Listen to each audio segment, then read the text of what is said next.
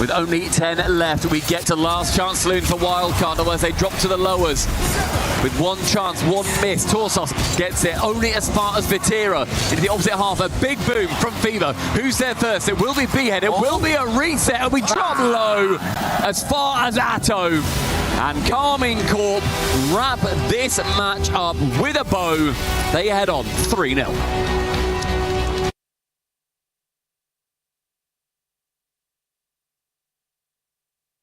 Chance on the counter. Actually had a passing option across, but opted not to go for it. R8 are warming up here after Falcons' good start in Game 4. And they come back from behind. They've not been able to do that this series so far. Is everybody looking for the ball in the back corner there? Abdullah does come away with it. Maybe a little bit of unnecessary team bumping going on, but they get away with it. Ghazi was getting ripped by both teams there. He's catch from Abdullah. Make sure he gets the boost. Can't get back to the 50. Rawas also diving. Up high. Drawley gets that first 50. Falcons happy to wait for that touch. Rawas gets a clean one. Back to Kaliers. Kaliers' shot is denied. R8 in survival mode right now in the final 2 minutes of game number 4. And it gets a little worse. 2-0 for Falcons. Absolutely love that from Drawley. What a pop on the first touch. And then not only puts it past the last man, but he's looking for the bump on a goalie that's been forced to reverse away from the play. It's the physical plays from Falcons that have opened up the defense. Now R8 are in real trouble. They get the quick pass off the kickoff. Ball rips away from him though, and Drawley just completely nullifies anything Abdullah tries to do. Drawley does it himself, and Rawas steals his points. Just making the goal a little bit bigger there. Rawas gets one bump, forces Abdullah to jump over the ball, and then from Rawas POV, just making sure there. Nice! Nice! I think he says, yeah, he does take the goal, does take the points. And it looks like Falcons will be taking the win here. R8 took too long to get going, and this is what happens when you take too long to get going against Falcons. They are going to have a game at some point where they just dominate. Yeah, just like the fundamentals really weren't there at the start of the match. Even here, when Mohamed had that try, just mishandling the ball, things that R8 typically pretty consistent at, especially against Falcons online, but as we've kind of droned on ad nauseum, yeah, LAN and online are just two completely different environments. You might as well not barely consider your online results against each other, as Falcons are proven right here. And everyone really expecting Falcons, Johnny, in this tournament to go deep, if not the complete distance. And be a potential champion, as Kaliers will get the goal here, and Falcons with a victory lap. Yeah, Drawley with a fake here. He's looking for either a glancing blow or a fake. Mohamed couldn't see it coming. 4-0. I mean, this is huge for Falcons in the club championship as well. They need points in Rocket League if they're going to win that. They are still in the running to win their 3rd consecutive club championship at EWC. This is extra, and something extra to play for, but also an extra bit of pressure on the Falcons players with every game combining to the club championship. Want to keep the winner streak going for the org. Very strong start for them. Mohamed will pick up a pick-me-up goal here, as much as it can pick them up in this series. But for Falcons, later on in this tournament, you talk about the other Titans, the K-Corps, the Twisted Minds, the Vitalities, the Gentlemates of the world. And if you're a Falcons fan, you're just hoping that they stack up well. Look at this. Falcons had double half flip there. They got countered on the kickoff strat in Game 3. It was a risky one they went for. Got scored on immediately. They've identified here the only way we lose this game from a 3-goal advantage with 24 seconds left is if they get an immediate kickoff goal. So let's just both half flip, because there are no immediate kickoff goals. From that, they get a 5th as Rawas doubles in from the tight angle. Looking good in the octane, although we are still trying to figure out whose alpha wheels are these, because I'm pretty sure Rawas was in the win when Rocket League was an alpha. He might keep that one to himself. Something tells me. Well, I think my favorite part is with 20 seconds to go and Falcons up 3 goals, you have that itch. You see the kickoff, you got to talk about it. Yeah. I love it. You saw them, they all sat back, and I think they were just talking about, okay, let's see what the spawn is, because you're not sure unless you remember what the first kickoff of the game was. But they see double diagonal and thinking, okay, let's just both half flip, super safe. Just close out the win. Never can be too careful in Rocket League 3s or Rocket League in general. Such a volatile game, things can happen fast, but Falcons pulls out comfortably over their regional rivals. Comfortable certainly is a word for it. I might have had my pillow back here watching Falcons completely dominate this game. Tough one for R8, but it really expected result here for Falcons, as they are one of the favorites in this tournament. And it showed you a little bit of that why. Crowd showing up for them as well. Everyone gathered around that stage, rooting for them over the course of the series. No doubt be happy to have them throughout the rest of the tournament. Yeah, there's obviously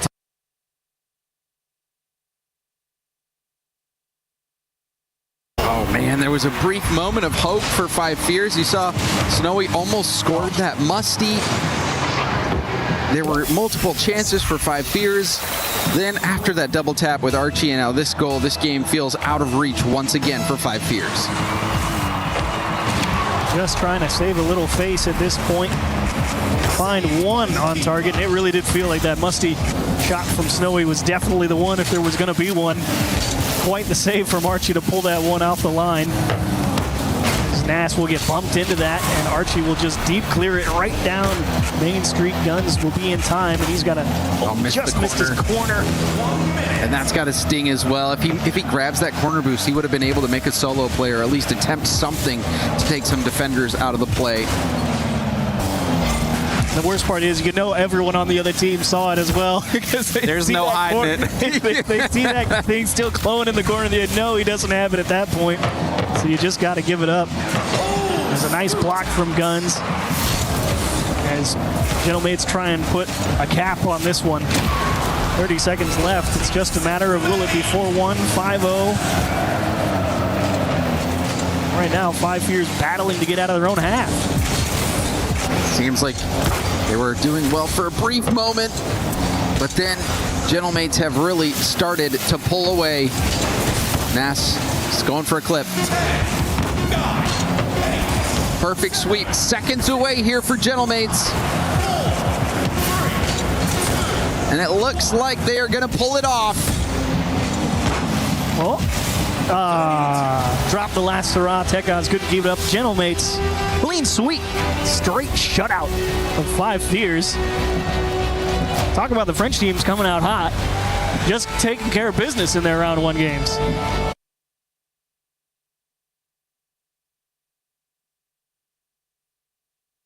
Oh my goodness! Zach, why would you go for the psycho there? I can't believe he's got away with that. Would have been one of the craziest finishes in Game 5 overtime history, but instead we play on. How do you hold your nerve here? Here he is, it's Diazlo for the flip reset. Gets it, shoots, save to the bottom corner. This is not the time for ego shots, guys. More psychos, more psychos. Everybody's locked in. A minute and 30 seconds into this one. MIBR have the pressure with them, but low boost. Zach's gonna send it back. No connection on the touch. SSG still working around with each other to get into the net. Can they find anyone? Raisbull takes control of this one using all of his experience, the Chilean. Diaz sends it high. Astro is waiting. Sad wins that one. It's going to be a chance here for Astro. Can he get the pitch? Yes, he can. It's almost all the way in. What a finish that would have been. But Diaz is able to take it away, at least for now. Raisbull can't get the dunk, and that attack comes to nothing. I'm getting nervous for SSG. They got Diaz pushed all the way up. He finally runs his way back on this. You got to be a little bit more respectful to MIBR in moments like these. Here comes the demo, and it's a slow touch out into that pocket. Can he get down in time? Absolutely, but no boost spawn in his favor. It's a flick to the backboard. It's a catch to the center, but nobody's there. It's a counter all the way to the other end of the field. That composure from Raisbull to pass the ball down to his teammate and know where all his opponents were was massive defensively. It bought them a few seconds, but now Space Station Gaming come again. This might be it. Reveal underneath! Reveal gets the win! Space Station Gaming are the ones who can point at their opponents and say, come on! History absolutely repeats itself with this squad. SSG have done it again. When you thought MIBR could have been a little bit closer, they absolutely get shut down. You can see the joy on the fans' faces, but also the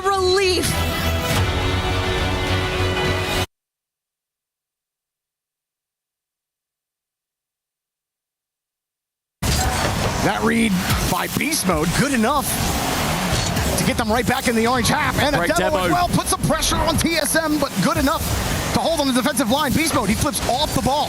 NRG getting back in front of it, and it's another clear for TSM. As he slams it back into the blue half, says no thank you, you've had enough pressure for now, fellas. And well played there with a back pass. Callison can then dodge the bump from Beast Mode round Atomic. He's doing it all against every single player. Next man in is going to be Beast Mode. And two players from TSM very close to each other. It's going to be a force touch from Sphinx. Pressure can build with Daniel again up high. Who's there next? It's going to be a great bump. Beast Mode, no contact to the floor. It has to go, and it will. NRG a late chance, but overtime earned. I can't believe that somehow that didn't go in. No one on TSM had any boost left, but no one on NRG at the end was ready to punish it. Kickoff, getting back to Daniel. TSM, one goal away from sending NRG to lowers. NRG just trying to force a Champions Field appearance. Here comes Daniel off the ceiling. He won't get a chance at a double tap, and Sphinx will hold. He doesn't have a ton of boost. Eyes up Beast Mode and gets a 50. Good demo. Right back to Daniel. Great 50 rather, not demo. Catalysm now attempting to get it round Atomic, but this wherewithal is just too good. Kevin wants a man midfield, but Daniel is there first. No touch from Kevin to keep it away from the final defender. It's open again. Catalysm is bumped. He got back to it. Forced to make the save. Daniel gets the clear out. Kevin, only 22 boost. Tried to size it up and bounces away from him. NRG are starved. The shot's on target. Atomic, no boost. Beast Mode's backwards. Daniel tries to get in the way. TSM back. They want the pass. Sphinx turns around. TSM! The upset of the tournament. The upset of the year. Are you kidding me? TSM sent NRG to the lower bracket. The sun rises over APAC. TSM emerge from the heavens to take down the world champions.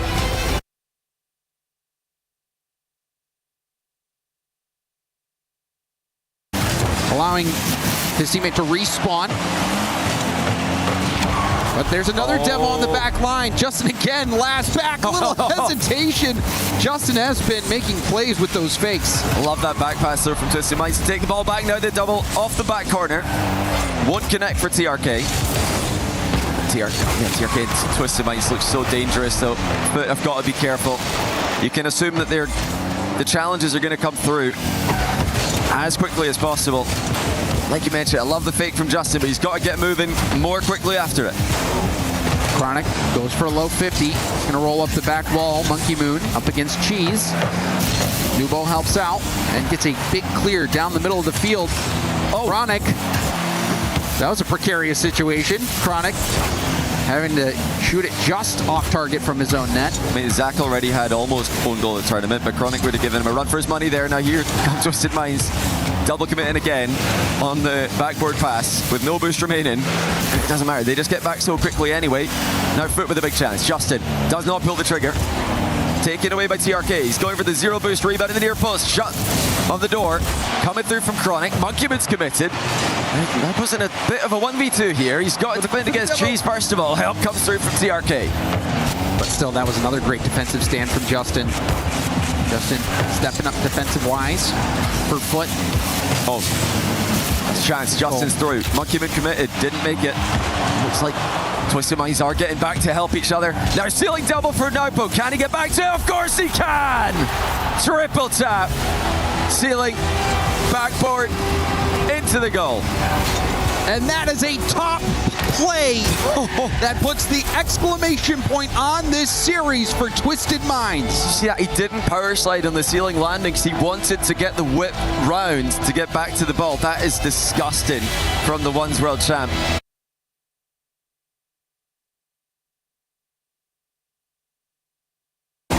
And Vitality, I won't say they're working hard on defense, but they're definitely being put through their paces. This is definitely, one of those series where, you're glad you ran through the motions defensively if you're Vitality. You don't get to see yourself on that side too often, but you want to make sure, you still know how it runs, and they do. Swift with the sneak, but Zen has him read. Absolutely cuts him off and almost sends him all the way back. 20 in the tank. Round 1, almost round 2. Final minute stands with Vitality. Stizzy will break it up in the midfield, and finally Vitality, they earn a little bit of space there. Zen winning those 250s on the left half has let Vitality push forward, and now the fight will happen in the midfield line. I'm waiting to see a Stizzy pop off. He might get it here. Pop that one up. Got it taken away. Zen up next. Flips into one. Follow a little bit slow there from Exotic, but you're not too panicked if you're Vitality. Everybody back in time. Final 30 on the clock. Furia backs against the wall. Gotta make it happen here. Nice block from Exotic. Zen will just keep possession again. The clock ticking. Vitality only have to hold on for 15 more seconds, and they're on the right part of the field to run the clock. Free ball for Zen. Don't even go for the shot. Yeah, just hold the ball and say, come take it off me. You got to win the game. Zen threatens net just to freeze him. Exotic makes a big block. And you need something as that one goes the wrong way. Lost, you have a handful of boost. Works through one, wants to create a lane. Yan gets the ball with 100. Furia's got to look.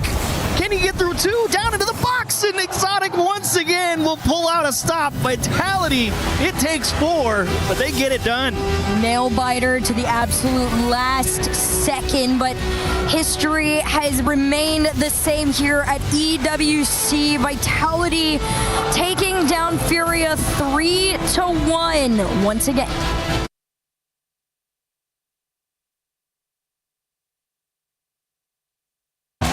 Find some replays from earlier. You know, there's other series available. This is Stock Rocket League. This Kofa just punches it somewhere. Joria's into the middle now, approaching 5 minutes of overtime. This could be the end, but no. LJ squeezes it to the side.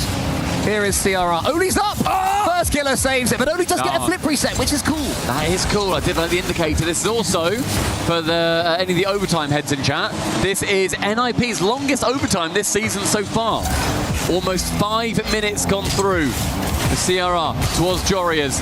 They just bang it away every time. I mean, we could do the shipping forecast if you want. That'd be nice. That'd pass the time a little bit while the rest of this overtime plays. It's not that bad. We've got it in our heads that it's that bad. I know. We need to wrangle it back. We need to bring it back as Oli wants to just get this series done. Chance for a 50 shot. Finds Joria's! Oh! And that is a stunning save from FK. Oli's got no boost. He's trying to get back as quick as he can. Gets the 100 here into the corner. Big dunk there from Kofa. Joria's round. Lovely touch there from CRR, to be fair. Again. And then a doink opportunity, but he's flipped, unfortunately. That's tough. And that is 5 minutes plus overtime. We've had another entire game. CRR pushes it forwards, but LJ clears it to the side. It's 50 going in the way of, I guess in the end, Rebellion, but it did go further thanks to Oli. CRR shies away as he can't get the next touch. It's a nice play around by Joria. Outspeeding so far. Doesn't feel like they've been the fastest team in this game, though. As both sides have just been pretty much just a complete headlock. Neither of them being able to push past the other. Joria's with one. Takes it slow, then just goes to tap and smash. And I tell you what, Old school. After all of that, it's just open. I think the bump from CRR just slows down Kofa enough. It's done. Nip of one. Nip of one. That's good. They've done it in overtime. Sick. They battled through. Awesome. They battled on. Love that. They had the energy where their opponents did not. A lot of people are haunted by their past. I'm inspired by it. They're not just playing for themselves, they're really playing for their entire family. They have defeated their demons! They have crushed the curse! The Esports World Cup, the most elite competition in the world. Its trophy system is built to match. The Club Championship Trophy, awarded to the one club that rose above the rest and reigned supreme across all EWC games. Every participant earns a key engraved with their name. That's their right to compete. Reigning champions hold a key unlike any other. The game trophy is the ultimate prize for every game's champion. Incomplete until a champion's key is inserted. The champion's keyframe is locked into the totem, a stone marker of legacy. Etched with every EWC champion. The losing keys are crushed. The champion claims 3. a personal reminder of who they defeated. The rest are preserved beneath the totem, in resin. Every fallen contender, captured forever. Will you be remembered or forgotten beneath the totem? At EWC, nothing is granted. Everything is earned.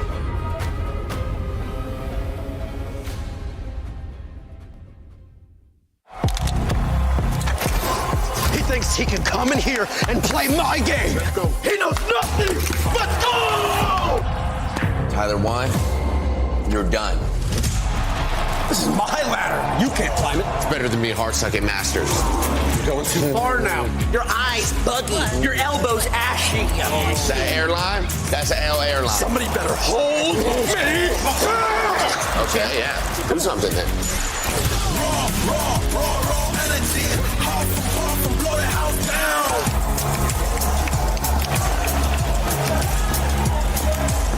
You look nervous. You look short. Everything's good? Mm-hmm. Fight.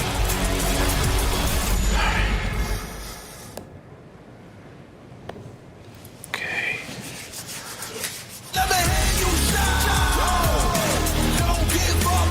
Do you really need the wraps? Yeah, that feels like overkill to me. Everyone is playing, you're not yet. EWC Play is your all-in-one platform to compete in fantasy, pick'em, and quests for a grand total of $300,000 in prize pool. Build your dream fantasy team in 5 different games and track your score with live results tables. Predict the winner of every game, every group stage, and every tournament.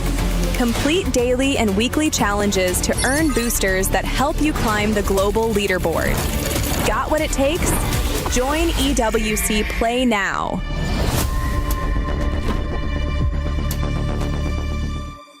$75 million, 25 tournaments, over 200 clubs, only one club champion.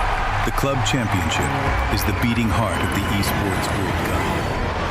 Over 7 weeks, esports clubs send their players to compete. Every placement, every win, every podium earns points for their club. At the end of 7 weeks, every point counts. The club at the top walks away with $7 million and the title of Best Esports Club in the world. It's not about being the best at one game. It's about being the best across all of them. Depth, versatility, consistency under pressure. One championship trophy, one title. Who will take it? Watch history unfold in Paris at the Esports World Cup 2026.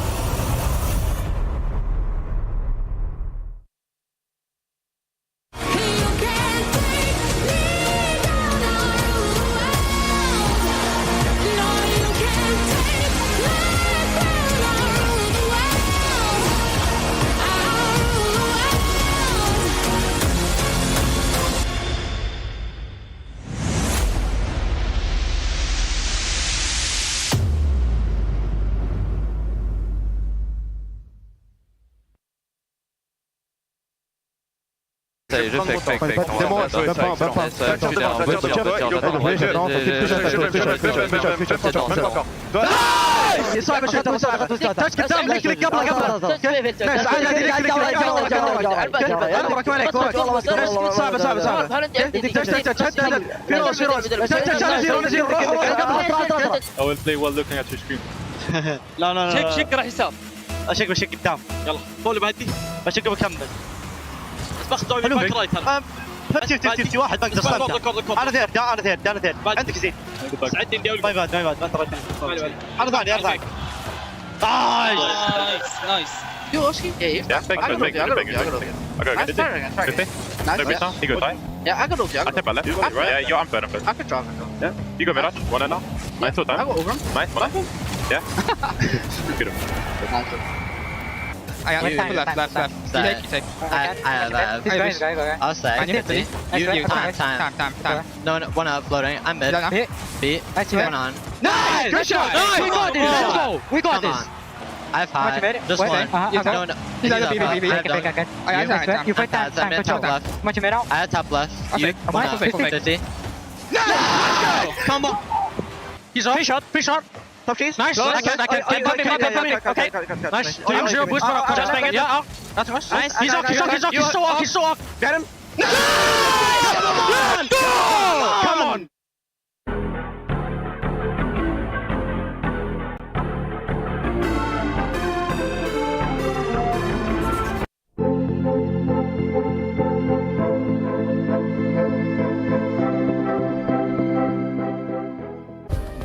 Play is in our DNA. Whenever we let it out, it becomes our superpower. Now imagine an entire city being built to supercharge it. Kadir City, powered by Play.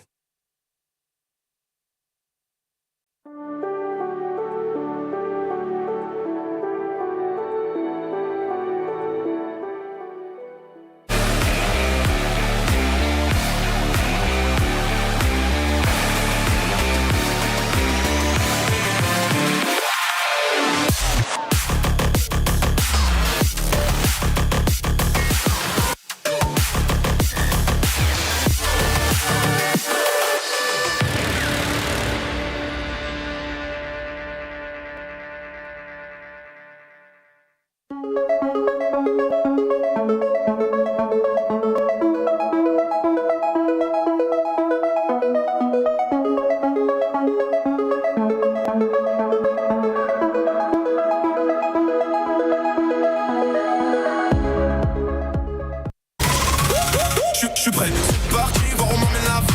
Chrome sur mon green, tu m'entends quand je respire. Top le veston, jamais t'es, jamais fait une gros pas. Big plan, j'ai fait changer toute la piste. Regarde ma pêche, je sais pas, j'attire. Je coupe la line, laisse la qui laisse frémir. Nouvelle état, new name, toujours fluide dans le move. Main en l'air quand je rentre dans le groove. Garde ce regard, je suis déjà posé. Deux pas, je tourne, glace dans mes yeux figés. Beat encore, puis je prends tout ce qui est à moi. Trop vif, trop fort.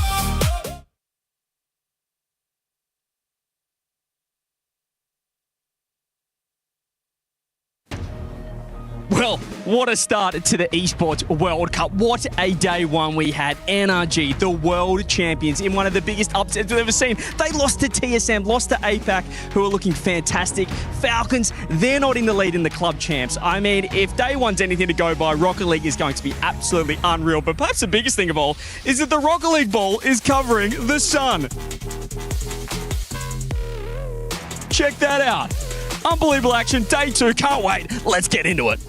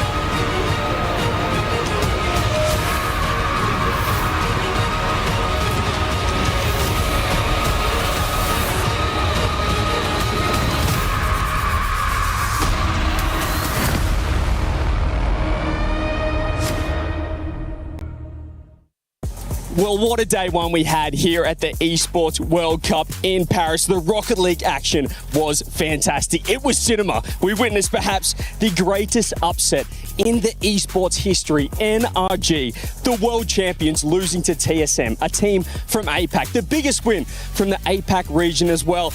And that just leaves a lot of questions about the world champs, about NRG. So despite it being nice and sunny here in Paris, James, you might say it was doom and gloom yesterday for North America. That's putting it lightly. SSG, the only team from NA to win, and they cut it close. We almost saw the first reverse sweep in Esports World Cup history, but for NRG, that blew everyone's mind. Mine especially. I've been watching NRG a long time. I've seen a lot of matches. I never thought I'd see Kevin double tapping on Daniel and TSM actually beating NRG that same series. So that was crazy. Also the Sphinx Psycho Pass. Yeah. TSM played out of their minds. Yeah, it was definitely a little bit of both from both sides. TSM playing incredibly well. NRG definitely out of form. They gave us a little information. You can go check that out online if it matters to you. But overall, I think TSM definitely came to play. NRG showed up short. They got trounced. Even Shopify Rebellion, another strong contender out of North America. Yeah, not a good day yesterday either. It did hurt for Shopify Rebellion, but it was a good day for some other teams as well. Obviously, Falcons, there were question marks about them coming in. Didn't make the major in Paris for Rocket League, but they looked good yesterday, James. Oh, yeah. I mean, I picked them to be my tournament winner right now. I think a lot of people are down on Falcons because they've struggled so much regionally, but against R8 yesterday, there was a huge opportunity for them to relapse and lose to a team they've been losing to regionally, but they kicked it into a different gear. The Twins played phenomenally well. Drawley, I still think, can hit that next level in terms of what he's capable of, but overall, it was a fantastic result for Team Falcon. Yeah, good day to turn around, I think, if you're Drawley. You definitely had a few ones off the post, but that's all right. That's what day two's for. You got to settle in every now and again, but that's all right. Well, as you said, a huge day one for Europe in general, but we do need to look ahead to day two. Achieves. What have you got for us? Big day of Rocket League action. 6 matches, 2 lower bracket teams. Well, we're eliminating 2 teams today. Yeah, a lot of big stuff happening for teams on the elimination bracket, of course. We'll see a few more elimination games tomorrow, but I think for me the big one so far, obviously SSG. They've got a good go today. They get to play Carmine Corp. I gave them no chance yesterday in the opener. They're the only team from North America that won, so if they beat K-Corp, they make playoffs, which is huge for them. Otherwise, they'll have to go through the lower bracket as well. Yeah, I mean, it's just incredible action. Wildcard as well, maybe eliminated today. Need to see my Aussie boys bounce back. But in terms of the PlayStation story of the day achieves, what have you got for us? Twisted Minds, I think, is probably the biggest story. In terms of the overall club championship, currently in 7th place. They have 3 games left, and Rocket League probably the best one where they can have a good opportunity to get a huge chunk of points. If they qualify for playoffs today, they're in the upper bracket. They guarantee themselves at least 200, which will leapfrog them up into around 6th, 5th place, and that's a couple $100,000 on its own, and you never know, they might be able to catch Vitality if they end up winning Rocket League. So and big moment today. Just zeroing in on the Rocket League team itself, they had a really interesting matchup with Foot, who is the team who thrilled us with that amazing LCQ run where they took down Stallions, another very strong MENA team. So I think Twisted Minds are in a prime position to make a run here in Rocket League. Well, I know I'm pumped. I'm ready to go. You guys are ready to go. The people at home ready to go as well, because this is the Esports World Cup, and this is Supersonic Acrobatic Rocket Power Battle Cars. You mean Rocket League? That one.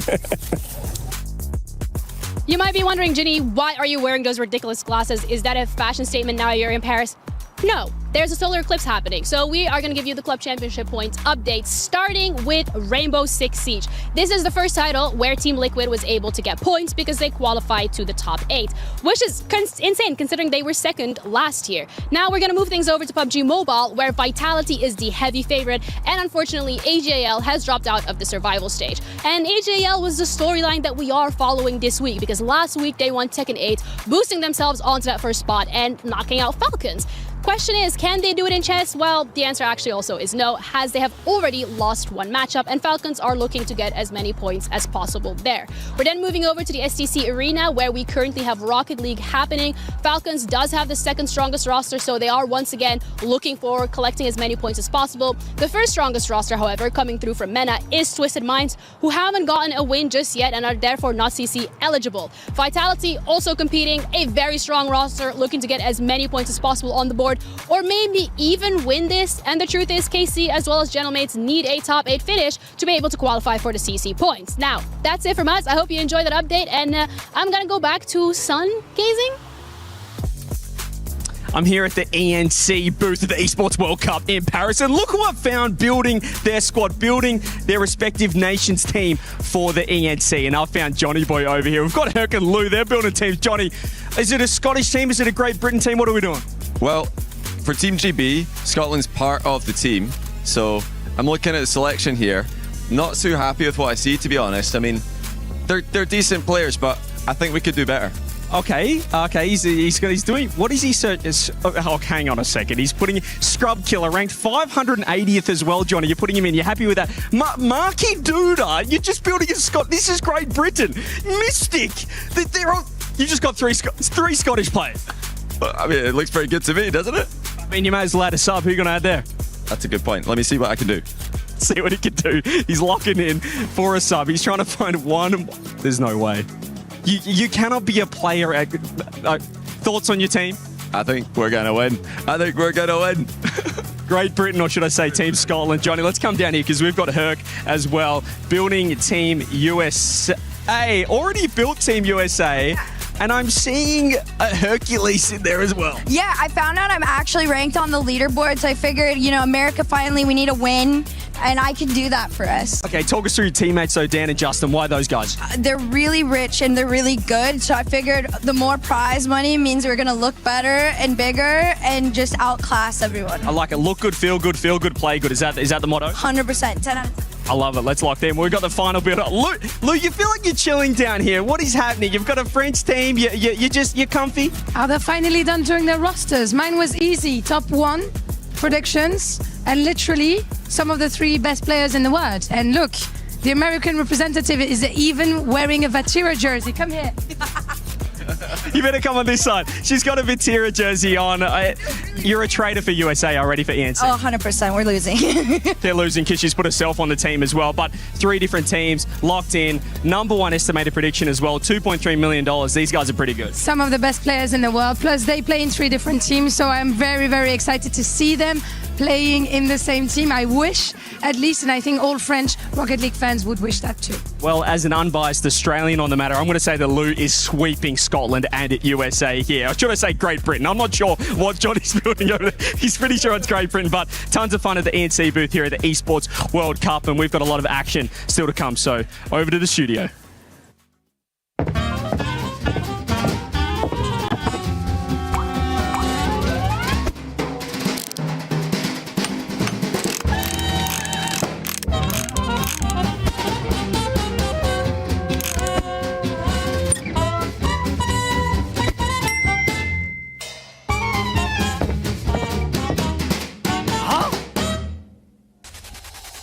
That's Archie and the Gentlemates getting jacked. Here they are rolling into the STC Arena to kick off Rocket League for Day 2 of groups at EWC 2026. Their opponent, who's on the other side of the screen, well, it'll be the team in green. Falcons are storming in, and they have a new star on the lineup. You heard from him twice, the man from Morocco, Drawley. How's he performing, Achieved? We got James by here. I want to start with you, though, Achieved. What did you see yesterday? Yeah, Falcons overall pretty solid. Decent round 1. Drawley perhaps individually not his best performance. Okay. Crossbar hit the post a few times. That's okay. Team still won, James. Yeah, and I think that at the end of the day, against an opponent like R8, who they've been struggling with this year regionally, as long as you get the win, that's all that matters. They got the win. I think the Twins were really the shining stars for them that game. But that's a good sign. If Drawley still has room to improve and they're getting the win, that could be a good sign for Let's take a look here at Group B and show you how everything played out on day number 1. Day 2, we're bringing you 6 games. 4 of them will be our play-in matches. Those will decide who's moving into the bracket. The other 2 are first 2 key crushes. We take a look, though, as Carmine Core was able to take down Wildcard pretty easily. The closest match, Space Station Gaming against MIBR. Falcons taking care of business against R8. And then, of course, Gentlemates beating down 5 Fears with that 3-0. Achieves, who is the flashiest team on the screen? Oh, flashiest team. I think I will take Falcons when it comes down to flash. There's just so much individual prowess over there. You know, a lot of those European teams, Gentlemates, K-Corp, even Vitality and Zen, I mean, they're good, but the whole roster over on Falcons is just terrifying. I don't want to mess with any of them. Yeah, and that was some great defense from them yesterday, taking down R8, but the Twins were lights out. You saw how much pressure they were putting on. I thought Killers especially was so clutch for Team Falcons, like you had mentioned before. Drawley a few hits off the bar, but he was still generating opportunities for his teammates, still playing solid defense, and it's a team effort here in Rocket League, but look at this shot here. It sneaks right through. Killers off the ceiling. The Twinergy, undeniable. How old are the Twins now? Because we've had a number of great Twins throughout esports over the years. I would guess 17. 17, 18. Okay, That was so young. they're not even reaching their peak age in Rocket League, and we know that careers can last up till 23. These are going to be household names for a while. On the other side of the stage, we got to take a look here at what went down for the Gentlemates, because they beat down 5 Fears. Was this a clean win? Was it more clean than expected, or did it go as you... You know, I saw some posts on the subreddit, people asking, is this the most one-sided victory that we have ever seen, ever? Well, apparently, Space Station put down their controllers and got 17-2 last year and just quit. Yeah, so that was an asterisk. So shout I out don't the know. 5 Fears for finishing the match. Yeah, and for real, you know, about that, it's very easy to just give up, but they actually, I think, improved as the games went on. 5 Fears, they were even a little bit competitive for a brief moment in Game 3, but in the end, it just goes to show you how good this European region is. All 4 European teams made it through in their first matches. Europe is a tough region to crack, and SSA still has a long way to go. Are we saying that Europe is currently the best region in Rocket League today? Still are. It's I don't like saying it, but it's true. They've been pretty much the best since dawn of time for Rocket League, so it is what it is. And they won Season 1. We got Season 1. Hey, I'm not saying that North America never won anything. The dawn of time, you know, NA was good. That doesn't mean they're the best region, James. That's cope. I'm just saying. I like that you took us back to the dawn of time for us to have like a clap back. Thank you, James, for trying to represent America there. We caught up with the French teams, and I want to ask you guys before we get to the interview real quick, is France, in particular, the greatest producer of Rocket League players? If not, who is better than the French? Close. I mean, Mina's churning out talent right now. It's terrifying. There's a few people. You see some of the posts on Reddit. There's like this 14-year-old wonder kid coming out of Mina as well. I think right now it's tough to say that it's not France, but I think it's close. I think you have to give it to France. I mean, you just look at some of our greatest players of all time, especially K-Dop. French player. Really, I think he was a huge starting point for the greatness of France. Gold standard. Yeah, maybe. you got to give it to France. We're getting into the matches with Gentlemates, followed by Carmine Corps, and of course Team Vitality. All 3 French orgs will be seen to kick off the day. But first, let's hear from the Gentlemate. It's Archie behind the scenes. I'm down in the Gentlemates booth. I'm having a little coffee date with Archie as well ahead of your matchup against Falcons. Before we get into that, mate, day 1 not too bad for you guys. I think you were padding the stats. You are known to do that as well, actually, aren't you? Self-admittedly. Yeah, I do take the stats, but mainly the defensive ones. I like to sit in goal, take some saves. But yesterday they didn't attack very much, so it's hard to do that. So this time I had to actually push over the pitch, which I don't really like to do because, of course, I like to sit in the goal. Yeah, usually you don't have the cardio to get down there, the fitness. Exactly. I'm a bit tired. Tough day. There, yes, exactly. So actually it was a very tiring day. The tiring day, but EWC here in Paris, you're on the Gentlemates, obviously. I mean, obviously you've seen a lot of support from the people. What's it been like here in Paris? That's good, man. I love the fans, and hopefully we can win for them too. Is your photo on any billboards around the city? I'm seeing of Vitiras, I'm seeing Zan. Do we see an Archie on a building somewhere around here? Man. Archie's not that guy, man. I see Nas everywhere, but no Archie, sadly. I mean, I know I'm the star player of the team, but yeah, I'm not on the boards, man. Just seemed like you laughed after you said that. All right, let's look ahead though. Day 2, we got Falcons. So big match now. I feel like this is where the tournament starts for you guys. You got Falcons. They looked okay, obviously Drolly, a little bit shaky online, losing to R8, things like that. Didn't make the Rocket League major in Paris, but they're looking all right. What are your thoughts on them? I mean, they're all good players. They won lands before, all of them. So, I mean, I think before the season I had them in the top 5 teams, and I still think they can win a LAN. Even though they had bad results this year, I think they can still win a LAN because they have individual talent. And I expect them to be very good today too. Yeah, we did the tier list as well earlier on. Has anything changed from your end watching the other matches? Or are you still? The only thing I changed is NIP. I'd put them a bit higher now because they finally got a win. The bronze or silver or something like that. I mean, they didn't beat anyone before. So yesterday was finally the beat one, and to be honest, they have the level. They just need to show it. And yesterday, I think they showed it a bit. Maybe Shopify wasn't that good, but NIP showed they can actually win. And finally, thoughts on North America. Tough day for them yesterday, day 1. Space Station, the only team that got the win. NRG lose. Thoughts on NA? I know you love talking about them. Well, NA is just a finished region, really. I mean, they have individual players and talent, like very good, all of them very good, but playing together, some issues. Well, we'll have to say best of luck today against Falcons and get the job done. You look comfortable, you look ready, so good luck. Let's go. Playing together, there could be some issues, Archie calls out as he's taking a look behind the scenes into the player room. They're just getting loose. Is this a normal thing to see from the Gentlemates? Are they deep breathers on stage? That's a great question. It's a good idea, though. I mean, you gotta feel good. You gotta get those thumbs loose. Something's working. I mean, when you saw the Gentlemates play on the main stage in Boston, especially Nass, he seemed loose. So whatever they were doing back then, if that was Run it back. Yeah, run it back. Tactile dominance. I don't know if that actually does anything, but I'm going to try it before my next game, guys. You should try it as well. In the meantime, let's talk predictions, because over on esportsworldcup.com/play, 68% of you are still Super Falcon fans. Wow, the other that's percentage, it is 32 in favor of the Gentlemates. We are in their home country. Do the Gentlemates walk away with the win? If not, what's the score for Falcons? I think that they are the favorite Gentlemates. I think they're the favorite here, but I picked Team Falcons to be my tournament winner. I think they're going to take it. It's going to go the distance. Another 200 points to the championship. All right, what about you? I think it's 5 either way, but I think today I'll take Gentlemates. I think they looked great yesterday. Falcons need the club championship points. If they win here, they're guaranteed $35,000 and at least $200 towards their club. We'll find out if they can get the job done in front of the French fans. Let's get into the first match of the day. Composure, domination, one-sided games. What just happened? Out of nowhere. Atto with a skip we talk about.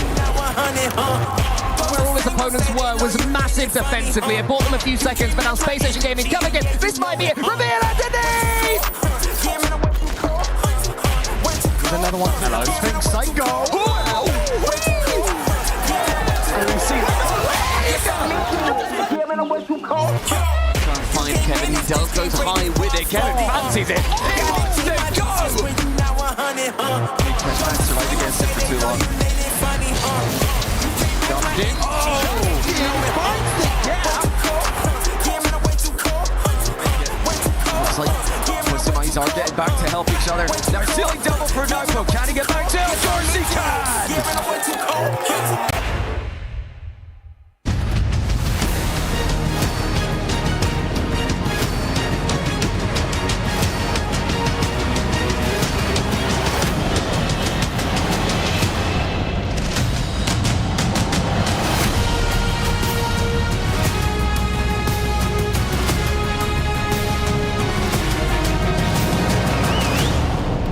Bonjour Paris!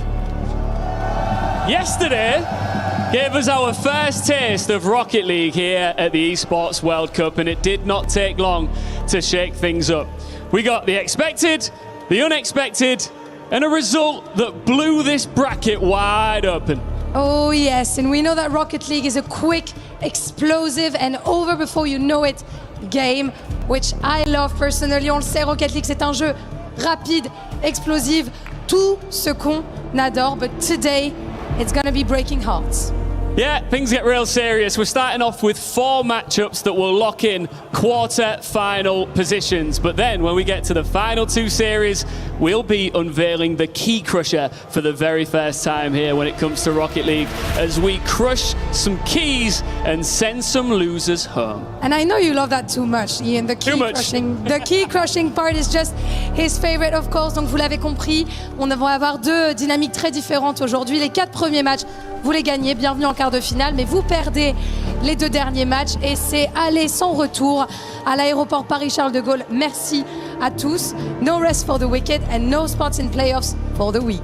Should we book a spot right now with our first 2 teams? Let's go. Let's welcome onto the stage Team Falcons!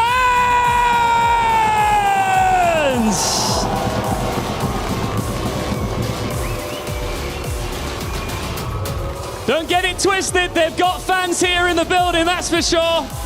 And here they come.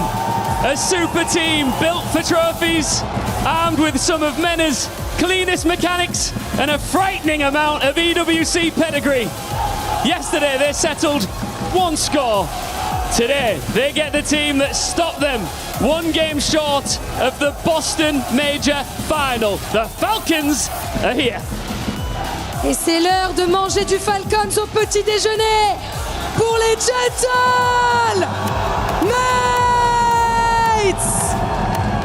This team has already shown it can win on the biggest international stages. the big crowd favorites here in Paris. And when the series gets tight, they rarely look uncomfortable for the mates. Falcons took them to 7 in Boston, and Gentlemates still found the last goal. Woo! This is a good way to kick off day 2. It's Mates versus Falcons for a spot in the quarterfinals.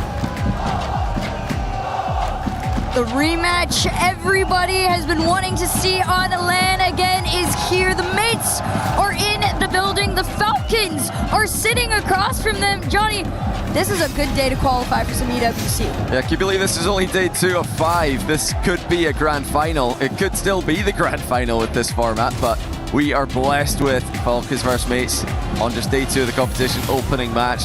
Gentlemates fans are in the building. The green suits in pink. Never really understood that, but goes good with green. I'll tell you who does look good in green, those are the Falcons and the Falcons fans, but they've been completely outnumbered today. That being said, I can still see a lot of them over there behind the Falcons players, so I'm sure they're going to get loud should Falcons be doing well. Oh man, these two teams, yesterday the Falcons were sitting on the opposite side of where they are today. They're so loud, but they're funny because they only get loud when they feel they need to. They're letting the mates. Oh, well, they're starting to get into it now. The thing is, like, the guy, there's a dude that stands on a chair. Yeah, they're trying to coordinate. Gentlemates they got the jump on them. I mean, they just started going immediately, whereas the Falcons fans are trying to get started now. It's pretty difficult with the noise that the green suits are making. And I feel like also the giant flag the Gentlemates have brought. Falcons are probably thinking, we should have got a bigger flag. We should have brought a bigger flag. Yeah, they got a lot. There's a ton of noise. It's gonna be such fun energy. I'm excited to see. Also, we should, in theory, be getting somewhat of a shootout. So that's when people start getting really, really hyped. I think it's going to be our loudest series yet. I think so. Obviously, we've still got KC, the Blue Well, playing on later today. So there's a lot of these very passionate fan bases. Vitality as well, with Golden Hornets in the building already. I'm very curious to see who those fan bases are going to go for here, because we know that the French orgs do not support each other. They are each other's arch enemies, but they also don't like the MENA teams too much, except for, of course, with the addition of Monkey Moon. I feel like that's lifted Twisted Minds up in the French fan base power ranking. But yeah, so I'm going to be watching closely, let you guys know. Are the Vitality fans or the KC fans cheering or booing should Gentlemates or Falcons score first? I love watching them hate watch too, because I want you guys to know Vitality is sitting smack in the middle of They're this. right beside Gentlemates. So they're going for one or the other. There's definitely a lot of energy in the building. Everybody's coming early afternoon to catch game 1, but I mean, they've done a good job. Shout out to whoever came up with this match schedule, putting Falcons versus Gentlemates first. That's how you get people inside. That's how you get bums on seats, or in Gentlemates' case, bums out of seats. They're all standing up for the start of game 1. This is going to be our first official qualifying match here at the Esports World Cup 2026. One of these two teams will find their way onto tomorrow to the higher bracket. Like we've said before, this is a rematch that, well, the Falcons really want to win. Yeah, they played well in Boston, despite not making it to the recent Paris Major. Falcons have had a good LAN record this season. Took Gentlemates to Boston champions. Oh my goodness, what a recovery by Husky, just quietly. They went to game 7 in the semi-final in Boston. Falcons really did a good job, I think, at that tournament, compared to online, where they've struggled this season. Agreed. And you do have to take into consideration that the form of the mates in Boston was a little bit different than what we've seen from here in EWC. Doesn't mean they're not capable of showing us that again. Is Archie takes that one down to the ground, and what a save from Ruas! Another one, but surely they're going to get a goal now. No, Ruas again with the clear. That's 3 in a row for the all-time EWC assist leader. Ruas has 44 of those. We'll be looking to see if he can increase that tally today. Meanwhile, Kaliers, his twin, is chasing down their former teammate TRK for all-time EWC goal scorer. Right now he's got 47. TRK's got 50. I'm expecting an absolute shootout, and here's Archie trying to go for that opener once again. These quick counters from the Falcons, though, are something to expect a lot here. Like we said, this is a rematch, right? There's tape that has been studied from the performances from Boston. Oski off the sidewall, no follow. They're gonna hand this one over to the Falcons, see what they can do. No way. And they might do just enough. Rawas looking like himself in defense so far this game. But I am still fascinated to see him octane for this tournament. He's a long-time Fennec main over the years. Of course, he has got plenty octane playtime, as do most Fennec players. It looks like that's, you know, maybe brought him a little bit more flair in offense, a little bit more creativity. I see that often with octane players versus Fennec. More fluidity, perhaps. Less of those brick wall 50-50s. Brick wall is hardcore. Almost at the halfway point here, still scoreless. Pretty ample amount of opportunities on either end, although the mates have had just a handful more. You can hear them and see them here in Paris, how excited they are. There's a Drali, another hand up from the mates. I gotta hand it to them. They really are doing a good job of cutting a lot of this off as quickly as it starts from the Falcons. Yeah, that was super early follow-up there by Drali, but mates were equal to it. Word on the street behind the scenes is the Falcons have been playing very well. Heard a lot of different takes on them from other teams, coaches who think they're going to go on a run this tournament. They've already started a run, taking down their regional rivals R8 yesterday, a team that they could not beat online. Falcons on land, different beast. And the funny thing too is yesterday the Falcons' performance against R8 wasn't even a peak by any means. It was just a very clean masterclass, to be honest. Strongest we've seen them is always usually online as they attempt a few shots here. Nas is taking this away and keeping it on the high end. Path almost cleared out. Quick follow, shot to the backboard. Rawas will have it covered. It's a little bit awkward. Wow. Just high enough. I mean, Rawas defensively this game has been phenomenal. Here comes Drali, unmissable. It's a very friendly bounce off the near post. It can sometimes be a little bit nervy waiting to see what's going to happen there. But that was just too easy for him after Rawas' defensive work and another assist for the all-time EWC assist leader. And that level of synergy is what we've been seeing all throughout today and yesterday. Well, we'll be seeing throughout today, but definitely saw yesterday. Mates still kind of finding their footing a little bit. Demo on the back end to try and let somebody out. Archie, low boost, has to clear it. I expected the pop back. I didn't expect the second follow. Almost scored in reverse. Very tricky to do at this level. Minute to go. Falcons lead. Genomates came out the gates early. They came out quick. But that was I believe their first goal they've conceded this tournament. They did play 5 fears yesterday. Won in dominant fashion. But this is a big step up in terms of opponent for them. Yeah, if you look at the two brackets that both of these teams have encountered on their way to this point, Genomates definitely not as challenging as the Falcons. Like you made mention to, Falcons against R8 was definitely a moment to prove to themselves that they were in form here for the EWC. But again, this head-to-head is something different. There's a chip on everyone's shoulder for revenge and for the mates to keep look at this. Showing up and showing out.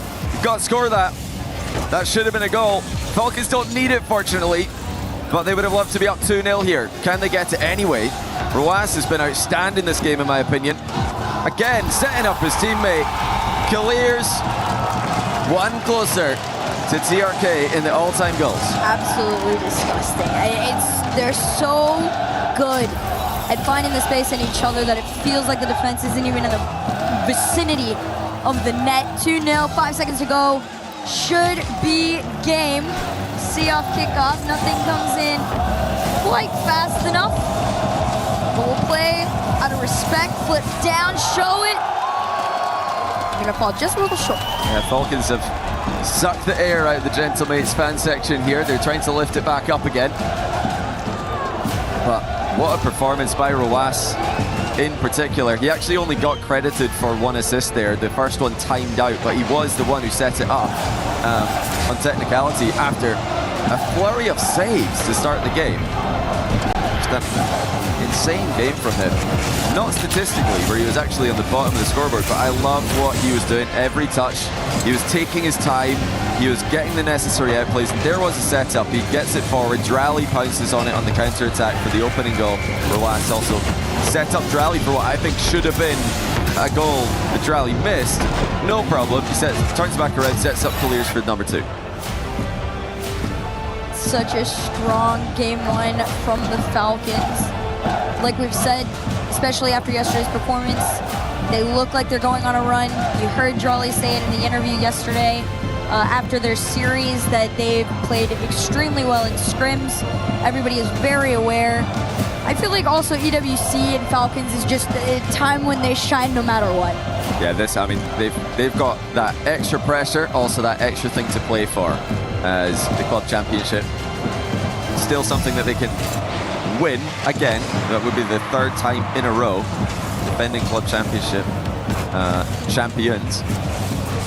And let's see if Gentlemates can get a goal against Falcons. It was that early streak of saves from Falcons that kept Gentlemates' best chances at bay. And after that, it was a higher line of defense in the midfield. Oski off the backboard, double down. Archie, a lot of no space, but Nats is still going to try and keep the play alive. 20 in the tank, 1 touchdown. There's the center. Wide open for the Mates. Oh, it's so creative from Nas. Takes it away from his countryman Drally and then just delays the touch. That completely fools Colliers, who has waited for an earlier contact, and it baited the goalie out. Itachi loves it. Ice cold. Oh, no way. Whoa. Double fake from Falcons. Mates only go for the single fake. They had the cheating player to follow up in the free ball.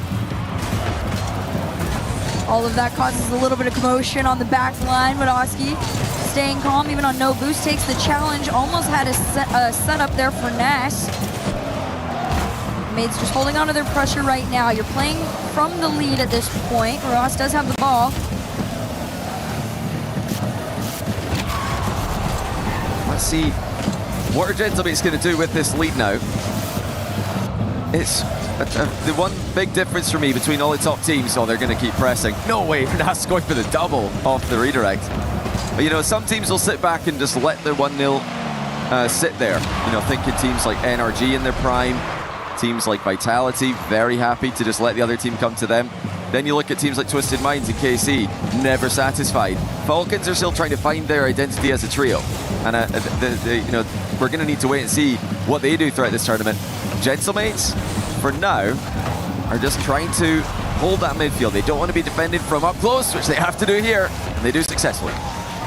Archie's taking this one around, and I'd like to mention too, well, almost number 2, of Falcons still trying to find their identity. I feel like they've been fairly adaptive to deciding on how they want to play against other people with R8. But a little bit more of the shootout against the Mates. I feel like there's a level of respect to play it closer. Shot towards the net, 2 out to make the save. Still the Falcons are able to keep the pressure forward. Yeah, space for Drally here. Decides to go solo, using the lateral pass option as bait. And now here it comes, Roas booms the post. That was just outside of the goal-scoring angle for Roas. And unfortunately, it splashed across the goal before Colliers could get there. Mates on the counter right now, a little bit of pressure. You saw that one demo come out too, waiting to see if anybody from the end of Gentlemates wants to start that level of aggression against the Falcons, which is a scary thing to do. It's pushing the buttons of the Bear, or the Falcons, I should say. Oh, demo nearly landed there. That would have surely been a goal for Colliers. Once again, Gentlemates are holding it together for now. They're just letting the clock work, just keeping the pressure on. It's been Gentlemates dominating territorially in game 2. Sealing it down. Lower boost reserve right now for the Falcons. In turn is handed a lot of that possession of the ball back to the Mates over and over. And they're happy to play this clear ball right now and wait for it to get given back. Just holding on to that 1-goal lead, the final minute 40 right here. Drawing on no boost. There it is again. Oh. Having to work together on this one though. It's a wide shot. Keeps Falcons out. Yeah, I like the way Gentlemates are defending this. A lot of cuts of rotation on the way back to challenge any kind of transition attempts from Falcons.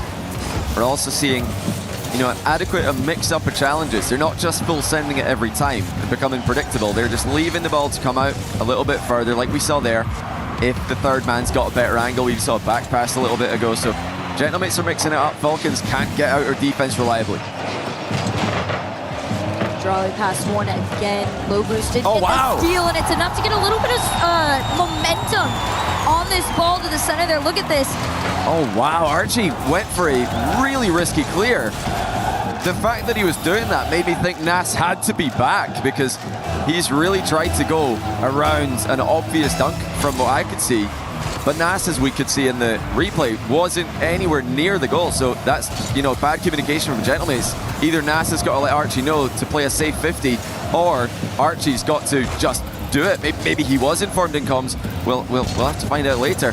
As is though, Falcons get an easy goal in the transition. They're running it back. Nice 50 from Ruas to keep him going forward. Drawley a little bit more from the center. Right from the corner there. Beautiful setup between the two. Look at this. Oski thought he was going to get another touch on it. No, it's just straight power to the middle. The Falcons have taken the lead in the final 38. Just classic MENA Rocket League there. Fast as anyone else. Fastest in the world when compared with any other region. And Kalir scores his 50th goal. He's going for 51. He misses it off the crossbar. What a way that would have been to take the all-time goal-scoring record away from his former teammate TRK. It would absolutely be in fashion to do that with some sort of a clip. For now, got to be a little bit more patient. 10 seconds left here. The Gentlemate's going to try and find each other. Going for Oski. Clears. Did happen to get in front. Ruas is going to make that big clear upfield, and the mates, if they can keep this up, they have a chance. Pass over to Oski. Tricky. It's a little bit awkward, but is able to still play it high off the side. But every single Falcon is going for a challenge, but they're not killing the ball. Yeah, I kind of like that they're not forcing it down, because that was interceptable. So they're just trying to pin back Gentlemates and force them to take the risky touch. If you try to kill the ball and somebody keeps it up again, you might have put your teammates in trouble. So Falcons are just trying to keep the ball back. I'm sure they'll snipe it into the ground if they get the opportunity. Ruas is going for it here, and that should do it. Falcons take game 2 from behind. And now they're on triple match point. Such a clean performance. Again, like I said, after what I saw from them yesterday against R8, I mean, you can tell this is a much more calm and collected version of the Falcons. Drawley is looking so much cleaner with the twins. You can see it in all the setups that had happened. It did start out with a really clean pass, though, with Nas and Oski, but from that point forward, this was the Falcons. It's just too risky. I mean, Archie, like I said earlier, he either thinks that he's got backup there to play a risky chip like that, instead of just getting behind the ball and killing it to the back corner, which would have given Nas time to get back. So he either thinks Nas is back, which means Gentlemates they've not calmed correctly, or he's made a risky play. Maybe Gentlemates told Archie he's last back and he just thought he could get it past Rally, which we can see he absolutely could not. But that happens a lot in Rocket League. You think as third man, oh yeah, I can chip the ball over this attacker, and then you go for it, they just double jump and they get a big dunk on you. Well, the Falcons have officially found match point, trying to rewrite this little matchup between them and the mates. Gentlemates now having to play all the way from the starting line. That's it. And it looks like it's going to be exactly the same story as before. Well, let's see what happened here, because Gentlemates, I think they've tried to put this back corner a little bit, but Falcons counter it. They just dead ball, and the close cheat coming through. And yeah, Falcons have, again, just reminded us that their downfall was exaggerated. Everybody's, right in on the gravestone after their unsuccessful second split. They're here to remind everybody that was just a brief blip in what would otherwise has been a pretty successful season for them. Top four, third, fourth at Boston, looking to go one better at EWC. Falcons holding on to this ball for now, 50 down, quick follow from Drawley. I love the influence onto Drawley too as time has gone on. You can feel I'm starting to have that Clears and Roas level of attack now.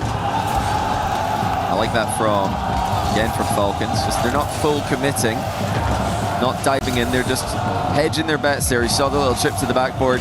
If the miss comes through, follow-up is there. If it doesn't, just going to use the flip to recover. I think this is the difference that we're seeing now between this version of Falcons and the Falcons with TRK, where it was everybody full sending it every single touch. There's definitely a more measured approach from Falcons here. They won game 2 while on the defensive end for the majority of the game. 57% of the game, the ball was in their half. No problem. They just defended for the necessary time, and then late in the game, they get the win. So yeah, the game plan's looking good. It's looking like they're growing into this this new roster. The 3:30 mark is where things started to get a little chippy between the two in the last game here. Nas finally going to get the mates back in that blue side there, past 2 players, and in their net, of course. It's going to be Nas to give the mates a little bit of momentum in this 3rd game. Yeah, the EU 1v1 champ for RLCS this season, going 1v2. And that's a bit of a blunder by Falcons. They didn't layer their challenges quickly enough. Clears was a little bit backwards. Didn't see if he got forced into that position by off-the-ball pressure, but you can almost guarantee there was something like that going on. Otherwise, he would have just been ready, facing the play, to dive in as soon as Nas flicks it past Rally. Archie already up. Of course, it's going to be faster on this one. That shot dangerously close on net. Falcons do defend. These counters getting challenged a lot quicker now by the mates as Nas is taking this one down to the ground. I do want to see the mates hold on to this ball a little longer. We've seen what Nas has been able to do with it. I want to see what Oski is capable of. He has his pop-off moments. We just haven't quite seen it yet. Oh, shot here from Raleigh, double from the side. It's a nice little fake there by Clears as well. They're just letting the ball come back to the teammates here. Falcons aren't rushing into the back corner. They had a fake and then a drive challenge from them. These are things that you wouldn't really see from the old Falcons roster. They would all just play the ball there. You know, I love TRK as a player because he's so consistent. I can promise you, in that position, he's just going to drive in and hit the ball dead center as hard as he can. That's a little switch up there that's giving the Falcons that edge that's been missing. Tied game still. Raleigh rips a shot on net. Archie going to take this one to the side. These challenges coming through, but just over the nose of Ruas allows the mates to get into the blue side. He's going to try and slow it down here. It's not going to stop them from taking the shot. What pass! Clears trying to glue himself to that ball, but he couldn't get back to it. Great vision, Nas. Went 1v2 for the first goal. Now he's assisted the second. Archie with the finish. Gentlemates, it's a matter of, do you continue to build on this or you play this one a little bit more defensively? So far, it's felt like they want to go for the shootout. They had ample opportunity. Raleigh, demo on the last man back, so they're going to keep moving forward. Try to go under one, nobody there. It will be Raleigh to almost get them out. Nas with a quick cut in rotation, but demoed for even the thought of trying to stay. Yeah, nice demo and recovery there. A way to stay productive while rotating back. Oh, that's a big bounce, and it's not one that Ruaso's ready for. He thought this was going to stick to the wall, but it's just bounced off the diagonal flat surface, not the curved surface like he was expecting. Kicks out into the mid from the pinch pass. Such a clean pinch pass too, like you said, and a great read. Mates do continue to build on it. We'll see what they can do here. Oh, careful. Redirect to the back, that could have been risky. Oh my goodness. Archie showing the mechanics. He's been getting his hours up in free play, no doubt. Time for this tournament. Often just the guy who's trying to play solid rock for his team. Leave the mechanics to Nasinoski. But I forget sometimes, Archie's a very mechanical player in his own right. Now it's Falcons who've got a lot of work to do. Rally with a safe 50 across, but Gentlemates have got everybody back. They've got plenty boost. Looking good in a defensive position. Archie has a shot opportunity, will be slow as he took it on 0 boost. Oski out to the side here. Ruas just trying to be a little bit of a menace there on the back end too. Falcons desperate to try and find some of those shots that they were finding in the earlier game. Nose down, playing the back pass. Could regret it, but Oski's not going to let them. Oski got up so quick in defense for that. Even if it was on target, he had it covered. So great reflexes in defense. That should do it for Gentlemates. Finally getting a win. They will feel right now like they should have had two. The last game they led for the majority of it, and Falcons caught them with 2 bursts of pace at the end to steal it away from them. This game's been all Gentlemates, so absolutely got a series in our hands here. Nice showing there from the mates, able to play catch up, and in a great way too, right? This was one of the better performances that we've gotten from them out of this particular series, but like we said, so it's also valid to say that there is a warm-up, you know, the playing 5 Fears versus Falcons playing R8, 2 different journeys to getting here to today, although granted we don't know the scrims, but this opener. Yeah, it was good off the ball play by Archie there. That's what caused Clears to be out of position as the last man. Had Archie not done that, she ran ahead of the play, even though he didn't land a big demo to leave the net wide open.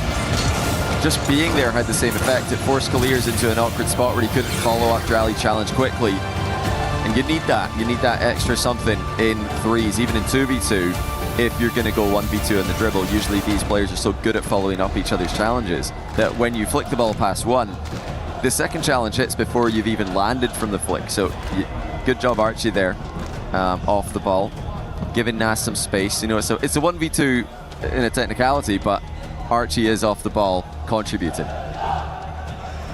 Gentlemates have gotten their first foot forward. They only need 2 more to win the race to qualify. Falcons still on that match point though. Dangerous for the mates here, a little bit of pressure. In the opener, we'll see Ruas. Does he get the same space as before? He almost creates it. He almost got the bump on Nas there. It's not going to deter him from trying again. Yes, they're staying physical, despite the fact that their 7 demos last game didn't really lead to much. Their only goal coming off a kickoff counter. Gentlemates, meanwhile, I mean, they've played some pretty clean Rocket League. No demos last game, but they didn't need him. The other crazy thing about the last game too, perfect 50-50 on possession. And something that they are, as an organization, very known for, even back when Itachi was a player. Oh, what a shot, Ruas blangs the post. Gentlemates were not ready for that one. This definitely looks like both teams are in good form for EWC, which is good to see. This is, of course, the LAN time of the year for Rocket League. Oh, Drally just goes a bit too wide with the dish attempt off the back wall.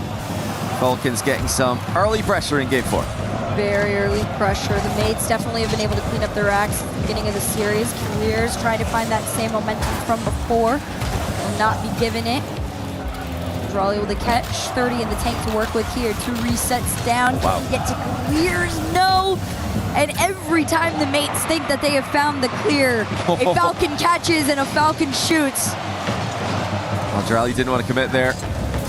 Thought it risky with both his teammates up ahead of him. Again, I keep thinking of the comparisons between this version of Falcons and the TRK version. You're not seeing those triple commits to offense with this new roster. While it does maybe say goodbye to certain risky chances that could result in goals, they are going to be harder to counter-attack than the Falcons of old. That is just a testament to, you know, the Drally roster move that a couple of people questioned there. It's always going to have those. You're always going to have a question mark on any team that had, you know, any form of success. Until they win something. They won with TRK, they haven't won with Drally, so that's going to be the metric. Not one EWC with TRK though, so this could be a chance. Almost at that halfway point, mates falling a little bit closer into the patterns of games 1 and 2, but they want to find what they had in this last game. Last game they slowed things down just a bit, enough to not overplay. More defense out of Gentlemates this game than any of the games before it, but they've looked good while doing it. They're spreading out the tasks defensively exceptionally well so far. That is something that they always do, just cover in the back corner, cover in the goal, cover in the back wall. spotting the mid passes before they happen. This is what you want to see from a team in the defensive end. Yes, they've been pushed back, but they haven't really had to defend their goal line too much with heroics. Well, needs up there. I was going to say that could have been the heroic shot that the Falcons needed at the least. And you can see it live from Paris. Crowd completely full, waiting to see who's going to be the first to score here. Redirect to the backboard. No follow given. What save by Ruas. Countering the skim with a skim of his own. The Falcons are still in the orange side. Round one, Oski almost was able to break him out, but Clears is still in there. Archie's helped him out. Oski was already waiting, but he went for the solo play on it. Two Falcons had him red. Quick counter. Ruas is trying to move the ball forward, but Gentlemates track back, dispossess. It's back and forth now, whereas it was Falcons with the majority of the pressure earlier. Oh, Oski's missed. Can't get back to it. He was put in the same position Ruas was in just moments ago at the other end. And whereas Ruas skims it clear, Oski misses. Gets punished by the aforementioned. So rough on that, but like we've been saying, right? The Falcons' patience is definitely playing off in these more high-pressure situations. Mate's getting a little bit antsy. It shows up in crucial moments. Now, minute left, plenty of time. Archie trying to clear a path. None will be found. Nass is going to go for the solo play. Instant response from a composed Gentlemates. Nass with the catch. Just barrels through Clears. Ruas couldn't get there to help him. They are not panicking. Well down. The 1v1 a lot of people would love to see too. Small glimmer of it right there. Tied game in the final minute of regulation. 50 down. We'll see how the Falcons want to play this one here. Slower to shoot out. I do like that the mates are already kind of pre-jumping a lot of these interceptions. Although it does still end up on the other end of the field. They can keep the pressure forward. Ruas just matching the height of the play there. Thought about going to the ceiling, but just the fact that he was lining up to do that. Nass came back down, so did Ruas. Good little thing to do there when you're trying to intercept a clear that you're not sure how high it's going to be. Just track the height. Oski coming through now. Final few seconds of game 4. Gentlemates looking for their second game in a row. Very low boost on the end of the Falcons here, but that's not going to scare them. They let Nass work with what he can. Archie's already there. The mates can't commit too far. You can see Oski in the back end just playing the patient game. They're not scared to play the overtime now. Yeah, Drally wanted overtime badly there. See if we'll have any kickoff shenanigans. It's going to be hard into the sidewall. Volatile kickoff there. Both teams coming in from the same side. It looks like we will make it to midfield play, and it's going to be Oski led with the ceiling touch. Reset, intercepted. And the Falcons look like they're going to once again get out of defense. Big demo too. The mates go down one player for a small moment, but the Falcons weren't able to counter on it. Nass, no connect on anybody, but it's not going to stop another shot from being taken. On low boost into the corner. Drawley there. Defends not one, but 2 attempts from the mates. Got a surprising stat for you here, Herc. Clears is the only player in this lobby that's ever scored an overtime goal at EWC. Believe it or not. That sounds about right. Not surprised that he has. Surprised that no one else has managed to get one as well. Well, there's always now. Drawley looking to try and change that statistic. Out from the corner. Could be the same story as old time. Go! Oh, early chance here in overtime. I say early, we're a minute in, but feels like this could go for a while with how well these teams have defended. Rally being asked to do a lot there, but he's got there first. Oh, what a catch by Oski. Gets back to it with the reset. No boost left. And again, the challenges are coming through on recoveries from both teams. Yeah, both these teams not trying to play too high of a risk right now, but a lot of solo plays from the mates, trying to spot each other. Falcons have had them read every single time. Can Clears read this from the backboard? Nobody's there. Redirected all the way past the mid-line. Will be a short-lived play. Ruas cuts in. Catches one Gentlemate off guard. Did not surprise Archie though. Oski's in net with 0 here. Super awkward for him. He can't get there. Nass to the rescue. Falcons just boxing them in at the moment, but Gentlemates have found a way out. Reset by Oski. Drally with the goal line save. Raleigh has done such an incredible job on the back end. No connect between the twins. Some Falcons are ramping up here. From what I can see, Gentlemates need to stabilize. That's not the touch Oski wanted. Falcons are all over them, and now 50 rattles off the post. He does keep it close though, that's what he wants to do. But he doesn't have the boost. 50 mid, oh! That's gonna do it! Oski with no boost, still manages to make the play. All is forgiven, Oski. Working together to find their way through. Nash now on the leaderboard for an EWC overtime goal. Joins Galeers with that. Yeah, that's actually a mistake from Falcons there. Oski with 0 boost. Yeah, it wasn't really threatening anything there. The only threat was the 50 mid. He didn't have any other way to advance the ball. Unless Falcons give him away, which is what they did. I think it was Clears, but we'll see again on the replay. The defender here has to hit the ball on the goal side and try and keep it in the corner, because anything in the corner is fine. There's no danger at all. You've got Drally behind you in net, but the 50 went mid because Falcons allowed it to go mid. There, right there, so that 50 has to go towards the corner from Falcons. That's a big mistake against a 0 boost player, especially something they probably would have known, that he's a no boost or at least low boost. I don't think Nas and Oski are going to mind. They'll take it. Gentlemates will absolutely take it. It's timeout Falcons.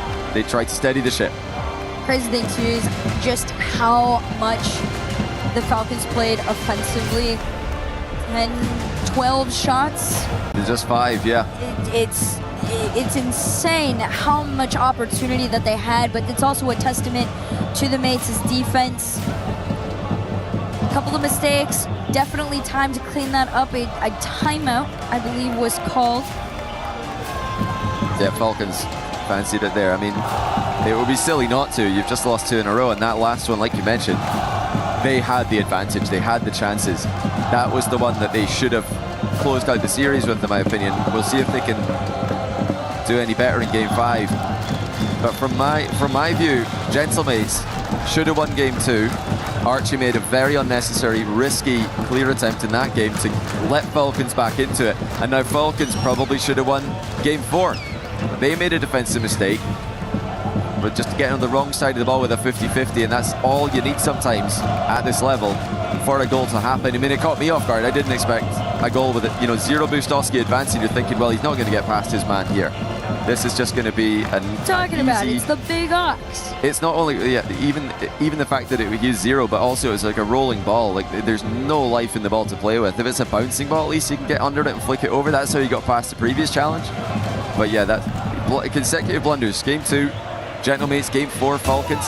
And now game 5, you got to forget about all that and get the job done.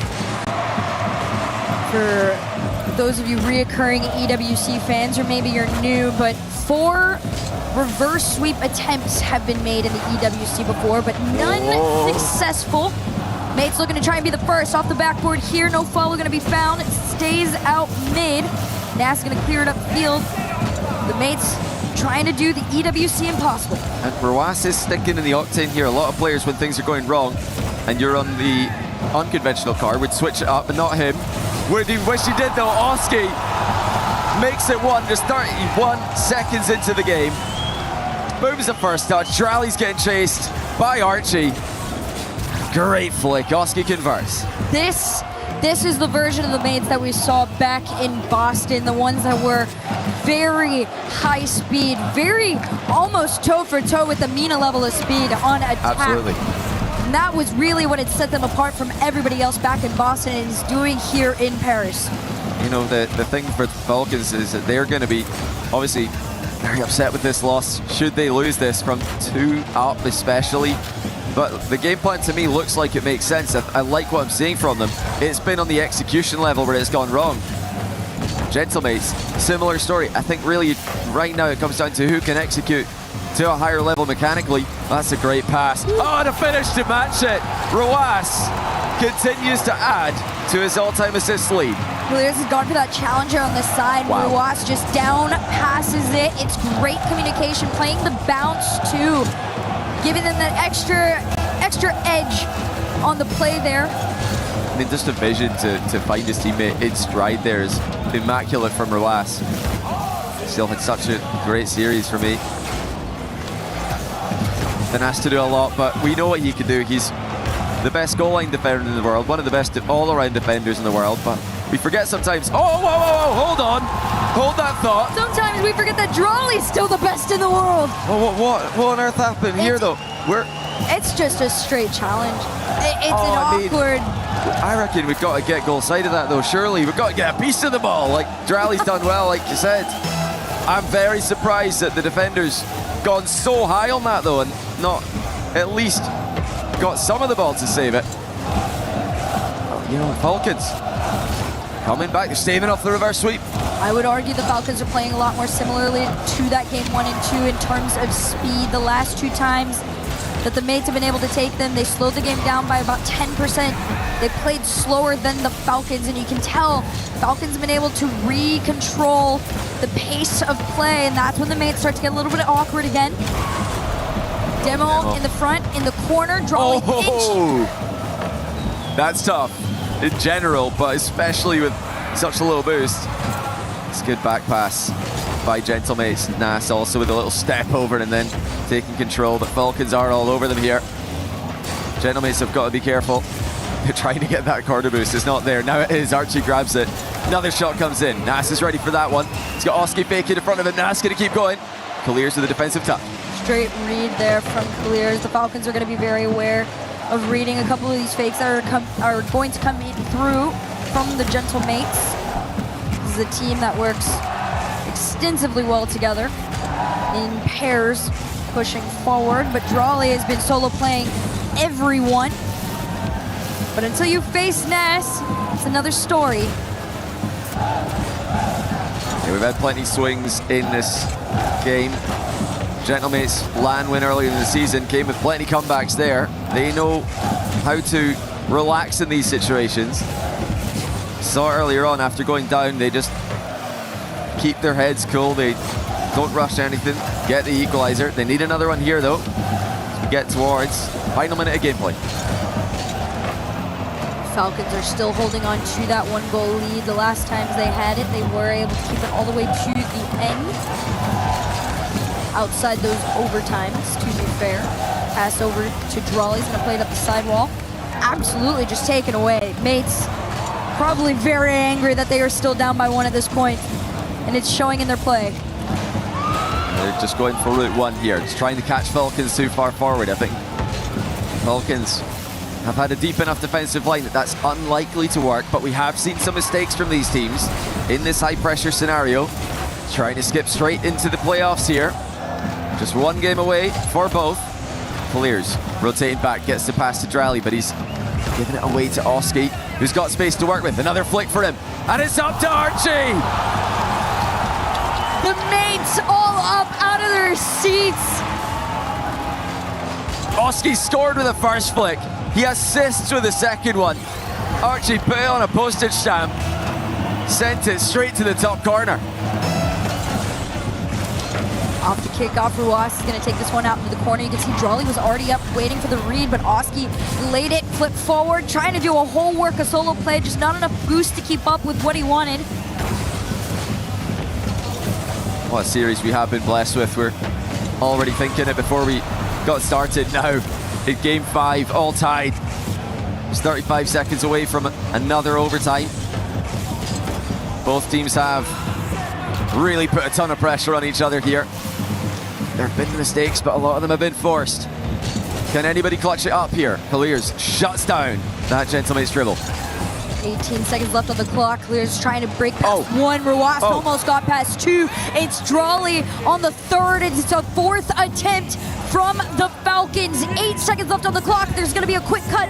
Enough boost to try and take it all. No way. Ruas is up. The ball is almost down. The Falcons have 1 more attempt to try and take it all. Whoa. Gentlemates have kept it up. Can they do something with it here on the transition? It's Falcons who end up grinding it. Thought for a second their mates had out Falcons, but into overtime we go. The true golden goal to give you qualification into the next day of EWC could be Oh! Surely! Where's the follow-up? There it is! Ruas! A new story has been written between the two. Falcons find their revenge on the mates. I think Drally might have clipped the goalie there. He might have just done enough to give Ruas the win on that race. And we've been talking about Falcons' new aversion to triple committing, getting everybody forward. They had to be confident there. You've got to go for it when the ball's bouncing around the box. Ruas does. And the guy who's always been known as the third man for every team he's been on, his timing when he goes, best as ever. Such a solid performance. This team knew exactly when to slow it down, to show a new version of themselves against the mates. And there's one man we want to speak to right now, and that is Ruas. The Falcons fans are going absolutely crazy here at the SCC Arena. What a series to kick things off. I'm here with Ruas. Man, I've also got Fancy, our translator here. Ruas, you started the series so strong, but Gentlemates mounted such an incredible comeback. How did you maintain composure? كيف قدرت انك تحافظ على الهدوء بعد كل اللي صار في المباراة، خصوصا انه في البداية كان الجيم ابدا مو من صالحكم؟ طبيعي الجيم بيكون صعب، جنتلميتس فريق كبير والحمد لله قدرنا نتدارك الوضع على خير. الحمد لله قدرنا نجيب الفوز وهذا المهم. So yes, Gentlemates is a really big team and we respect that they're one of the hardest teams to beat, but thankfully we were able to maintain our composure and we were able to win. I could barely hear you, Fancy, it's so loud in here. Boston Major, these guys knocked you out in the semi-finals. This must feel like sweet revenge here in Paris. في Boston Major قدرتوا انكم تواجهون جنتلميتس في السيمي فاينلز، فازوا عليكم في الجيم السابع. اكيد الشعور الان انك انت قدرت تاخذ الانتقام منهم. ايه الحمد لله قدرنا ناخذ الانتقام، شكرا على الدعم من جمهورنا، يعطيهم العافيه، وهذا اقل شيء نقدر نقدمه لهم والله.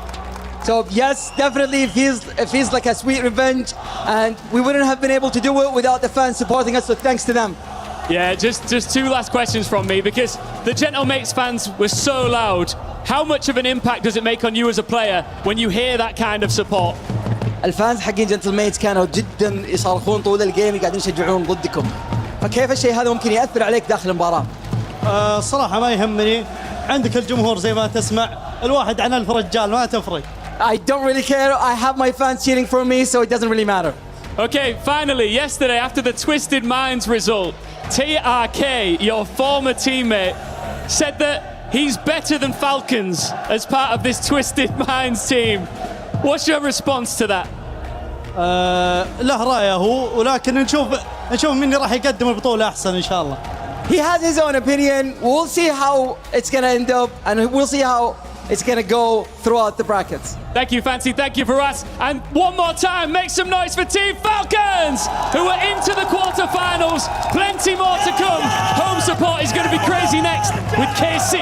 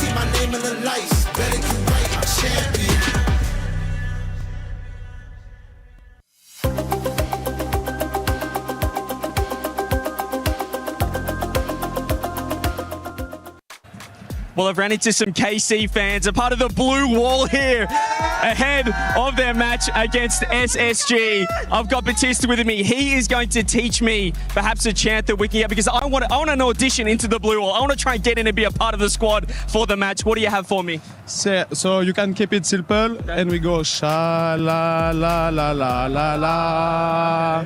Ale Carmine, sha la la la la la la. Ale Carmine, sha la la la la la la. Ale Carmine, sha la la la la la la. Ale Carmine. Woohoo! I'm in. Let's go. All right, blue wall. Best of luck in your match. This is crazy here in Paris EWC. Let's go.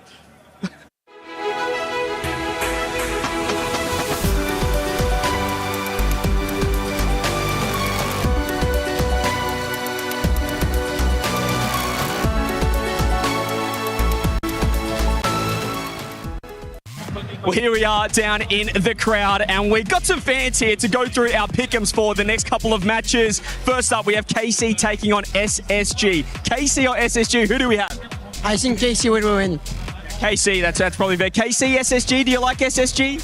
No, we don't like SSG. We are all KC fan. Of course, we are in French.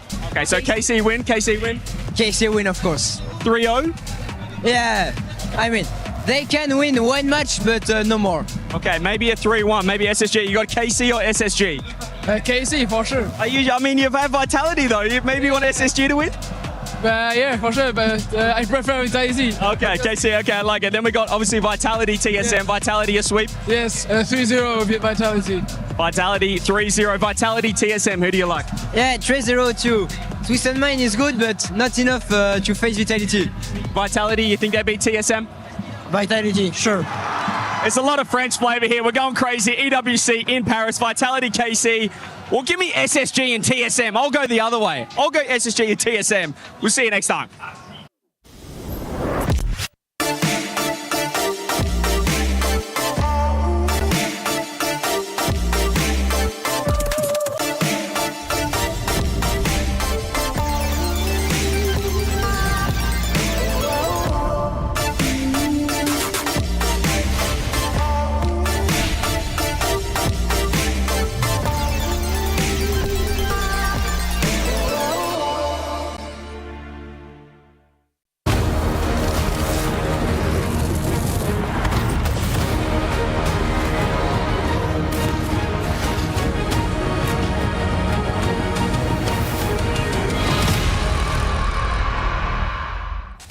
I don't know about you, chat, but my adrenaline just dumped after that last match. It's time to bring the energy back up, and no one better to do it than Carmine Corps in front of their French fans. We'll see if this tournament's #1 team can take down one of the NA squads in Space Station.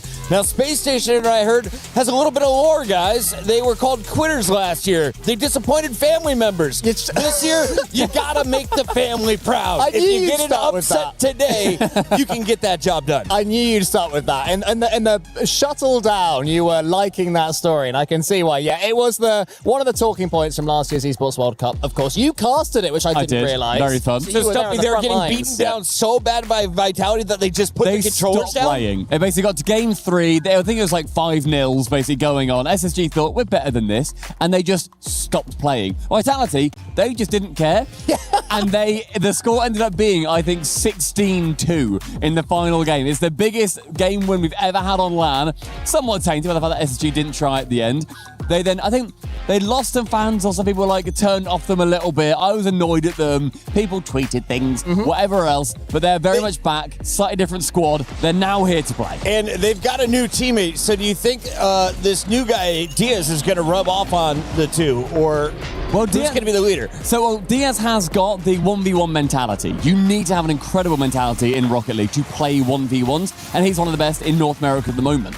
So I think, Cole, that would be a very big part of what he brings to Space Station Gaming, as well as his mechanics. He can stay a little bit more firm. And also, we should bear in mind, it was one series. It was one oopsie whoopsie. It was the end of your tournament, the reason everyone remembers how you performed at EWC. Listen, it's a blemish. They're young. They can grow. You got to perform, though, in this matchup, and they did against MIBR. But that match was much more close than people expected. Oh yeah, it was so close. Made in Brazil, they were 2 games down. It seemed that everything was going Space Station Gaming's way, but that moment from Zach was so terrifying. Ooh. I said it was a psycho on broadcast. Apparently Jack watched it back on his stream. It wasn't a psycho attempt. It was all he could do to get that save. So an incredible block in the end from Zach, and then Reveal gets the final goal. And there was great sportsmanship between the two teams after as well. Of course, Diaz, coming from Brazil, knows those opponents well. But after that, there were the handshakes that we want to see. Space Station moves over, made in Brazil. Now they play against Carmine Corps, and we caught up with one of their players before the match. Here we are in the KC booth. I'm with Vatira ahead of your upcoming match. We've got a couple of trophies behind us. EWC last year, a couple of majors as well. They look pretty nice back there. Yeah, I mean, those trophies are insane. Obviously, we want to back-to-back EWC so we can have 2 of those. So, yeah, we're looking excited to play again. And here in Paris, first time for the Esports World Cup. It must be pretty cool to have the event right here in this city. Yeah, I mean, obviously playing in France, in front of our fans. Every fans are here. Mate, Vitality, KC. There is a lot of noise in the area, so yeah, it's pretty fun. And everywhere I go, I seem to see your face on the buildings around the city. It must be pretty cool to see yourself up there when you walk around. Yeah, I mean, every time I see myself, I'm like, I never expected myself to be in the building of Paris, so yeah, it's pretty cool. Yeah, and then in terms of the matchup today, you play SSG. They nearly lost yesterday, nearly got reverse swept, but what are your thoughts on those guys and how are you guys feeling coming in? I feel like the match they played yesterday is gonna obviously give them a lot of confidence because it was a tough matchup. And yeah, for us, we had a good matchup against Wildcard, so we have to step it up to play well against them. Amazing, and I know you'll have a lot of KC fans here live. Anything you want to say to the KC fans to get them hyped up for the match? You can speak in French, go for it. Soyez prêts les gars contre le match contre SSG, on va tout donner, on va faire de notre mieux et on espère gagner et ramener le trophée à la maison. Best of luck, mate. Cheers. Thank you. Having your face posted alongside Ronaldo's all over Paris is quite the honor. Congratulations to that young man. And we had to pull Hercules from this cast because she was wearing his jersey. We can't have a biased caster coming into this one. But can you tell me a little bit about Vatira and the rest of this KC squad? Why are they so loved in France? I think just the main thing is in Rocket League, any new viewers, you might have just heard that France is the best country at this game. And I don't know if that translates across to many esports, but France have just recently also won FIFA E. They're the best country in the world. They had Zen on the team, essentially, playing alongside Vatira. And with Carmine Corp, there's such a passionate fan base, Cole, across every esport that they go into, and they bring the blue wall with them. Yeah, Juicy playing for them as well at FIFA E as well. So 2 of their World Championship heroes. And they just seem to get they are the French culture, but they seem to understand the fans so well. Carmine Corp, whenever they come out, they have their fans cheering. They're always joining in, always leading them. And it's just a great relationship between the two. And then you get their gameplay. And of course, we have the Carmine Corps co-stream going on. Make sure to check that out if you want to hear from the Frenchies as we get into the predictions here, guys. 92% of the fans are going with Carmine. This is the second most lopsided prediction we've had all tournament. Does SSG really have just 8% chance? No, it's a much higher chance. I think Carmine Corp do win. Put me down for KC. It shouldn't be 92-8 though. That's favoritism, France. Cole, you got 5 seconds. Where are we going? 70-30 KC. 70-30 KC. I think KC... Go on. Is sitting 50-50. North America has learned. We have grown. Our father's about to be proud on stage.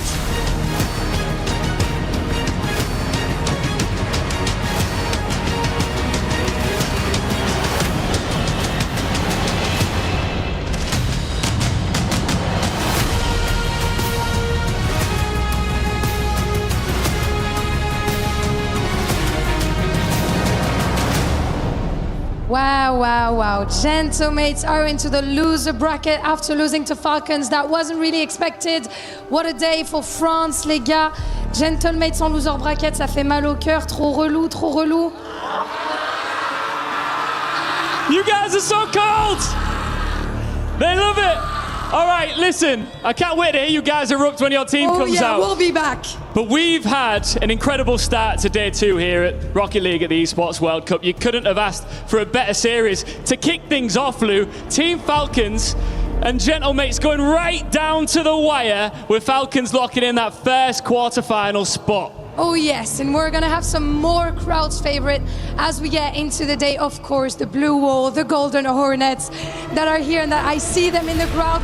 On le sait, il va y avoir d'autres bangers aujourd'hui, d'autres très bons matchs avec des supporters français dont on est évidemment très fiers. It's always a pleasure to welcome a team onto the stage when the crowd goes crazy for them.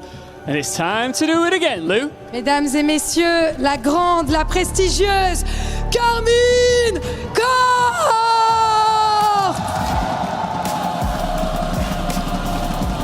Here comes the standard setters.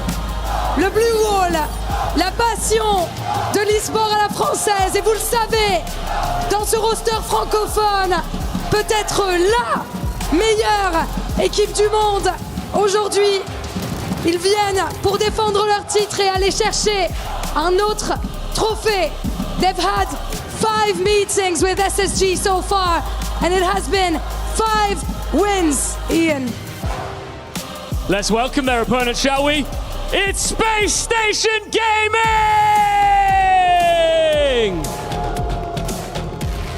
Young legs, no fear, and absolutely zero interest in waiting their turn.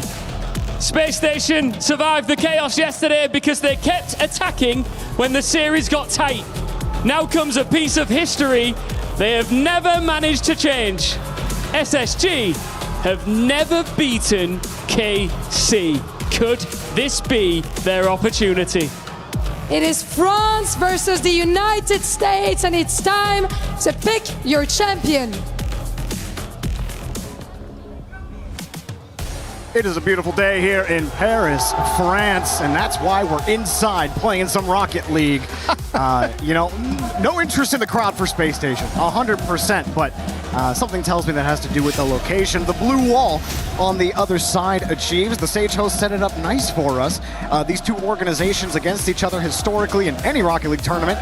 Space Station has never beaten Carmine Corp. Yeah, it's not been pretty historically for Space Station, and even you wonder what's going to happen this time around. There's a lot of firepower over on that KC half. I know I gave the Space Station their fair share of grief yesterday on the intro, and good on them for winning, but it only gets tougher. Your reward for just escaping is Carmine Corp.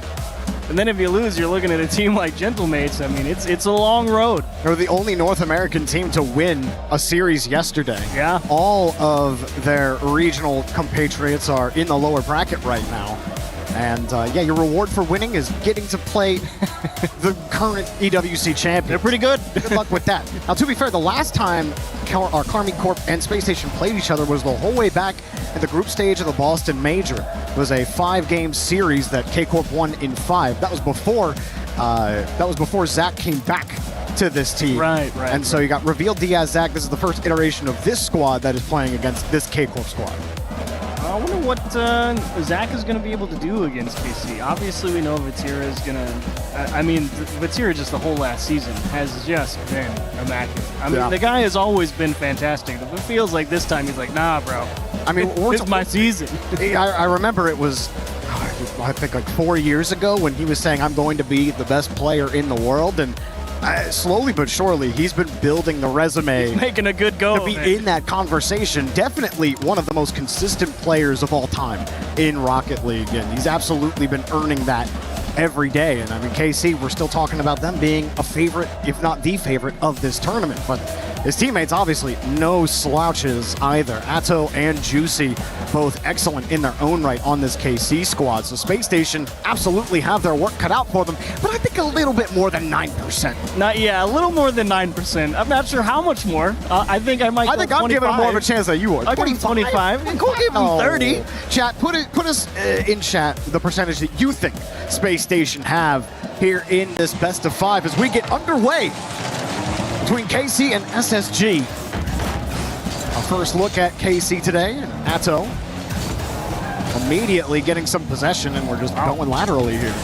I think that really is just a tester, a couple of touches across the box for Space Station. Just KC looking at what are they going to jump at, what are they paying attention to. Juicy very patient on the challenge. Tira trying to force Diaz to make a bad approach on a 50. And Carmine Corp early just kind of pressing the let's see what they have button, and currently a lot of physicality in favor of KC early on. Reveal and Zach ran into each other, leaving this one open. Reveal had no boost. They could never recover after that team bump. Vatira scores first. Great win from Juicy. You can see Reveal just running back. You knew he had no time to pick up boost. He would have loved any 12 pad. That might have helped a little bit, but either way, shot just strong enough. Great start for KC. I mean, they pretty much took possession off the kickoff and never let go. Juicy gets it. Another good kickoff for K-Corp to start. It's something they were one of the teams kind of leading the charge on, evolving the kickoff game in Rocket League. Not the team, but definitely one of those teams where you see them constantly mixing it up. It's becoming more and more valuable. Grab possession off that kickoff, finding ways to switch those angles up. Here's a hit from Vatira off the backboard. Diaz letting that rebound come down. Space Station are just letting KC play with the ball. They can't even get a consistent touch. Diaz expending the tank. Reveal chasing the play, but I mean, nowhere near Juicy here, and just constant defense for Space Station. It was a good job from Diaz to keep that one out of trouble. It was not the strongest clear, but a couple of missed touches, and now KC's just sitting in the house, seeing if they can maybe find a bump. Juicy actually gives one up in the midfield, and look at Tao just immediately rotating back, finding the bump, keeping possession. KC not willing to give him anything. Zach, great stall on the back wall to make a save. Yeah, good reaction. Even earlier when Atto went for the aerial fake, you saw Space Station, they were ready for it. They had one covering Atto, the other covering just in case he was going to fake. So Space Station clearly ready for that. And that's great if you're ready on defense. Can you actually get control of this ball as the bounce even gets away from you here? No chance for possession for Space Station. Here they go again. Diaz taking it from Reveal. It was really just throwing up the decoy.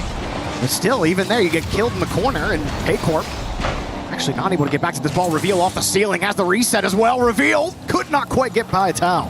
Nice couple of boost steals here for Space Station. They will get a chance to fight for possession at the very least. Good opportunity to maybe find an equalizer. Vatira puts a lid on that 50. He'll keep the ball jammed into his corner and try and make Reveal's life difficult at Tao. Got to do it himself. Actually, Juicy did recover off the bump coming his way. Space Station doing a great job to earn some approaches on net. Little fake, left side's good. Two fakes for Reveal on these last two possessions, and they were both to give Diaz a chance at the ball. Pops it up high. K-Corp Vizier was not in a position to just go challenge that ball. He was still in the middle of recovering, which opens up an opportunity for a fake. Great job by Reveal there, calling that out and giving Diaz a shot.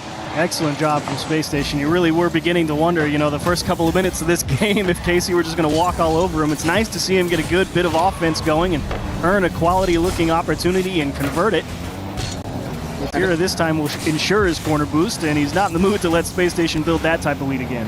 I really think that's what Space Station have to do against KC. You got to keep switching it up against this team. That's a good 50 as well. Juicy under some pressure. Shot's good enough for Reveal. So close, you thought maybe the guy on the line for KC was going to get there. Diaz, that's a huge challenge up above the box.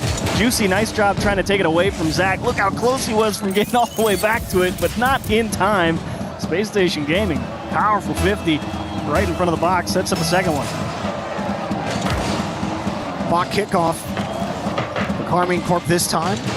Atto. Fish this ball back to his own corner. Diaz there to meet him. Does not win that second 50. Zach gets a free ball. Couldn't handle it off the ceiling. Reveal there to support. Diaz is sitting close third man. He didn't have a lot of boost. Does pick up the midfield and gets the ball as well. Dangerous as Vatira. They'll happily let that go. Juicy in the area, but he was also low in boost. Look at KC's boost totals. Well, Juicy just got a canister. This should be okay for now. KC definitely the ones facing more pressure in game one. Great pass here. Reveal shot immediately denied. You gotta love Space Station's approach. They really are just taking away that corner boost as often as they can. They don't want to let KC have these long clears like this to kind of reset possession. It's how squeezing with zero. He's got to dish this one out to Vatira. Doesn't get the power on it. This is going to be a tough challenge. He doesn't know Reveal has zero. Vatira ends up giving ground, and that's a great job from Reveal. If you can't do anything with it, don't force it. By the time, it's just as good. Oh, Zach, that was so good. You saw Vatira pull off the challenge last second to try to force a bad touch. Now he's downfield. Zach prevented what would have been a long defensive stay there. Downfield, Vatira sitting and just has to be a threat. And a threat is enough to tie the game. Is worth noting that defender does have to respect the potential redirect. That ball's going pretty far across net. Diaz does have to dive. Vatira, or maybe a call-off, says, nah, I've got him beat. Vatira lets it go. Either way, KC find the equalizer late. That's a tough pill to swallow if you're Space Station. You thought maybe you were going to walk away with a Game 1 win. Now you got to earn it all over again. Especially after the amount of pressure that you've had. Outside of the first minute, you kind of owned possession. Zach up high, tries to force it, double commit. Diaz getting chippy with Vatira. He'll steal the boost, and he's still got control off the ceiling. Atto there to wait. Diaz drops it the whole way. Juicy's awkward. Space Station with 11 seconds have a lead. You love the discipline here from Diaz off the ceiling. Holds the flip for so long, and Juicy actually ends up going as well. And Atto, I think, maybe a little bit of a mix-up there on who was actually going to jump at it. You can only hold your composure for so long on the back wall like that. They both end up going for it. They decide to throw a fake kickoff and say, Juicy, ball's in your court. You got 100 boost. What can you do with it? You saw Atto try to be the winger downfield for Juicy. Does keep possession, but Tira's with no boost. He runs into Juicy, and there's no play anyway. Space Station will take game 1 here against the blue wall. Great try from KC at 0, but I do believe there was a demo on the pickup player for Carmine Corps. Space Station do indeed walk away with game 1. The approach, excellent. I was not certain that it was going to be as easy as they made it look there. I mean, it was a great job. They got a little bumped around physically early on. After that, they really didn't get hit too much, and they ended up just taking the best 50 they could, rotating out early, not trying to force the attack. KC didn't really guard their own corner boost all that much. That let them earn a couple of extra opportunities. Space Station Gaming earn a Game 1 win. I thought there were some good mix-ups from Space Station 2. They really kept KC guessing when they were on defense. Reveal with one that's not going to be on the highlight reel. We had an aerial fake to give Diaz an extended possession on offense that eventually led to a Diaz goal. KC responded kind there near the end, and then of course this from Diaz, holding that flip for as long as possible, forcing Juicy to commit to the play, leaving an opening. And what do you think? Achieves better than 25% chance? It looks a lot better than 25 after you win the first one, that's for sure. 14 demos overall, 7 and 7 each, it turns out. Sounds about right. Both of these teams utilize physical play a lot. You see KC, I mean, they're picking up demos all the time, as well as Space Station are usually inching near the top, at least regionally, when it comes to demos per game. 3 to 4 demos a game if they're feisty enough. Let's see what they can do on Forbidden Temple, though. It's cute to beat, KC once. Mike Boy's done it plenty of times. Can you win the series? Ooh, yes. Oh, nice job, Juicy. I actually love breaking that up for your teammate. He's been doing a great job just going through, breaking things up as much as possible. You don't want to have that back line challenging if it doesn't have to. Makes it a little bit easier to keep things level. Diaz towards an open net. Now just in time across the box. I think there was a time on Space Station where Diaz was the biggest question mark on this team. Oh, hang on a second. KC, no! Atto! Oh, that was beautifully drawn up from Vatira. All Atto had to do was drive the ball in, and it didn't go anywhere. Juicy trying to make up for it here. But Space Station are set again. This one off the bar and saved away from the KC rotation, and they get a clear. Free ball, though, for Juicy out of the midfield. Where does he go with it? That's a nice bump in the corner and a great 50 as well. Can you win the race? Vatira gets it off the backboard. Where's the third man? He's getting bumped, and Reveal will bail him out. Now KC's the one stealing the corner boost, but it goes right to Diaz and a great chop. Does he have the boost? Definitely not, and Juicy will break it up. Time to fight at the midfield line for possession, it would seem. Zach couldn't quite hang on to the ball there. Third man, Reveal. Zach actually just turns around on this with the 50 and the shot. Zach! Full faith Reveal is going to fish him the ball here, and he got a big catch. Great job from Reveal. I mean, everyone at KC got to be thinking that This is going to be some type of challenge in front of the box. He just rolls off it, and the clear goes straight to Space Station, and KC just cannot react in time. Vatira is sitting there on the goal line, definitely lost track of where he was in the box. Did not react to the shot to the back post. Certainly not what most people predicting this match were expecting. Almost 2 minutes into game number 2. And KC had a huge scoring opportunity earlier with Vatira getting a bump on the goal line. Atto's nose behind the ball. Now Diaz swings this underneath. Kind of point at every Space Station player right now, and some positive effect that they've had on offense to help get them through. Even here, Vatira facing pressure, had to avoid that bump. Diaz's shot denied. Great save. That was a tough one going across net with 0, but now they earn a little bit of room. Reveal's the only one up. Double flip reset from Tao, at least keeps it in neutral territory. Diaz will break it up, a Tao across the box, and Reveal gets a hand on it. Juicy has to leave, he doesn't have the boost. And Space Station will work themselves, not out of a jam, but out of a sticky one. Oh, good catch from Reveal. He's coming hard to the back wall. That kicks out straight to Atto, and it was a heavy touch. Still enough to get the 50. They got the corner boost as well. But Vatira gets beat by Reveal on the play. Thought he'd get a free touch to Juicy. Look how much Juicy had to struggle just to get that 50. Now it's back to Atto. But again, heavy touch. He's forced to chase his own 50. Yeah, he caught that one pretty hard off the nose. It definitely got away from him more than he would have liked. KC still in plenty of time, obviously. 2 minutes, only down 1.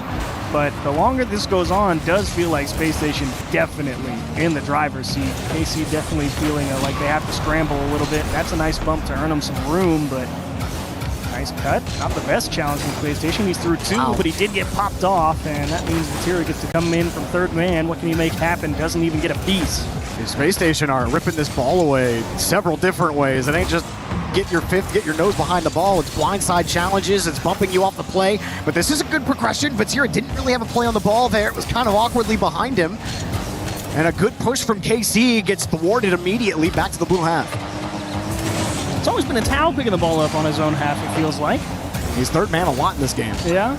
Not necessarily a bad idea, but you wonder if maybe you want someone else to give it a go just to see if you can make something else happen. It will be Vatira this time with a nice high pop, no bump, and Diaz will break it up fairly easily. His boy Vatira keeps turning downfield pretty early. He's been point man for pretty much all 4 minutes here. It just has not worked out. Here's a good opportunity. Shot was decent, but Diaz in a solid position to make the stop. Atto.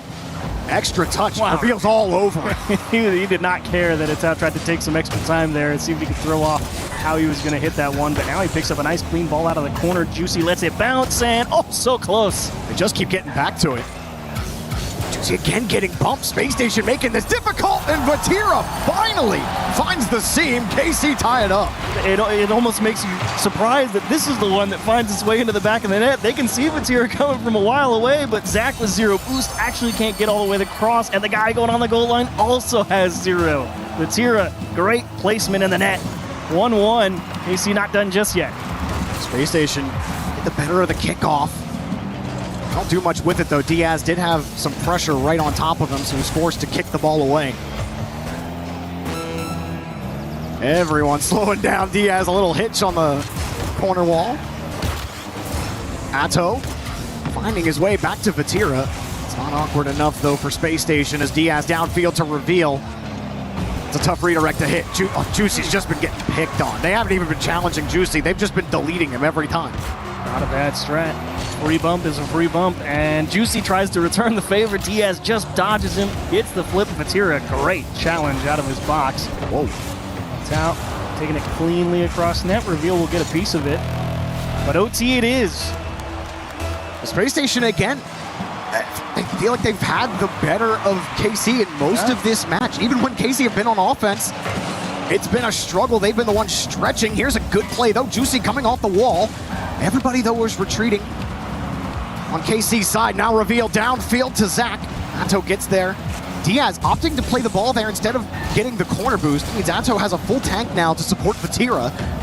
And he does get to it, but loses the 50 to Zach. Juicy trying to read Zach on the play. Zach is just dicing him up. Absolutely ludicrous play here from Zach. What a job on the challenge game. Mess with the timing, get through one, get through two, and now it comes down to a can of towel catch reveal on the race back. The answer is no.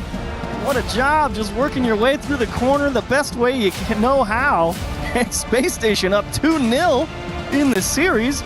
Carmine Corps will wisely take a timeout here. Definitely a head scratcher. They're like, how on earth are we not just rolling over these guys? I mean, think about Space Station yesterday. They played against MIBR and barely got out of that game. Even though it looked like they dominated most of that game, it looked like they were going to lose some of those, and it almost came down to almost all of the NA teams here were sent to the lower bracket yesterday.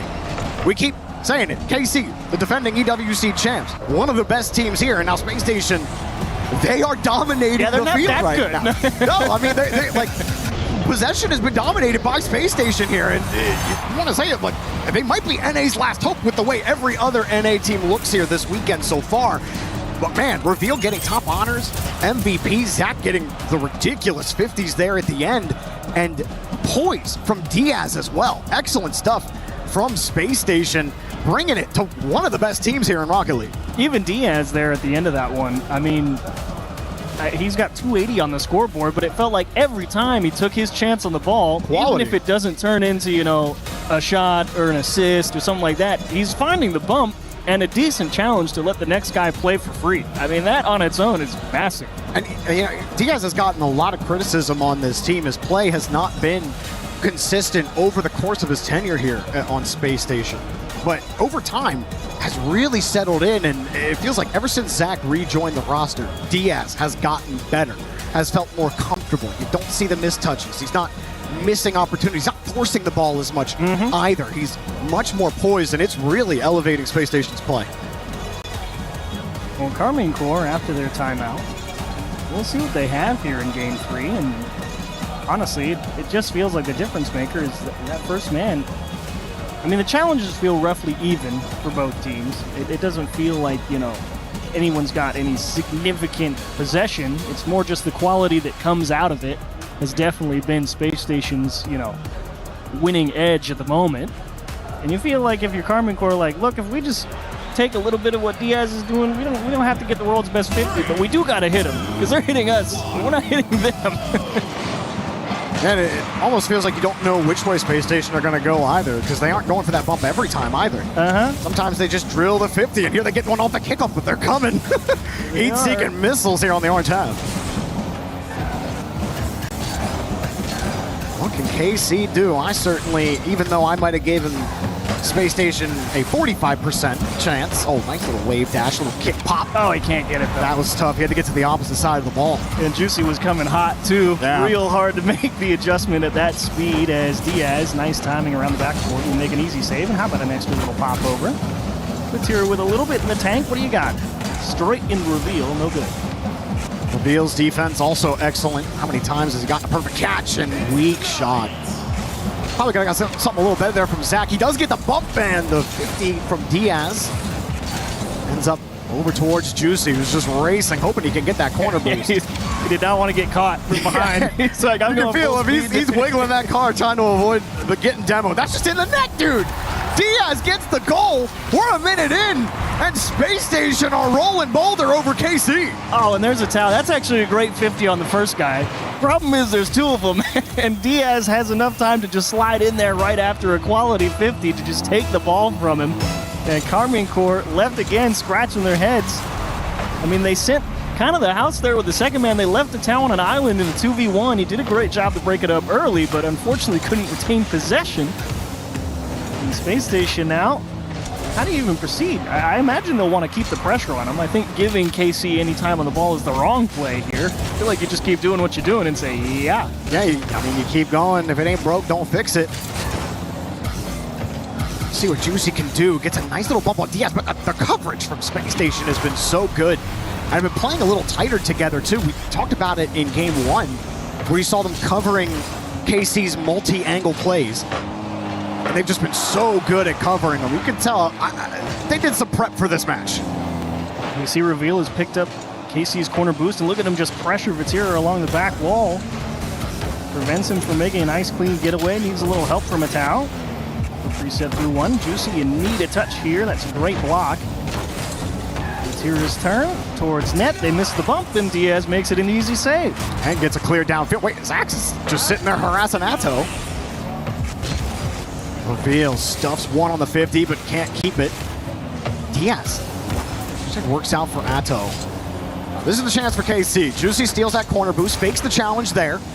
Doesn't get the bump, though. They're missing every bump. You called it out earlier, and still, they didn't get Diaz earlier. They didn't get Reveal this time. And Space Station get out. That's a great catch from Diaz. Gets the 50 as well. Zach will be first to the punch. Gets the pass to Reveal. Denied, but Tira was ready. And the real problem with missing the bump is it feels like the player that's on the ball for KC has already decided to go to where they assume the space will be if the bump connects. The timing is just outpacing it. They're not ready to adjust if the bump misses. So they're going straight into the teeth. The Space Station pass across. Reveal elects, I don't have to shoot it. I'm actually up one. How about I just take the boost? Very KC movement there. Very KC movement. Don't gotta shoot it. I'm already winning. Let's just play for advantage here, and Zach will make a nice, easy save on the counter.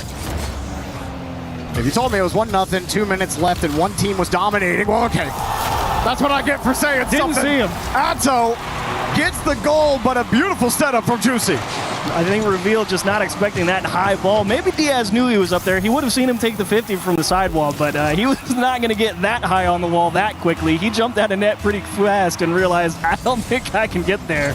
AC gets a freebie. The Blue Wall fans finally popped their heads above the parapet. They've been quiet all series. You get a game-tying goal. They got a lot of work to do from here. Yeah, I mean, even with that tying goal, you certainly wouldn't have had me saying that Space Station would be the ones dominating with a 1-0 lead, controlling pace of play against one of the best French teams in the world. Reveal. Gets that catch here. Zach tried for the 50. Juicy kicks it hard. Diaz is real awkward. Zach didn't have a ton of boost, but he sat right in the perfect spot to grab the 50, and they're still under some pressure here. Reveal pops it. Juicy's got no boost, and Juicy, excellent job fishing the ball back to Batira, who gets the counter. Hard pop on the reset, but it's denied by Diaz. Had the power. Good try, Batira. But Diaz tracking well. It's been great communication from Space Station. I mean, Tao here, solid enough with reset. Tries to go bottom left corner. Juicy has to dodge a bump. Now he's got to play the net with zero, and Diaz will cut him down. A tough one. You got scared of maybe getting bumped there on the rotate back, so you give him a little room, and you think maybe I can save the net. Not if there's two of them. Diaz gets a lot to pick from. Juicy's a rabbit in the foxhole. You can swing your head left, swing your head right. It doesn't matter. Explosion. Right through the cap. Space Station with 44 and change. Here we go. Can they hold the lead? A demo in the net. Reveal. Coming up the challenge. Still tried to leave the ball. Juicy just gets back to it. Batira getting in the way. Everyone else from KC trying to get back. Diaz got the 50. Juicy sends it right back. KC have done enough to hold on to the midfield. Batira lets it for Atto. Denied immediately. Space Station not letting them have any fun. Yeah, Reveal didn't even carry at zero. He's like, I'm first man up. I'll break it up. I know he's going to pop that high. He just went and smashed the ball. He knew his team would be in time, but Batira dodges a bump and makes a save. Last 10. From the midfield, Space Station. Well, I thought NRG TSM was crazy, but I've got to be honest with you. I didn't have this one predicted at all. Space Station sweep the Blue Wall on home turf out of the upper bracket. And he's letting them hear it. Holy moly. Didn't even look close. I mean, dominated them. Casey didn't play bad. Space Station just said, yeah, but we're just better. We're just going to win. What a job. There's some hope for North America after all. You telling me I watch all that tape from the Paris Major, and I'm like, nah, Space Station's got no chance in this group. How about they just go 2-0 and win? We were walking up here, you were supremely confident. I'm like, I think Space Station can make it close. You're like, there's not a chance. Doomed. Turns out. Make me eat that one. Yeah, fair enough. But hey, it tasted pretty good, didn't it? At least if you're a North American fan watching at home. Wow, what a job from Space Station Gaming. I mean, just effortless. They knew everything. It felt like they were in Casey's head. They knew what they were going to do before they did it. Excellent stuff. I'm excited to see what Space Station can do. I mean, this is different than what we've seen from Space Station before. They've evolved from just the fast, go for everything, super mechanical team to, I mean, whatever this measured approach was. I just want to hear from Space Station, so let's go down for the winner's interview.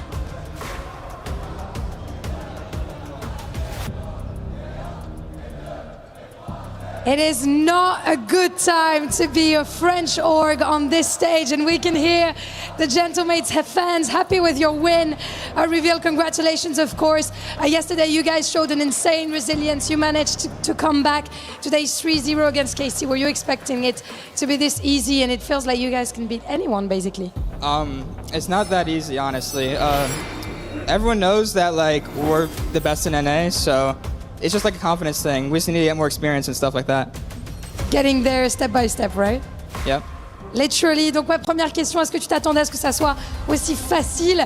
3-0 face à KC, personne s'y attendait vraiment. Hier, vous avez été aussi hyper résilient. Bah, en vrai de vrai, c'est pas facile. Je pense que tout le monde sait qu'on est la meilleure équipe en NA. Et forcément, ça se construit aussi step by step. And you guys are the youngest roster here in Paris. And many tend to say that in order to lift big trophies and, you know, you need to have experience. You need to handle your nerves.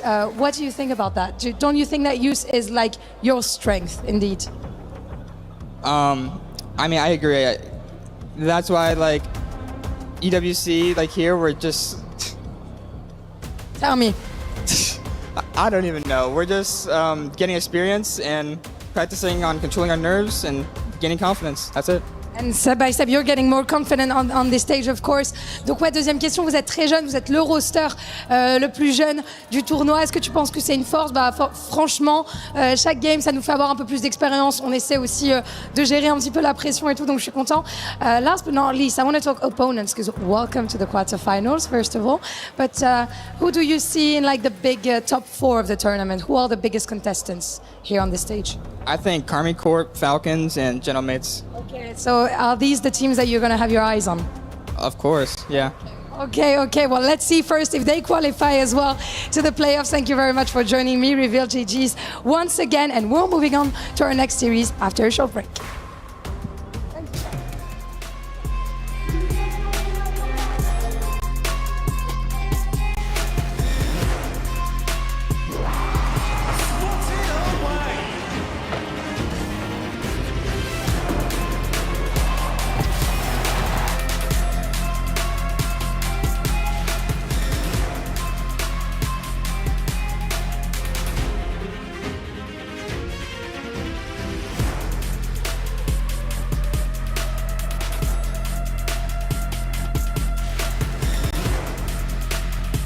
He's awkward. You beat. I'm a boost. One on. I first. All control. I'm dead. I 50. One there. I'll bump. Can't. He has. I am in red. I'm waiting. He has. Yeah. I'm waiting. Yeah. Just take time. I'm waiting. I'm waiting. Fake. Yeah. I'm waiting. With you. Nice! No! Come on! Amazing. Good fucking job.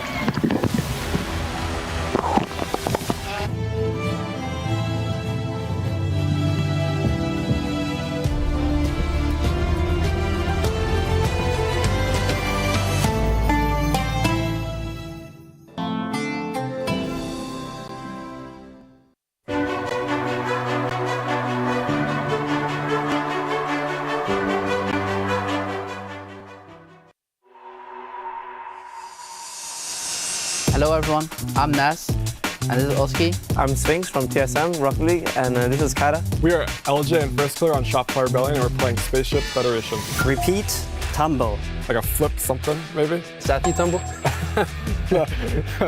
Reset, this is repeat. Oh, tumble, flip, flip reset? Flip reset. Come. Jesus, man. It'll do. Flip reset? Actually? Okay. Not bad. Quick U-turn. Fast. Fast forward? Fast forward. So speed, half flip. All right. Wow. Fair enough. Okay. Half flip. Speed flip. A movie about a tornado. A movie, a film. A movie about tornado. A film about a hurricane. Tornado spin. Tornado spin. Wait, the tornado spin. Tornado spin. Is it a go explosion maybe? What? A star maybe? No. Tornado flick. Tornado flick. Yeah. Come on. Surge wave. Surge wave, I don't know. A surge, what is surge? Like electric surge? No. Taking out boost? Wave dash, I don't know. Wave dash. Wave dash. Oh, go on, bud. Surge wave. The wave dash? Wave dash. Wave dash. Oh. Picture of the ceiling. Ceiling shot. Alright. Oh, Fez. Let me Fez, bro. Ceiling shot. I don't know. Oh, it was ceiling shot. It was ceiling shot. All right, fair enough. Okay. I mean, probably ceiling shot. Ah, Okay. yep, makes sense. Oh, Now I got it, now I got it. yeah. Dual four set. Huh? 1v1. Double flippy set. Double tap. Cool. There we go. Come on, man. Nice, man. Double tap. Double tap. Oh my! Okay. I feel like that should have been Yeah. a 2 foot high slide. Oh, wait, wall dash? What? Crossbar. Double jump? Drift is slide. Drift. Zap dash. No. Two wheel drift. Oh, okay. That is hard. Bro, okay, no one's getting these, bro. I'm gonna be honest. Oh my god. I mean, that's a hard one. That is hard. That's pretty good. So what was our score? 6 or 7? Sorry.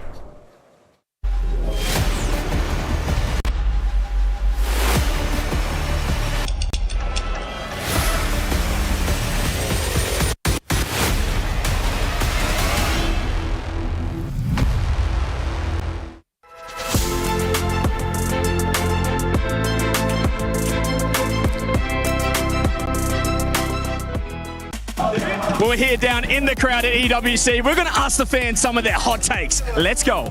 Hot take. All right, NA's in shambles, don't get me wrong, but SSG is going to clutch up and they're going to win the entire event. It's a guarantee. That sounds ridiculous. Hot take, what do you got? I think TSM top 2, but also I think Wildcard might take a game off MIBR. Wildcard game? That's not too many games, though. I would need a little bit. Hot take? Wildcard take 2 games off MIBR. Okay, what is your hot take? The only good thing about Gentlemate are the supporters. Oh, gentlemen, it's only the fans. Okay, hot take, what do you have? TSM is gonna win the whole thing. That is crazy. We've got the Hornets saying TSM are winning the whole thing. I got Mr. Space Station Gaming with me right now. What do you got? What's your hot take? Okay, this guy says that North America has more depth than Europe. Okay, Mr. SSG. Hot take, what do you got for us? I think Nib gonna win 3-0 Twisted Mind. Nib 3-0 Twisted Minds, that's crazy. Yeah.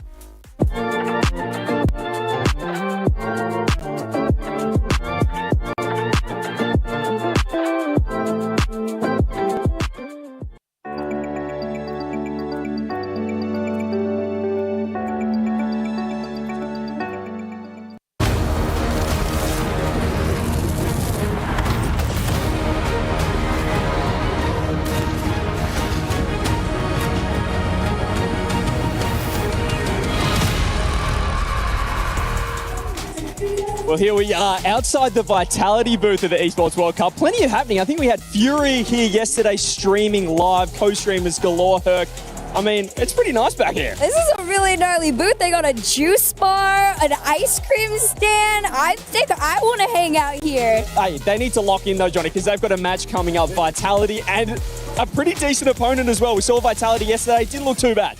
Vitality, of course, we know what to expect from them, but they're up against TSM, who just took down Energy. Energy being accused of dodging Vitality here, taking the scenic route through the lower bracket to avoid Vitality. Could be a 300 IQ move. A classic NRG play, some might say, but Vitality haven't really put a foot wrong, Herb. We saw them in Paris a couple of months ago. They came in as favourites, one of the favourites, but didn't quite perform. They want to bounce back. Yeah, they definitely want to bounce back here. This is one of their stronger performances that we've seen on LAN in quite a little bit of time, but this is a make or break. If they get the upset here, it's going to be rough. Johnny, I mentioned Zen as well, subbing in as the stand-in for the CS team. Do you think that's a distraction for him coming into the Rocket League? I hope not. I don't think he's been utilised yet, but I think it's just a bit of a flex for him. He's just farming aura while also winning in Rocket League. But I'm excited here. TSM, best ever result for APAC Rocket League in any event ever.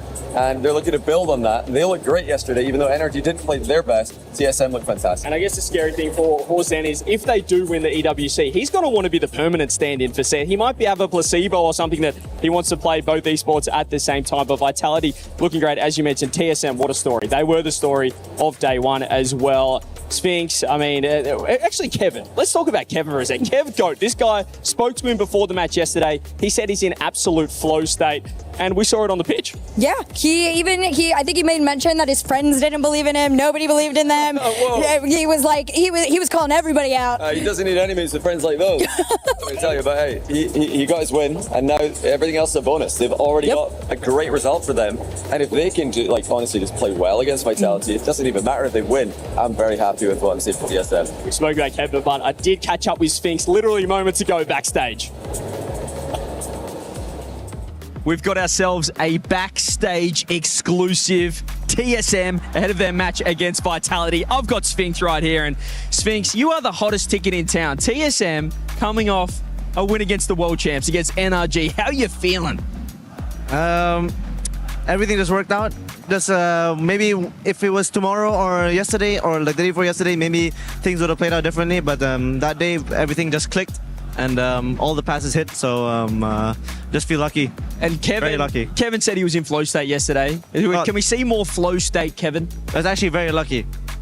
So it's a variable. Kevin is a very big variable. So he might be in flow state yesterday, but today we don't know yet. We'll find out. I want to see Kevin locked in because we got the key crusher behind us here backstage. Can we see you guys crush some keys and keep rolling?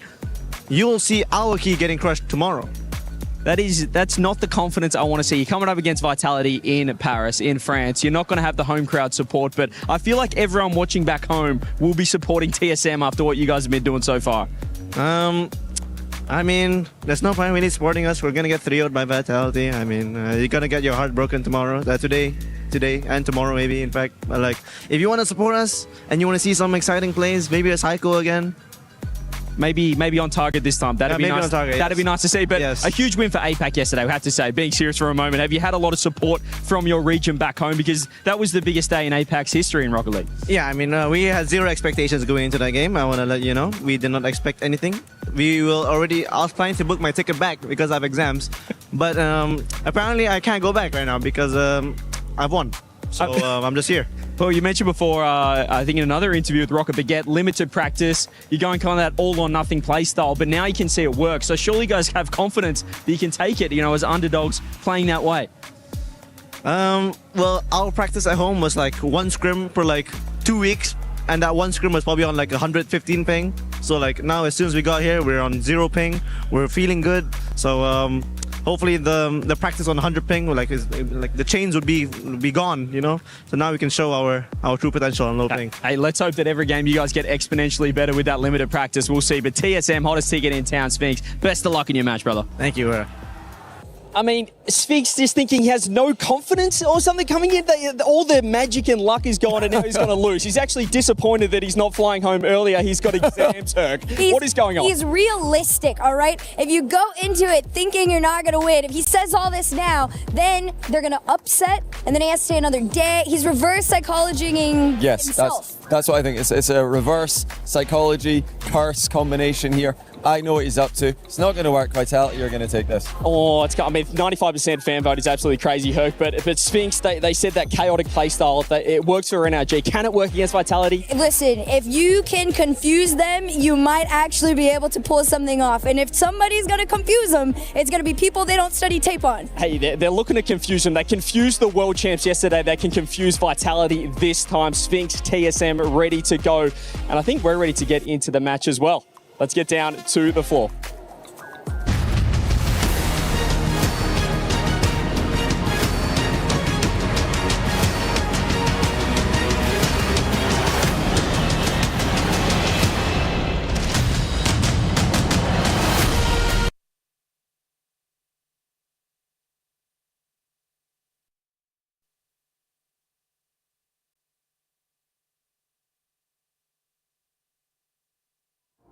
I think we cut the music because we wanted to create a somber mood like it is here in Paris. What are you laughing about?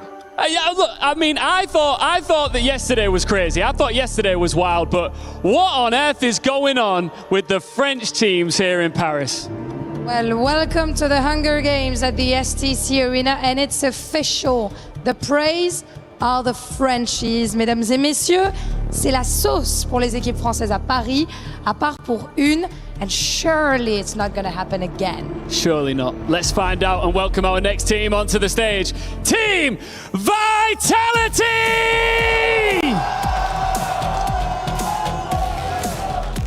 First up is TSM!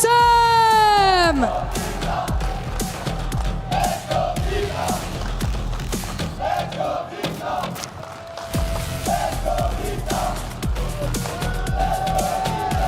Well, here they come. It's TSM. We know how dominant they were yesterday. They became everybody's problem.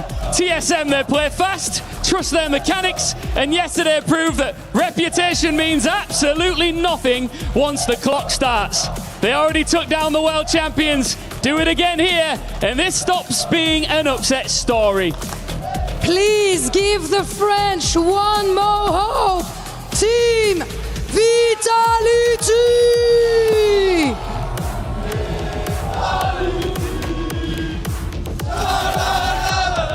The fans sing it better than any host. Precise in possession, brutally efficient when space appears, and built to punish anyone with the best player in the world in that roster. A chaotic start as these two teams step out here, but can TSM send another shockwave and send the third French team to the lower bracket, or will the Bees blast through to the quarter-finals? Well, it's not really gone too well for France today so far, Stumpy Goblin. 0-2, and coming into this tournament, you say, oh, a nice matchup against APAC. That's exactly what they need to get themselves back into flow state. Yeah, I think that Herc put it very well earlier on, where Vitality may well struggle against a team that they ultimately haven't had any tape to really review on. When you look towards TSM and this roster in particular, they don't make it far through many of these LAN tournaments. In fact, this is Kevin's first ever win at a LAN, which is remarkable, seeing as they've done it against the reigning world champions. And not just that, they got it done in just 4 games. Vitality, I'm sure, will now have reviewed what TSM have done, but there can still be that confusing factor. And according to Sphinx, they're just sort of sandbagging their own minds into them thinking that they can't do it. Is that genuinely a really good psychological approach for this series? I mean, I was watching that interview and I was thinking Sphinx would be a wonderful poker player because he was giving nothing away. You know, he was trying to play this sort of like, you know, chilled out character, but there must be some excitement bubbling up within him. He'd just taken down, lest we forget, the world champion. Sure. It's a wounded NRG, but it's still NRG right now. And it wasn't luck. They well and truly earned their win against them yesterday. Yeah, absolutely. And I think that Sphinx and Catalysm, for me in particular, as ever, when you look towards highlight reels, that when we look towards other regions, those two are part of it. And they showed why. But Vitality, they, of course, have gone through Furia. We kind of thought that that might happen. That was one of the more expected results from yesterday's matches. 3-1 in every single series yesterday in Group A. The winner of this will be going through as qualified, and they'll head into the playoffs. So they'll be in the top 8, locked in, no problemo. And of course, Vitality, they are vying for those top club championship points. They want as many as they can. They're trying to earn all of the money and all of the prestige offered here at the Esports World Cup. Vitality, speaking of their former results in other esports, in this esport, they've already got a 2nd place at the Boston Major and a top 4 recently at the Paris Major. Anyone missing is that elusive victory. They haven't won a tournament in a very long time, really, and they've come so close so many times, and they will see this as a stepping stone. But as we learned yesterday, TSM are far from that on current form. This is a roster that's been bubbling away. Sphinx and Kevin, APAC's best, joined by the German Catalysm. And you mentioned as well with Vitality, their wins have only really come domestically recently in the most recent Opens, heading into Paris when we came here for the RLCS Major. They did manage to take down 2 of those. They won 2 of those Opens. The first one and then the third one, so 4 and 6 overall in the season. And then at Vitality, they know how to beat Europe. How will they do when they fare against an opponent that they are a lot less potentially handled, or rather prepared to handle, as Exotic immediately comes in with the assist from Zen. Is going to start off Vitality with a little old scorch. Yeah, it's a decent start there for Team Vitality. Exotic getting the touch. Kevin and Zen both go for the ball, and Zen wins it entirely. And Exotic had full trust in his teammate, and the reaction from Stizzy as well. We're looking at Exotic there, but Stizzy really gave that one a shout, so you can tell that he in particular is not taking TSM lightly, and rightly so. Ooh, interesting kickoff there. That's like one of ours. I think that when you look at what TSM have done yesterday, it definitely shook a lot of players and a lot of people into thinking, oh, do we need to be taking these guys more seriously than we have been? They've been almost threatening having a big result, TSM. getting a win here at the Esports World Cup is going to be, it's the biggest prestige that they could have realistically, and the style in which they did it is going to be going down in the history books of the RLCS and in their story. But Sphinx pushed into the opposition's half, and with a boost steal, wants to continue the TSM attack. Catalysm puts that one to the side where Kevin was waiting. Lovely little pre-jump there from Kevin. Could see TSM still on that same wavelength, but it's always different when Zen is coming forwards. Until they block him at the midfield there. Exotic in the corner. Catalysm pushing him away. Kevin tries to get that one back towards Sphinx. And these guys do love a pre-jump. I was watching them both in the 2v2 APAC tournament. And just every time the ball is in the air, Kevin is already there. It's utterly ridiculous how often they both go for the same ball and they're already there. Going for it again, Catalysm to the side, Kevin's waiting for it. And you can see why TSM are dangerous, because they do at the moment play fearlessly. Yeah, absolutely. And I think that fearlessness completely caught NRG off guard. You mentioned Kevin earlier. His free jumps were absolutely outrageous yesterday. The way in which he flings himself around the pitch, and described by Sphinx earlier on as a variable. And what a brilliant term to use when describing him. We've loved Kevin since we interviewed him a couple of years ago in Copenhagen for the Copenhagen Major. And he is just now, I think, showing off to a lot more people why he is an incredible force in APAC. Yeah, certainly an entertainer. Here comes Sphinx, dancing with Vapple, wants to get it past Zen. Zen had to watch him all the way and track him, show him that respect yet again. Then he gets past Catalysm pretty quickly. Zen all over. Yeah. Oh, wow, that's majestic.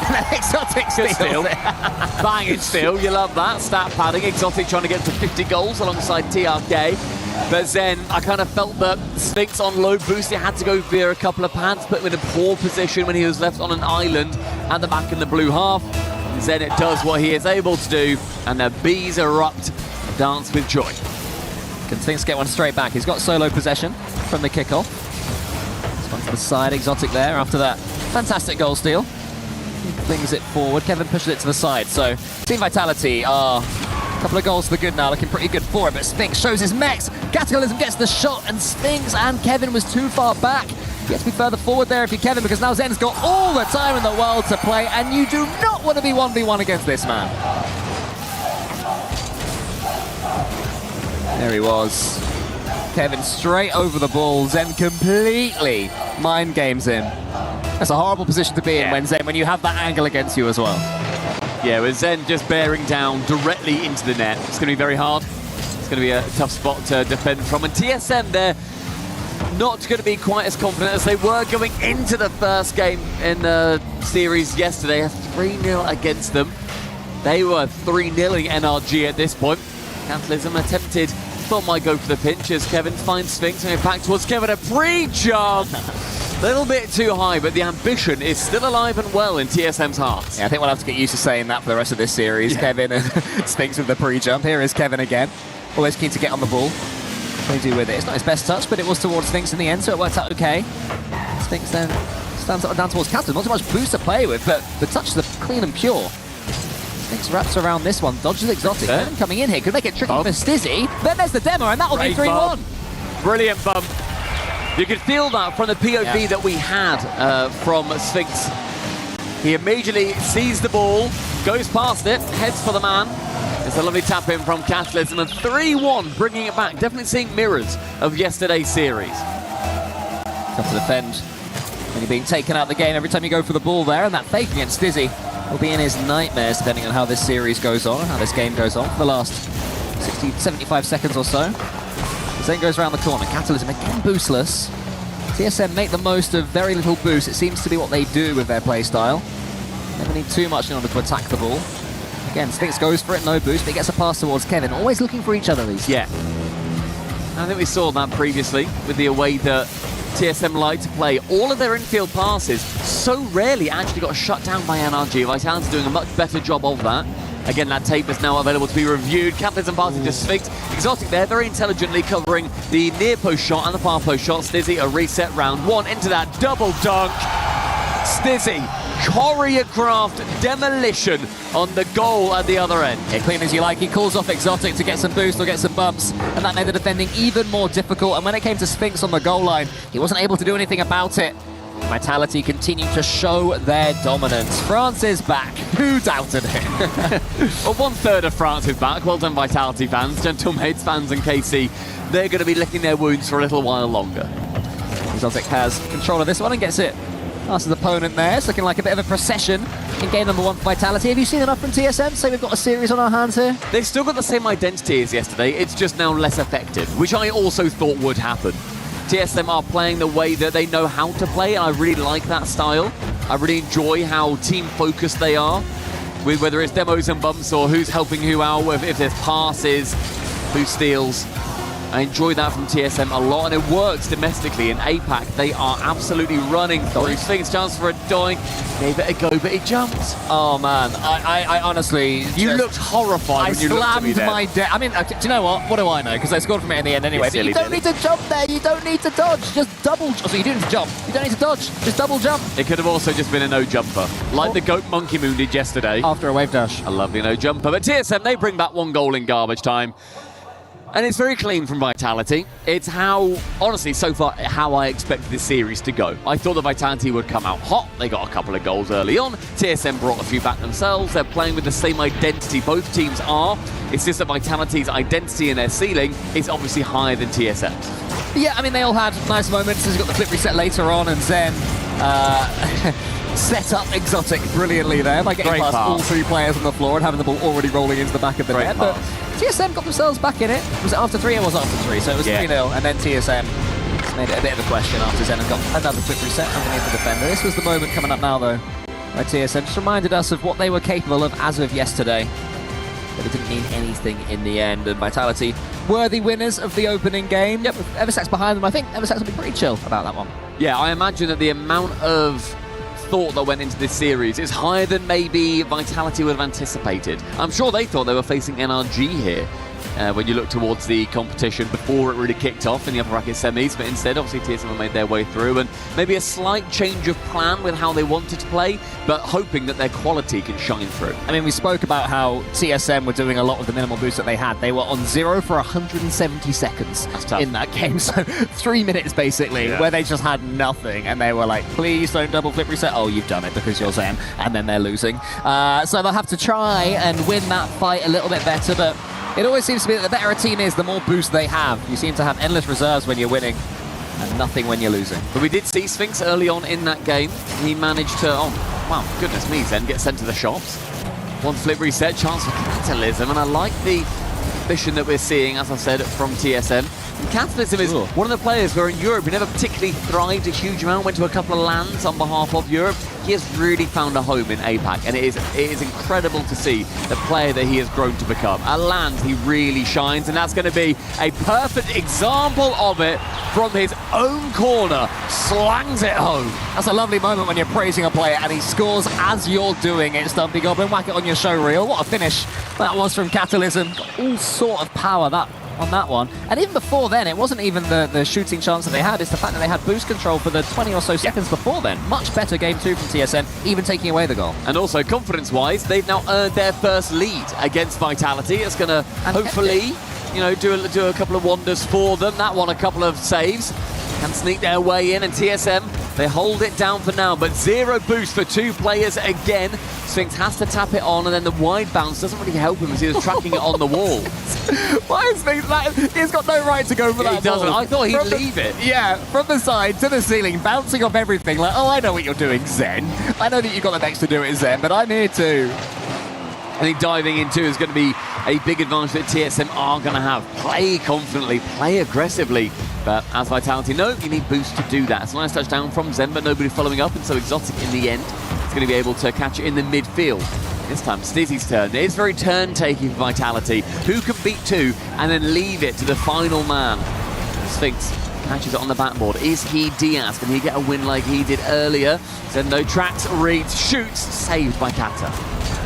Exotic into this corner here, has to dodge his teammate and does so. Kevin gets something on it again. He's such a pest, is Kevin. He's just always there when Vitality don't want him. Constantly chasing, but doing it great ability right now. This time though, he's got no boost. Lose the 50-50, can't do anything with it. Sphinx, and that's 1-1. It's a brilliant dunk from Zen, and in the end, You see how well choreographed it is. He goes up, fakes high, knows Kevin is low, then immediately pivots it by air on the car, back behind Catalysm on the goal line. It's a 1, 2, 3, and that countdown leads to TSM's demise. Vitality draw themselves level. Kickoff though goes to Sphinx straight from it, so he'll have time to do something with it. Booms it back. I want to see a bit more from Sphinx there, a bit more creativity needed. You know, at least your team gets some boost, at least try and gain some territory from it, a decent 50-50, but what's done is done. And they'll keep on coming TSM. More defending to do now though, up against Zen, who is causing them all sorts of havoc whenever he gets the ball. Of course, Catalysm gets it to Sphinx, so that's really nice play. 2 more boosts. Can he use it? Well, nearly, but Zen gets the save. Nearly did what Kevin did yesterday. The lovely double tap that made Sphinx look so proud of him. Catalysm ceiling bound, but Stizzy himself doing his best Sphinx impression, I would say. Middle bounces quite awkwardly for Vitality, but maybe from TSM wanting to dive in as we reach halfway through game number 2. It's past Central. Zen can collect, but you see Sphinx find Catalysm just ahead of target, and Vitality now under quite a bit of pressure. Yeah, another pre-jump comes in. This time arms towards Catalysm. He gets into that top corner. It's a little bit high. Shot after shot from TSM. Vitality looking like they're doing their best to avoid it. Well, that's the double commit. That's the pressure that's being put on them. Could Catalysm fake it? It's not going to matter. Sphinx is there. It was the right decision. It just took time. That play felt like it was coming, but it ended up being a Vitality error. The double commit from Stizzy and Zen. Sphinx is there, happy to poach, will in fact tap it home. Credit to Catalysm as well. I was thinking the fake would have been the play there, but he got so much power on that ball that the goalkeeper had no chance to get there with the 0 boost that clearly TSM knew he had. So great awareness, great decision making, good composure, and in the end, thrilling mechanics as well. Now the lead gained for TSM, a reset Sphinx backboard, and Zen just manages to read it a little bit greater. We're seeing a lot of lateral play come out from TSM. They're wanting to find each other in the midfield, and I do worry that Vitality might start reading that, but can TSM steal a game or 2 before that comes to fruition? Yeah, TSM have to stay unpredictable. You know, at some point when your opponents are pre-jumping everything, you start to read it, especially if you're as intelligent as Vitality and have the team behind them that they do, the brains of the operation. So TSM has to be careful of that. They also have to be careful here because Zen is getting a double tap, and that is 2-2. Vitality are always one step behind, and this time they draw themselves level. It's a good fake from Exotic, or a pass rather, into them, just lofting it high. Then cheeky double, nobody is home, and Vitality are punished on the counter. It took them a little bit less time to score than previously. So in the final 80 seconds, TSM are hoping that they don't just get another return goal if TSM can secure one first. Stizzy and Exotic both going for that ball. It does get it into the TSM corner, but Kevin emerges with it, and he has boost. Zen meets him as soon as he can. With Stizzy this time. Sphinx is picking up that 100, so he'll be a little bit slow here. Kevin do anything with it to block, get the block on the shot? No, he can't. Sphinx misses. It could be 3-2. Catalysm hits the crossbar. Is anybody there for Vitality? No! It remains 2-2. Exotic was, but I think does intelligently yet again. Thinks, I'm not getting to it first. I'll just wait. I can bide my time. And that's what you get when you're a confident team. You can bide your time. A goal is coming. And Vitality, for the first time in game number 2, get a lead at a very vital spot. Yeah, the finish was from Zen, but the setup was all from Stizzy. The 50-50 in the air. Again, he knew that Kevin would be going for this, so he could fully play for that challenge, knowing full well there'll be no fake. And Vitality are able to take absolute advantage of that fact, but TSM do have control of it from the kickoff. It goes straight down from Stizzy. He can't control it. Kevin's in the air, gets, I think, 2 flip resets. Don't know what happened there. Also Exotic in the end. This might be game over. If Exotic can score, but he gets too much on it. Nice long clear as Sphinx is, of course, 2 players onto it. It's Zen and Stizzy yet again, but 1 removed from the pitch. Just let Stizzy burn a bit more time. With Sphinx coming in, Catherine fancied it as well. That board finds Exotic, and final 15. The push really is going to be coming to a head here. Great fake, but read by the Spaniard. Kevin has this ball, puts it round the corner. TSM needs something, they need it now. Sphinx again boostless, goes for the fake, it's all he can do. Kevin catches it, but the touch isn't the best. Into the corner with Zen, they just need this ball to hit the floor, and Vitality take a 2-0 lead. Oh, Zen on the backboard. Without him there, that was going to be a goal, but instead, it's Vitality 2-0, and the professional performance continues. And that was the chance. The final nail that could have gone in the coffin just to earn themselves an overtime, but Vitality, they were stretched a lot more in that game. Zen locks in a hat-trick, a 50% shooting rate in the second game. And that also puts Zen himself on 49 goals in EWC history. He is now drawn with Exotic on 49 goals, only one behind TRK and Killers on 50, who are the current leading historical goal-scoring champions. TSM have taken their tactical timeout, so they'll be talking some things through. I wonder if they'll be talking about varying their approach, because it does get a little bit predictable. I've also got a feeling they're not talking about that because they are Kevin and Sphinx, and they're probably going to keep doing it because it worked for them yesterday. It's a bit frustrating that so far Sphinx is right when he said we're going to get 3-0'd. I kind of wish that he wouldn't have been correct on that. Yeah. But I do also think it's annoying because they're so close. Like, they're really close to breaking through. And I don't necessarily think that you need to do anything crazy here. They're doing exactly what they need to do to get this kind of result.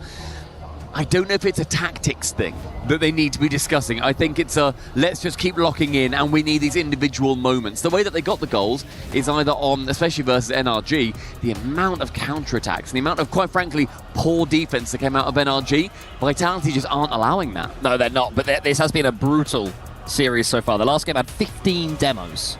8 and 7 between the two of them, so they're all going at it, they're all attacking each other, but it seems to be Vitality that are emerging from the chaos victorious up to this point.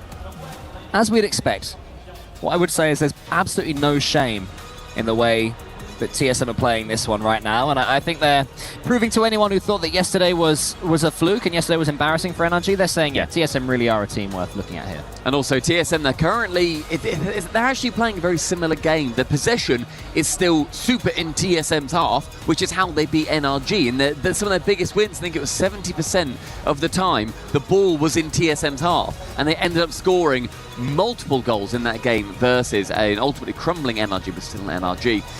And Vitality are falling into that trap, and then it either comes down to the execution from the final shot from TSM or the defense from Vitality. The saves are coming in and the shots are not convincing enough. And it is now do or die in game number 3. They've still got the lowers that they're going to be able to fall into should Sphinx have been correct. But you still hope that there is going to be another chance for this TSM team that has locked in so many fans over the course of the Esports World Cup. Yeah, I mean, Vitality, their fans were mocking Gentlemates and mocking Carmine Corp, but if they do drop a game here to TSM, there will be some nervy bumblebees out there. So we'll have to see what TSM can do if they can put that cat amongst the pigeons. Kevin has to watch Stizzy go over the top of him, but he's bumped out the way as it's coming in. Could be 1-0 early doors. Catalysm has to make a save, can't quite get there, and Sphinx clears. We're seeing echoes of the previous game 2 in that second, where the side of TSM were on 0 boost for almost 3 minutes again. They are being boost staffed by Vitality. It's an incredibly tough way to play. Catalysm, I thought might go for a Sphinx there, have a cheeky little psycho attempt, but wasn't quite able to. But I think what they need, TSM, is they need more boost, and Vitality are making that such a hard resource to come by. Yeah, I mean, look how easily Stizzy wins that 50-50 as well. Zen, though, that one pinches right back at him. Certainly didn't win that challenge, but it's worked out okay for now as Zen tries to launch something spicy and is blocked at source, and Catalysm finds Kevin and gets it back towards Catalysm. It's all a little bit bouncy, a little bit ping-pongy in the TSM defense right now. They need to take control of this ball. That's better from Kevin. No boost, that's the issue. Yeah, he's got nothing to play with, is he? Still very low. Catalysm sent it high. Kevin, hello, mate. Not quite the time, but I do back it. I don't mind that. I don't mind going for them. Just be unpredictable. Zen gets this catch here, and Kevin pops up again. You never know where he's going to be. It's impressive to me. Yeah. You can see why he was called the Variable by his teammate. That's a cool nickname, the Variable. It's very good, yeah. I was thinking exactly that. Oh, here he is. Catalysm nearly falls to Kevin, gets that one high. Pulls to him again, gets the 100, tries to fake out Exotic, maybe it was a backflip. But a decent little bit of pressure now for TSM, and they've kept it at 0-0. It's another competitive game. I'm sure it's going to be an infield pass that they want to eventually absolutely slam on target. The Vitality, via the medium of Zen, do work out of the opposition's half, and it is a piece of magic from Exotic to secure his 50th EWC goal. That makes him the joint highest goal scorer in Esports World Cup history. Nice, good job. But he's still got a job to do. Still a few more minutes. This has not been simple for Vitality. That goal came from yet another demo as the series remains explosive. Catalysm with the catch. Kevin, no boost. Huge pinch though. How's that one got all that distance? There's a chance now for Sphinx. Wants to get the double tap. Can he? No, it's to Kevin instead, but it's just blocked. And that was a two-pronged defense as well from Vitality. Sphinx, a little bit of mechanical magic. Nothing to work through, but a lovely pass back. He sees Catalysm waiting, and we're just seeing that speed now with Vitality's defense being so strong. Again, they're having chances. They're counter-attacking frequently. They're setting up quite a few opportunities. But Vitality, they're being incredibly strong. The blockade remains. Then Chain dashes his way around the corner to keep as much boost as possible. Exotic's turn this time onto the backboard, follows it in Catalysm. All important touch out of nowhere. I thought for a second that it's going to be 2-0 Vitality, and maybe you'd start to see the fat lady warming up at least. Stizzy, the flip reset cleared by Kevin. They're surviving for now. How long can they do it when Zen's going for double flip resets on the backboard? Exotics was nice for number 50. Zen's is marvellous. Welcome to the top scorers, Zen. Esports World Cup may well be your home. That was all of us. Yeah, you can't say anything about that one. Truly brilliant, but TSM still in it. If things can score, safe, and pinching not quite towards the TSM net. 3 would certainly be good night. Unreal. Here is Zen again. That shot, that moment, was a real warning to the rest of the competition. Yeah. It shows so much intent of, look, we've not been able to take it home. Exotic has here with BDS. Vitality have not been able to take home EWC. With the 90 seconds left, it will take something special. Unfortunately for TSM, he plays for Vitality. Yeah, Vitality warming up now, really starting to enjoy themselves. Stizzy's involved as well. All 3 of them have scored in this 3rd game. And it's been Vitality's most complete performance. It was close until Vitality got their goal. And since then, they've been putting on a show for their fans. They've been putting on a show for the French. Say that, guys, it's not that hard. You know, what we doing? What are we doing, Gentlemates and Carmine Corp? This is ridiculous. And then low boost, couldn't make any contact, and so a pretty loose pass in the middle. As Vitality is ticking down the seconds with 17 to remain.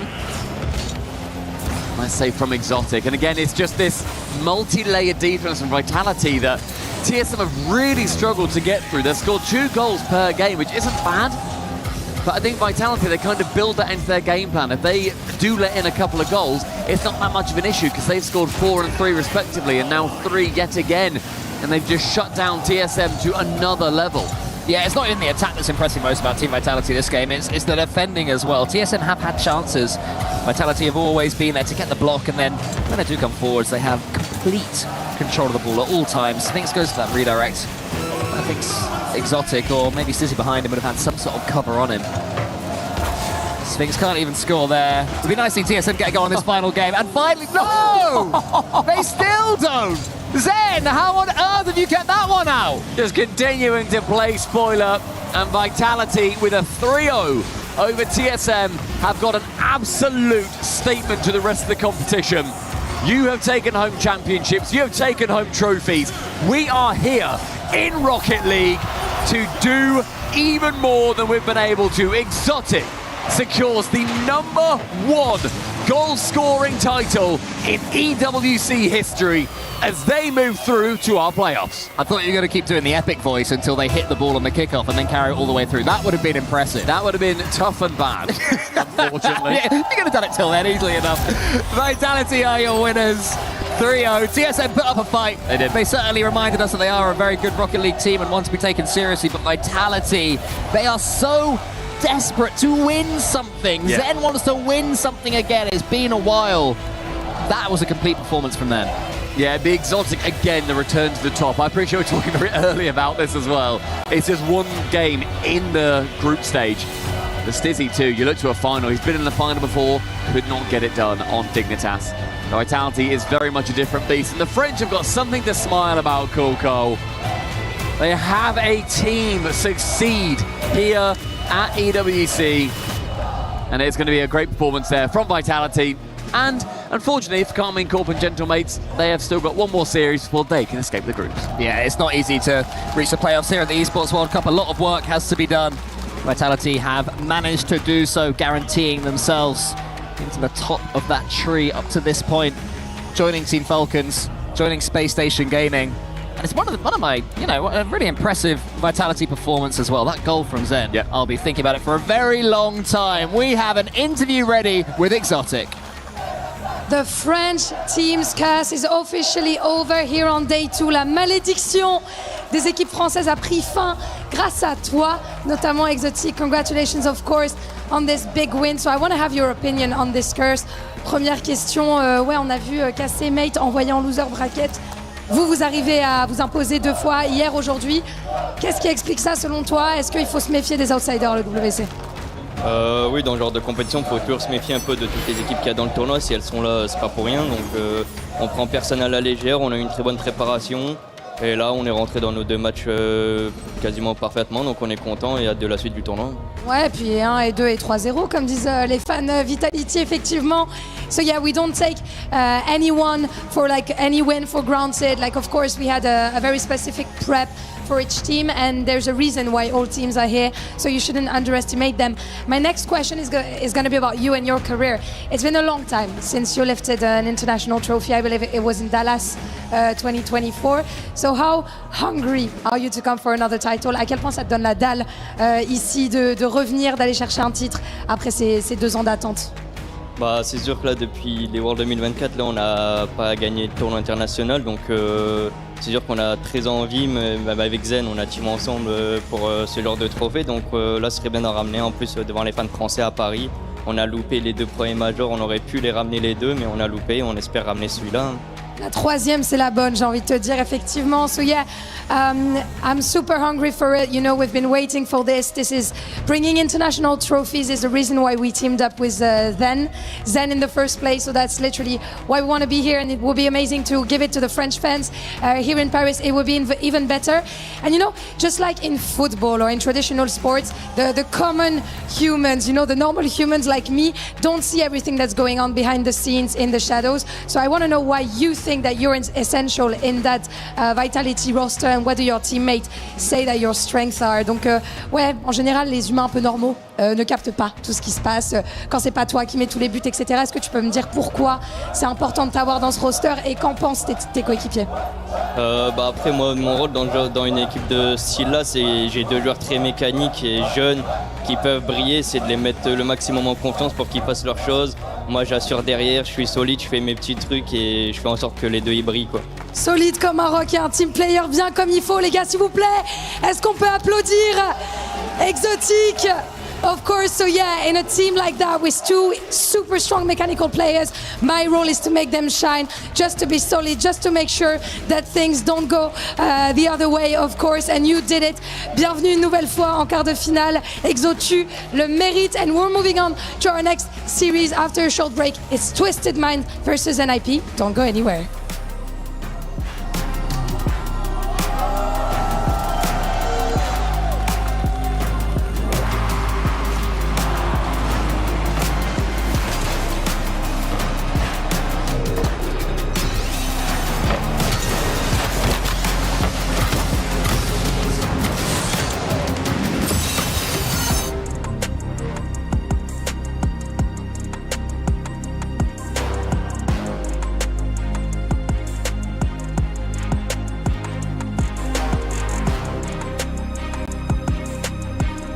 Backside,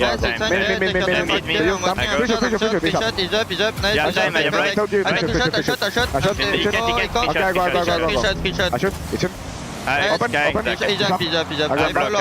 follow. Take pitch.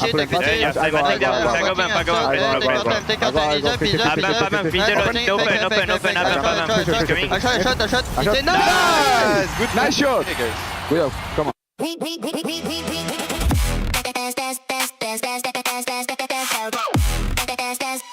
We book Esports World Cup.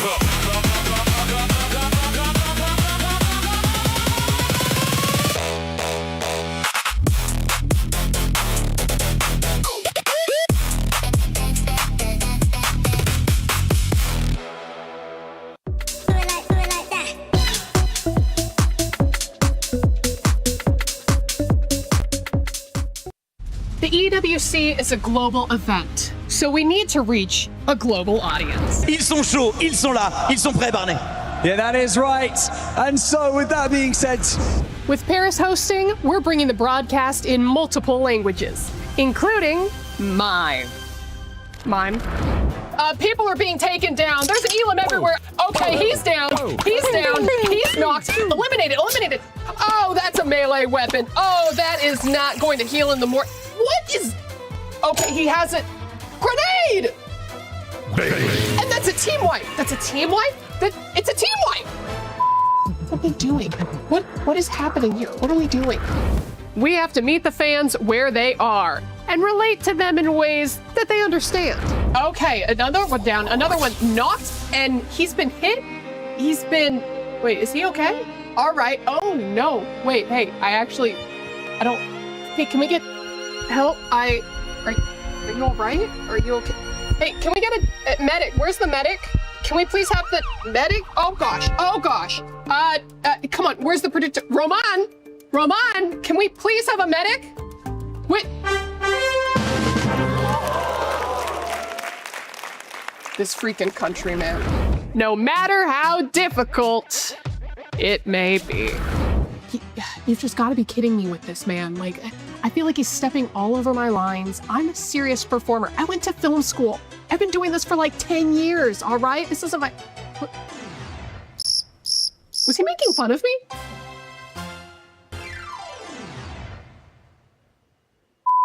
And with the finals coming to a close on the STC Arena stage, we are finally going to see some of these points and what the implication means for the club championship rankings. Therefore, oh, okay, I'm sorry, am I boring you? I'm boring you? Speaking of boring, you wear the same clothes every single day, okay? Please be perfect. Yo, you know what? Two could play at this game. This is a rock. Huh? How did you, wait, what the? I don't want to be here anymore. No. I'm not interrupting you. You're interrupting me. Yeah, you're stepping all over all of my lines. I need to get this information out. This is what the people want to hear. This is what they need to know about. What are you doing? Oh yeah. Real mature. Go ahead. Build your wall like you always do. No, seriously. You think that you're going to be invited back? That you're ever going to be hired in esports again? Are you kidding me? It's so unprofessional. I'm done with this. I can't do. Actually, you know what I think?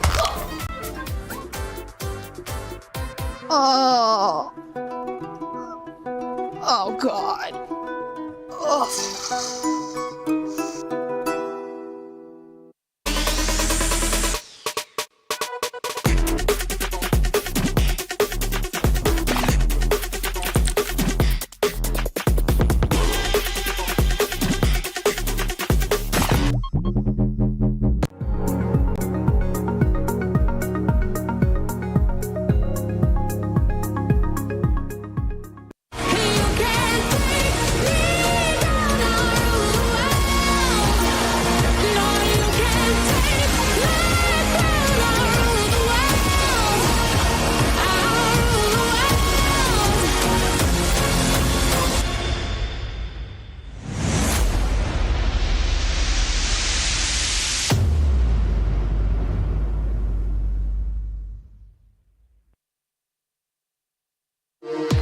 We were there. For every click, every clutch, every respawn. We were there for the years of grind. And we're here. Now. The proud founding partner of EWC. Powering the biggest event in gaming. Shoulder to shoulder with the world's best. Making history. Greatness deserves a stage. Lenovo Legion. Reach your impossible.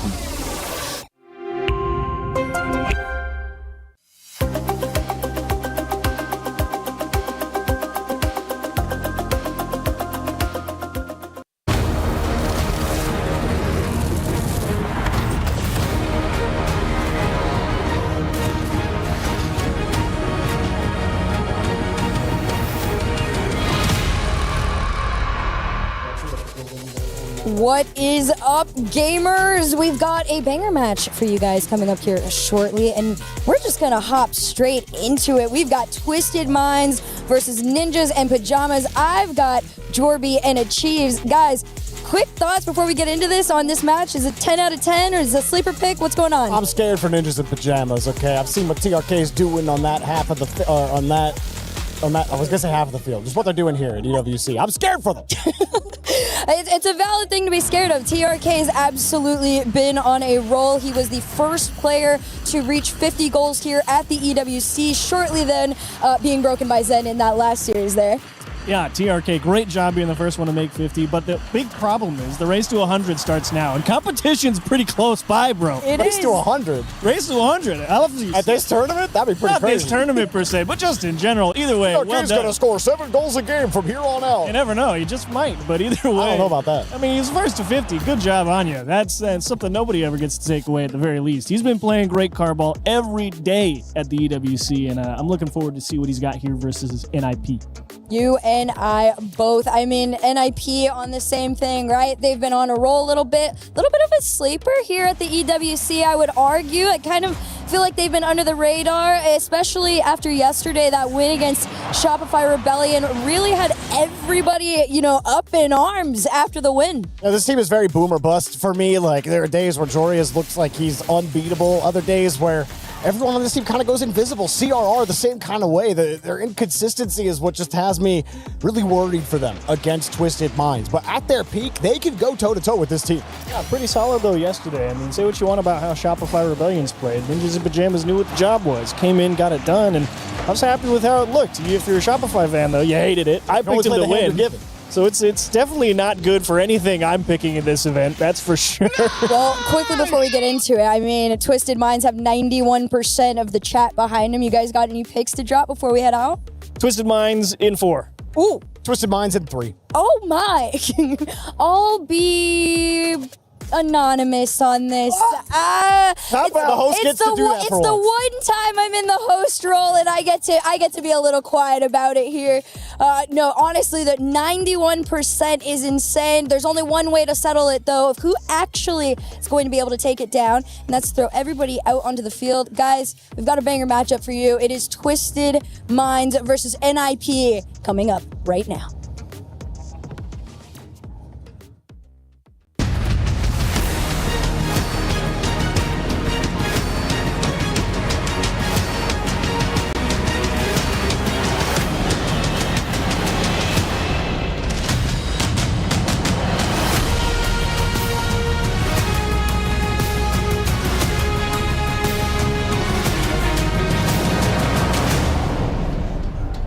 Finally, enfin les gars, une petite victoire française à Paris, elle fait plaisir évidemment à Vitality, à tous les Zen Enjoyers.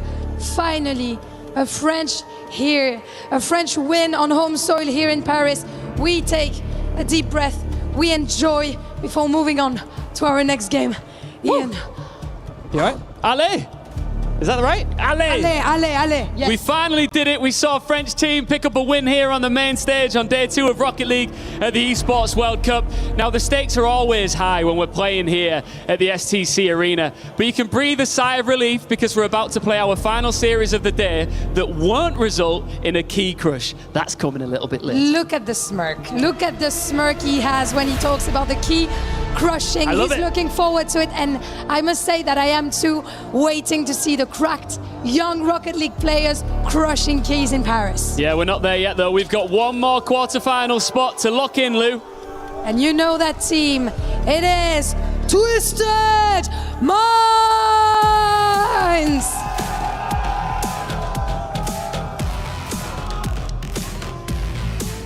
They are the menace number 1. A roster overflowing with mechanics, experience, and the kind of confidence that comes from spending a season breaking old regional hierarchies. You know that face, a French talent, Monkey Moon, leading that team of Twisted Minds, and they're ready for more. Let's welcome their opponents. It's Ninjas in Pajamas!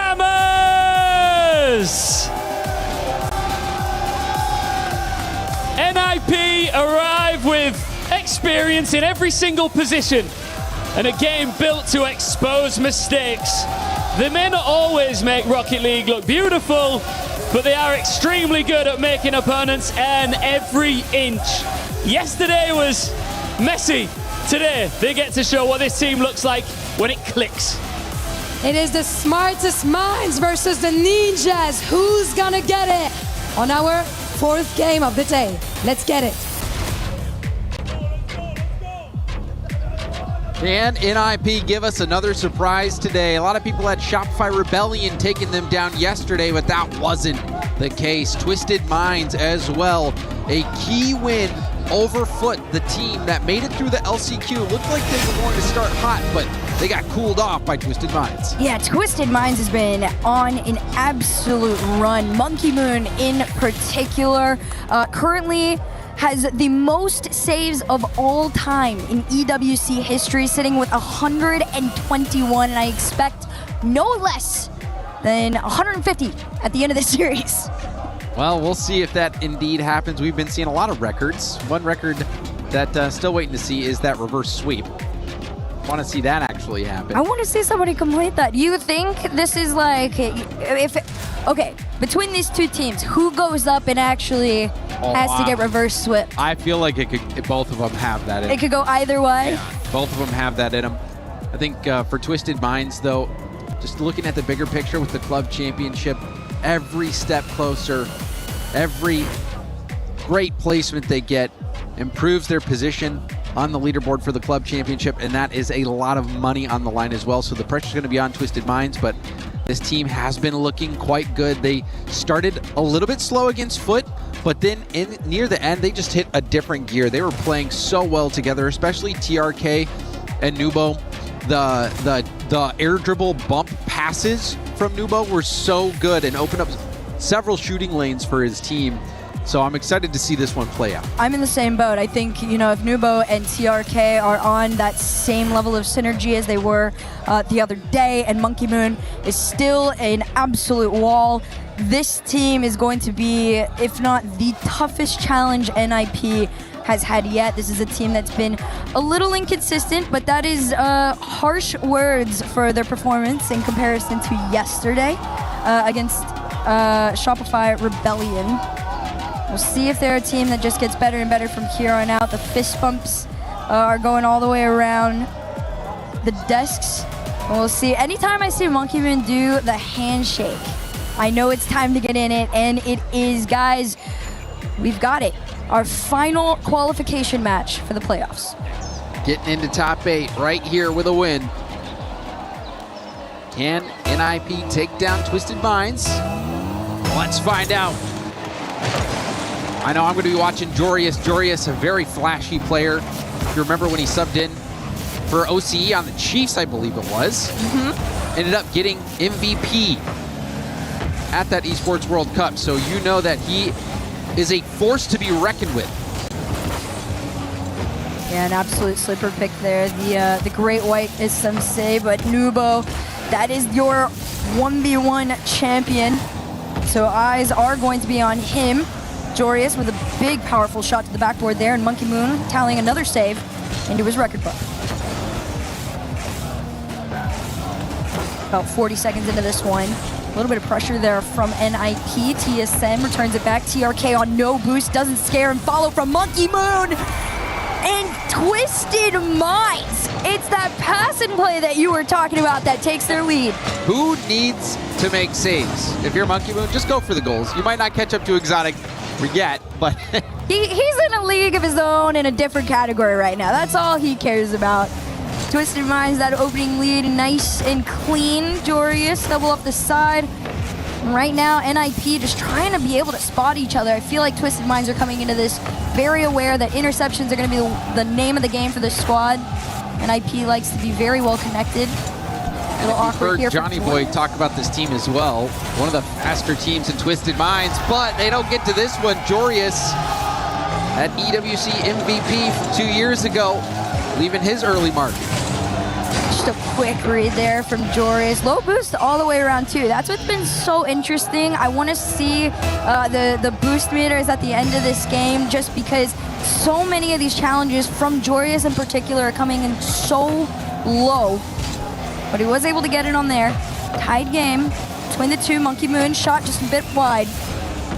Heard the clang off the post, but still the attack ongoing. TRK Beat to that ball. Decent amount of boost for this counterattack. Let's see what CRR can do. Hits the brakes. Try to keep that into a dribble. Oli denying the clear the first time around, but Nubo powers through and gets it all the way to NIP's corner. Around that corner there is CRR. Does hand off possession back to the one man you should be afraid of if he has it. Pass off to TRK. Great stop from Oli and the post. And that gets tipped up to Jorius, who squishy shoots it. Who needs to save it? Just blast it towards that. Look at that little tap from Oli to set it up. Jorius needs no more than a quarter tank to do whatever he wants. He's absolutely on one right now. You love to see it. And a lot of times you see that mechanic, the squishy save, utilized to make some saves. Sometimes when you're low boost, you're trying to perfectly time a high shot, defend the top part of the net, but Jorius using it to wind up a shot. But the vision from Oli to see that. That was fantastic from Oli, who gets another tip up, forces a double commit out of Twisted Minds. The teamwork is there early for NIP. NIP just doing an incredible job of handling the pressure. Ball almost got taken away by Twisted Minds, but even when it doesn't seem to stay with them for very long. That's the difference between the two at the moment. NIP back with it in their possession. CRR trying to get it around, set up Oli. Oli stopped on the shot. 2, 3 players, and a team bump could cost him. Oh man, you saw the panic, and this is all because Oli decides to stay in the play. Gets the 50, gets that little touch, which puts the ball in an awkward spot. You saw the double commit, the team bump as well out of Twisted Minds. And that's all because Oli is getting in the mix. This one high balls off the kickoff. Monkey Moon, of course, going to be there. 2 touches, almost to the backboard there. I like this from NIP. You do gotta recognize a Twisted Minds MO is going to be that backboard, trying to find each other. Monkey Moon just trying to play a little bit of time, hold possession for his team, almost gets away from them. Still trailing by 2. Very strong first game here for NIP. Might get a 4th goal. CRR going for the double. It's blocked, but Jorius will have a decent amount of boost. It's a hand up, prevents TRK from getting a clean clear. And that pinch from CRR is going to make things more of a pain. Still settled by Nubo. Bumped off the ball. And look at Oli again winning this at the midfield. Monkey Moon gets bumped, and TRK was there, but you can see how stretched thin this Twisted Minds defense is. Yeah, definitely, coming into this game, 1 wasn't a massive priority for this team, I feel. I think they expected to have a lot more time on the other end, especially when you have a player like Nubo in your side, because this was what they were anticipating to be doing for the majority of this game. A lovely 50 by Nubo, and then the demo from Monkey Moon. You can tell he was taking out some frustration there. Oli, no chance at dodging that one. And now we've got a ball game left. Only 1 goal behind is Twisted Minds. They've got a minute left to get one. There's plenty of time here for Monkey Moon. Nubo 50s forward, demoed for the effort. Monkey Moon almost, but there was no cut in time. They race back, get the boost, collect their thoughts and the ball. A little awkward here, but manages to recover. Jorius just waiting and lurking, already up for the touch. And NIP could slow things down here. It's another double commit on that play, and we'll see if Twisted Minds can recover, but they haven't been doing themselves any favor in that department. Monkey Moon getting much more aggressive later in this game. Still 1 goal behind. Here's the passing play. Monkey Moon to Nubo. Back to Monkey Moon, who slots it. The give and go. What a pass. Look at this. First touch to Nubo, sends himself flying. The placement is everything. 19 seconds in a tied game. I called it. It was more than enough time. Monkey Moon is really stepping up for Twisted Minds, but there's the fake. The shot off the post, bounces back to Oli, and he knocks it in. NIP are not ones to count out. Jorius with the fake and the post too. You got it. You got to admit it. Hitting that post fakes, I think, everybody out in that moment. but he has the read. They take the lead with 14 off. Yeah, that's one of those situations where you just say, oh, we'll take that. NIP almost let this one get away from him. Monkey Moon's going to try to keep this alive for some 0-second magic. TRK keeping it airborne, but it's knocked down to the ground, and NIP take game one despite Twisted Minds making a late comeback. And honestly, it is a very, very solid performance when you see a player like Oli being so well-rounded in that transition from the middle to the final attack up front.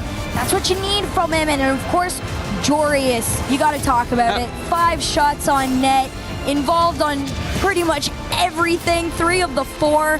This is a very solid form for NIP. But I mean, you look at the replays, who's at the center of all of it? It's been Oli. Oli with the little tip up to Joreuz on that squishy behind the, or wrap around the net shot. You saw him get the 50, get the extra touch that led to the goal, and then at the end, being able to get this double tap off the post. I don't know how planned that was. Sometimes you get a little bit fortunate. But regardless, Oli in the right place at the right time, making the right plays. And he was really the key factor for that win, at least for me, on NIP. Oh, I'm right there with you on that. Joreuz absolutely stepping up. And everybody's role in this too right now from NIP is showing no panic. They're right where they need to be. They're not trying to figure anything out. This is Twisted Minds trying to adapt a little bit. They've got no space, they've got no time, but they're gonna try and figure it out here. Yeah, Twisted Minds had no boost. Last game, spent 160 seconds on low boost. That was over a minute longer than NIP. So the boost game clearly in NIP's favor. We'll see if that continues here in game 2. Both teams absolutely clinical in the last, statistically at least. And in terms of shooting, CRR going to try and keep going. Denied the double off the backboard. Oli's still going to try and keep it going. Another shot ripped towards net. 30 seconds into this, all the pressure with NIP. See if Oli can bring more of that magic. Also on the other end, Monkey Moon was getting very physical. The bumps and demos from him allowed Twisted Minds to mount that comeback, even though they weren't able to get it to come to fruition with a win. We'll see if Monkey Moon continues to target NIP with those demos, and we'll see if Twisted Mind can get some boost and also avoid double committing. How many times do we see Nubo and TRK double commit in that last game? Lots of things to clean up for Twisted Minds. Monkey Moon with a close shot towards net. This one just a bit high, follow right on center. A 4th denied over and over and over again. That NIP defense really keeping them strong in this game. Just talking about the demos for Monkey Moon, he was the only one to even land any demos last game. All 4 demos came from Monkey Moon. So see if anyone else can start stepping up, if they can get on the same page, because despite making those few clear mistakes, Twisted Minds was still very much in that game. This is, the funny thing is too, it was split 50-50 down the line in terms of possession. Just felt different in how they were using it. NIP felt just a little bit, I don't know, more clinical than what Twisted Minds was bringing to the table. A little bit different here. Oli, crazy catch from downfield.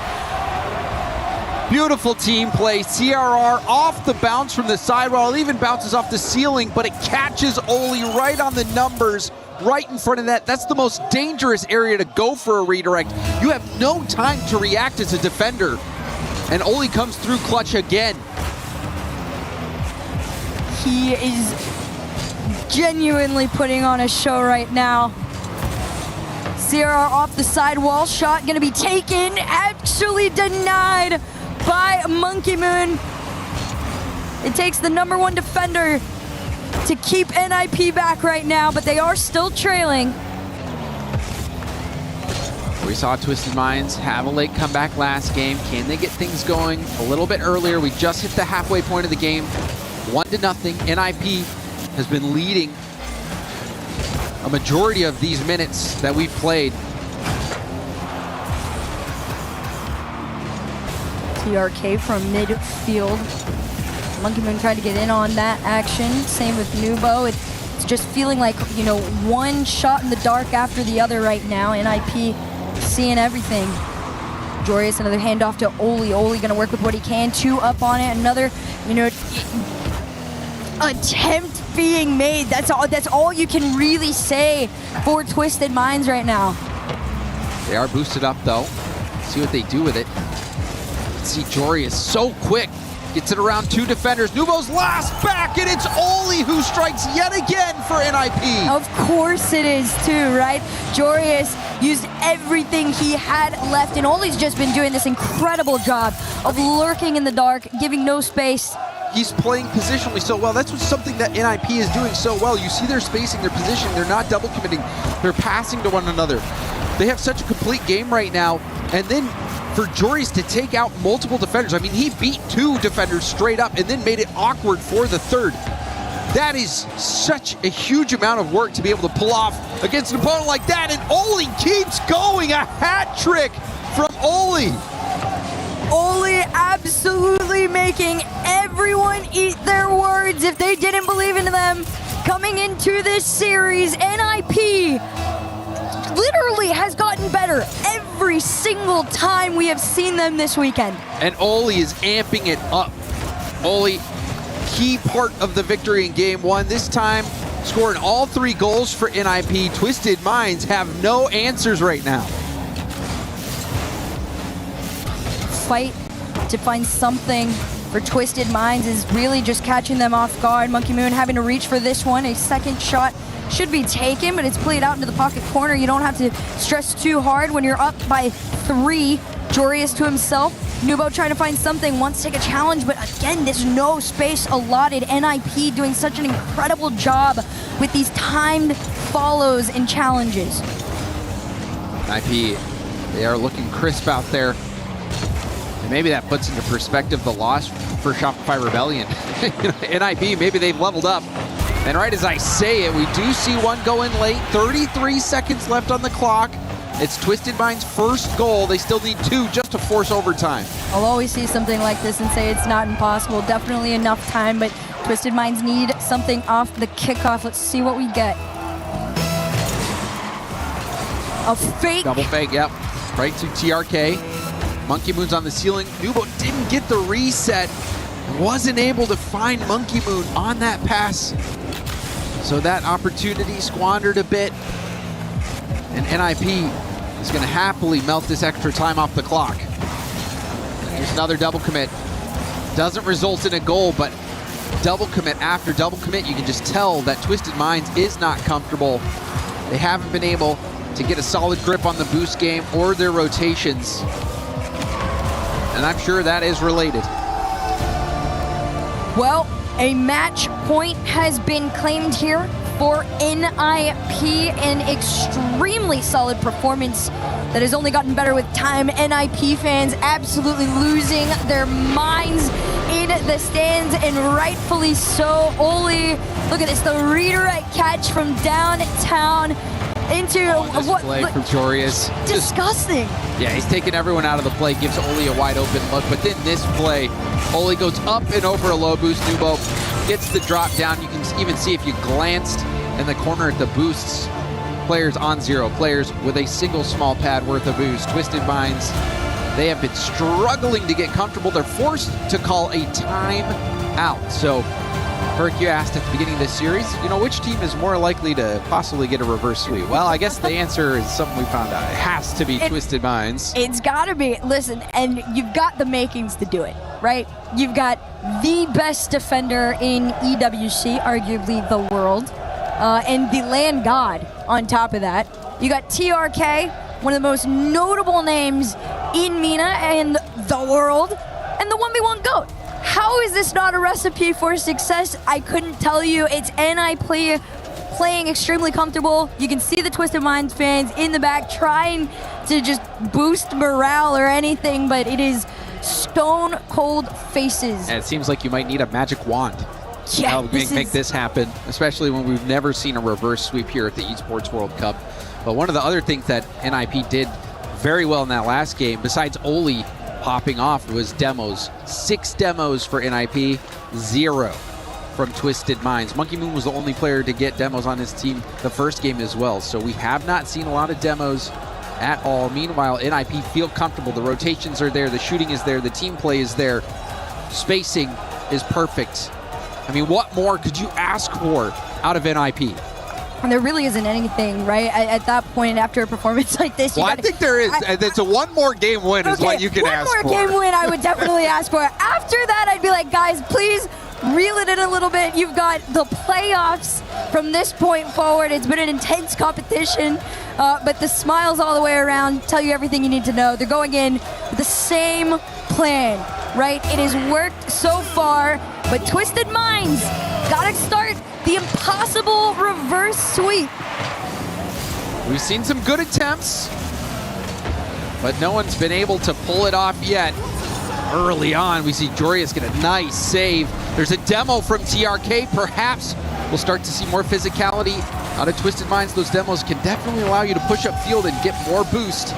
And boost has been a huge problem for Twisted Minds. But just like that, CRR is going to march this downfield and in, and that has to sting for Twisted Minds. That is rough too, Monkey Moon. He ran it forward, he did his best, and that's not even the first time we've seen a no boost goal from NIP. They do not care. And that one's a tilter as well for Monkey Moon. You saw Monkey Moon had the boost advantage. CRR just flings it at him, and it bounces right back off Monkey Moon to CRR, and he knocks it in. And another quality shot opportunity goes by the wayside. Twisted Minds, they really are starting to deflate. Demo from Jorius. Nubo trying to get something going, and now we see demos left and right. I anticipated to see more in this one. I mean, it's exactly what we're getting here. A center, no connect, just a straight slot to the corner here. NIP denying Twisted Minds of any possibilities. Another one sent off by Jorius. NIP, this is just, they understand what they need to do. That is defend your one goal, and if opportunity shows up, you take it. Sometimes you don't get very many opportunities, especially the teams of this caliber. But NIP has been able to knock down every opportunity they've been presented. TRK dodging a bump, but Oli there with a key challenge. Jorius lets that out. Now corner pass to himself. You can see the lead blocker play from Nubo, but again, didn't land. Right now, Twisted Minds are just kind of in their own worlds. This is actually, I think, the most separated I've seen them play ever. A team bump between the two. I mean, team bumps, you know, misconnects, an offside shot here. Second follow-up denied by none other than Oli. It's just written in the stars right now that, you know, NIP have Twisted Minds absolutely figured out. Yeah, it's been a frustrating experience so far for Twisted Minds, but they still are in this one as we approach the halfway point of the game. Only down by a single goal. Just a best of 5. It is not undoable, but this is where you really have to show that mental fortitude. Second half of the game now sits between NIP and the playoffs. Still holding on to that 1-goal lead. CRR going to try and turn it into 2. 14 in the tank, has his flip, denied any touch on the ball right now. NIP going to play the patient game, just circling around Twisted Minds. One challenge after the next, Oli down, CRR there to bail out.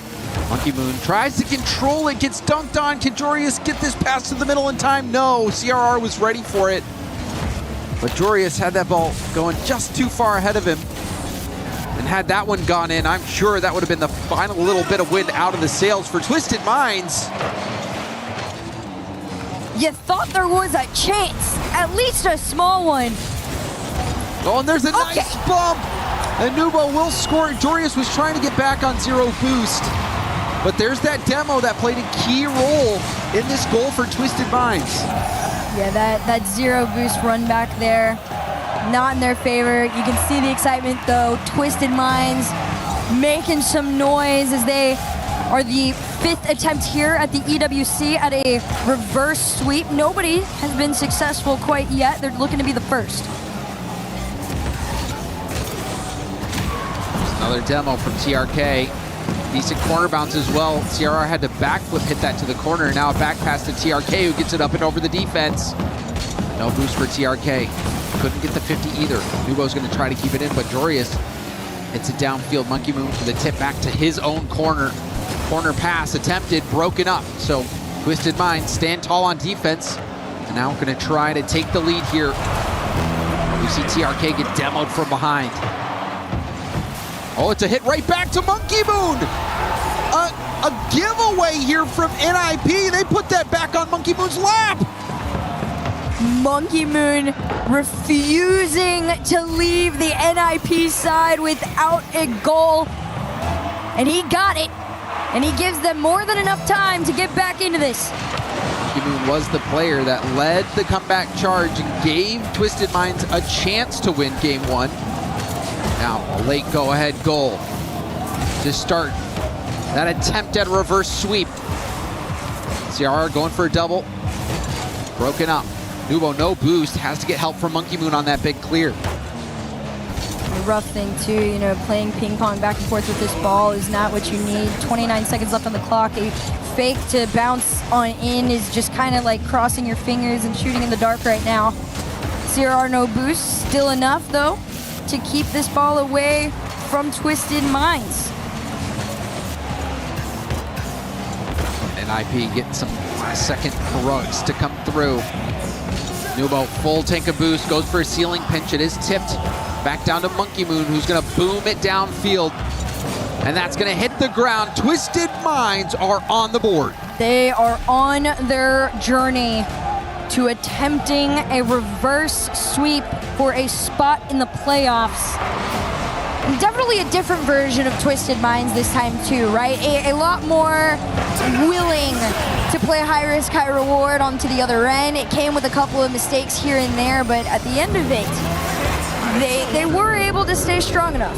Yeah, and that one mistake, CRR couldn't get much of a clear to the corner, ended up passing it right back to Monkey Moon, who was able to score it and put his team ahead. A single shot all game for NIP. And it resulted in a goal, but you're going to need more than that. Twisted Minds, on the other hand, able to amp up their offense just enough, but also taking advantage of the mistakes from NIP, which up to this point we haven't really seen many of. Yeah, not at all. I mean, it's going to force a lot more out of them, though, especially, you know, in that game 3, ball sat in that NIP half for about 65% of the game. That was more than the rest of the series. So, you know, if you see Monkey Moon in your end, close to your net more often than not, chances are you're in trouble. And one reason why they were able to push so far up in enemy territory was because Twisted Minds were effective at stealing all the small pads on NIP's side. So that allowed Twisted Minds to move that line forward and keep NIP on their goal line. One more opportunity for NIP to close out, another for Twisted Minds to continue on. Oli, slow Musty towards net, an easy TRK save and pass up to Nubo. Reset, takes his challenge. Oli's gonna say, absolutely not, we're knocking this off right now. Oli goes for the boom, TRK. See him peel off to get that corner boost. Dang, Sierra, you might have just cost him.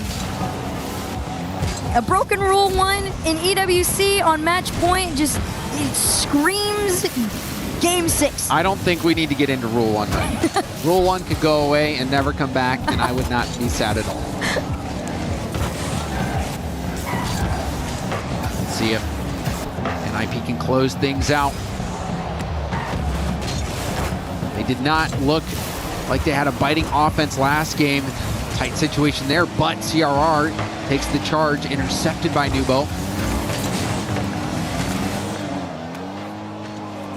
TRK, nice pass in, but that's blocked out. But still on the attack is Twisted Minds, looking much better.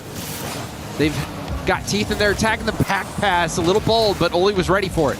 It's just solid communication. However, 2 up on the next, it's kind of just wasting everything they got, and eventually it will go through like it does. You saw it. First 2 up, you'll see the double commit here. They're both just flying, using everything they have, and eventually the timing is going to be a little bit off once you use everything. Another low boost attempt, resulting in a goal for Twisted Minds.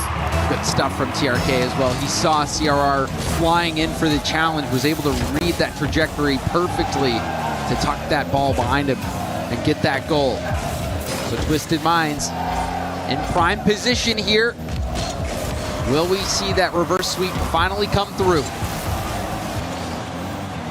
There's definitely a chance, but Jorius is going to try and remind them what NIP was doing in those first 2 games. Monkey Moon throws this to the backboard. CRR enough to slow the play down. Nubo's done an incredible job of staying in that side, really just giving any opportunity to Twisted Minds. They hold on to their lead. Final 3 to go. Nubo, it's demoed. Ball hit hard out to Monkey Moon. Monkey Moon's gonna go for a pinch. Goes up off the ceiling. TRK hit it to the corner. But now the pass up to Jorius. Jorius has CRR trying to get bumps off the backboard. Looks like TRK was removed from the backboard, but the counterattack is on. It's a little awkward. Jorius tries to clear it out, hits it to TRK, but TRK couldn't get the double. TRK finally took his #1 spot in all-time leading scorers back, tied with Exotic at 51. Looking to make it 52. This one's gonna bounce back. A pass over to TRK. Let's see if he has the opportunity to do it. Good enough for a bump. He takes it! Twisted Minds find the space and each other. Look at this, the timing from TRK to hit the pass off. Perfect stuff. Just over the heads. And you saw the defender had to dodge the bump attempt from TRK, which even if you don't get bumped, if you're forced off the ball in order to dodge the bump, that's just as good. TRK, mission accomplished, paves the way for that shooting lane, and Twisted Minds come through. So now you'll wonder if NIP is going to start to feel the pressure, start to panic a little bit, because Twisted Minds is on a roll. There was a team that would be able to pull off the reverse sweep. I would assume it's the Landman, Monkey Moon on alongside Nubo and TRK. However, this time they're playing defense in their end, got to get out of their side, trying to get down. NIP swarming around, getting a little bit desperate to try and get out of their half too. They haven't quite had too many opportunities to get to shoot. They've been fairly boxed in. Always going to look for CRR, flip reset pass. CRR going for the double, but the backboard defended nicely from Nubo. Easy peasy, also gets the reset. He's going to keep going. Didn't have a lot of boost there, but still time being wasted. Final minute between Twisted Minds and that final game. Nubo tried as close as he could to set them up, but a quick counter from NIP could change things here. A shot just on the mark from none other than the one. Yeah, only being able to hit that. That was a nice bump as well. CRR wrecking crew, but Oli to put that bar down and in. I thought that was going to go bar out. But great placement from Oli. He has been a solid scorer. Now another opportunity, the equalizer, seconds off kickoff. The game is imploding for Twisted Minds. On low boost, he does it again. Jorius off the post into the what feels like the perfect follow. Tied game at 39. Popped up. Oli first to it, to Jorius with full boost. It's a precarious pass across net, but TRK collects. CRR breaking it up. Ball back to Oli. Oli gonna try to make a second effort on it, but Monkey Moon knocks it off his bumper. That corner where NIP have lost a fair amount of possession, so they're gonna play it in the air from the side. Double towards net in 8 seconds. Uh-oh, double commit. He's last back. It's in a 1v1. He's gonna go for the bump. Oh, it's off the bar, off the post and out. almost disaster for Twisted Minds, but they get another life. CRR almost able to take it away too. Oli up next. He has the time and the space. The follows are coming through for NIP. Monkey Moon finally able to almost take Twisted Minds out of their side, but pressure still stands with NIP, and Oli flipped to 1 down to center. It's a slow follow. Low boost for Nubo. Low boost for Monkey Moon. TRK has enough to go for a double. The double lightly towards net. Jorius doesn't panic, but still loses the 50! And Monkey Moon wills his team to a victory. Straight pressure, and you gotta respect Jorius for trying. And the timing of the flip on that is rough. Almost thought he had it, but you can't doubt Monkey Moon. The 5th reverse sweep attempt is right in front of them. They could be the first to do it in EWC Rocket League history. Wow, in this game, it got out of hand for Twisted Minds near the end. They were up with 45 seconds left. They give that one up. Then off kickoff, they let in a second goal. They could have crumbled, but they stood tall, even denying a 0-second opportunity that was very dangerous. Jorius, he tried to get a 50 to the corner, but you could see he was awkward.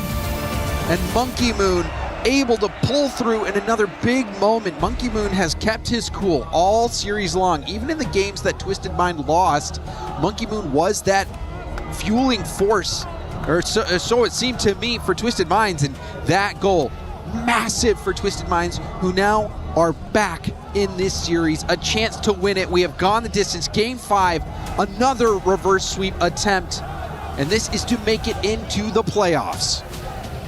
An immense amount of pressure, but something that absolutely could be handled on either end. 2025 EWC finalist Oli trying to take his teammates into those playoffs once again. Monkey Moon on the flip side, he just wants to add to the trophy case, especially on land in France, in front of a home crowd. It's been so fun seeing all the fans out, and they've garnered a lot of the French fans too. They love their Monkey Moon. It's tough. How can you hate him? He's won an Esports World Cup, multiple world championships. I mean, he is a shining beacon for France, especially you just look at the success that he's had. Can't not love the guy here. But NIP, maybe I don't know of how much fanfare they have for Monkey Moon, because right now he's been a thorn in their side. Twisted Minds back-to-back wins. Monkey Moon, a key part of that. And one of the things that we've been seeing out of Twisted Minds is how compact they've been playing. They are playing right on each other's heels. That is very beneficial for those situations where you want to follow up on that 50-50. That was this exact situation Monkey Moon was able to come out on top of, but we have also seen a lot of double commits result from that. So we'll see how Twisted Minds play in this final game of the series. If NIP can close things out, because they were looking unstoppable early, but right now, all it's going to take is one game. Last game was 50-50 down the middle, and this one is down in the net. Twisted Minds, an early lead, something they haven't seen for quite some time. Monkey Moon centers it from the sidewall, but the TRK fake is what puts Twisted Minds ahead. And you talk about playing compact. TRK and Nubo were right on top of each other, but that was so perfect because that little fake from TRK froze the defense, and already Nubo was in position to make that shot. Another chance, quality one, and Nubo knocks it down! We're barely 30 seconds in, and Twisted Minds already have 2! A fresh version of Twisted Minds, so much more reminiscent of themselves against Foot from yesterday. This is a much more cohesive version of themselves. They're trusting each other a lot more to be able to pull off these two-man plays and fake with the third.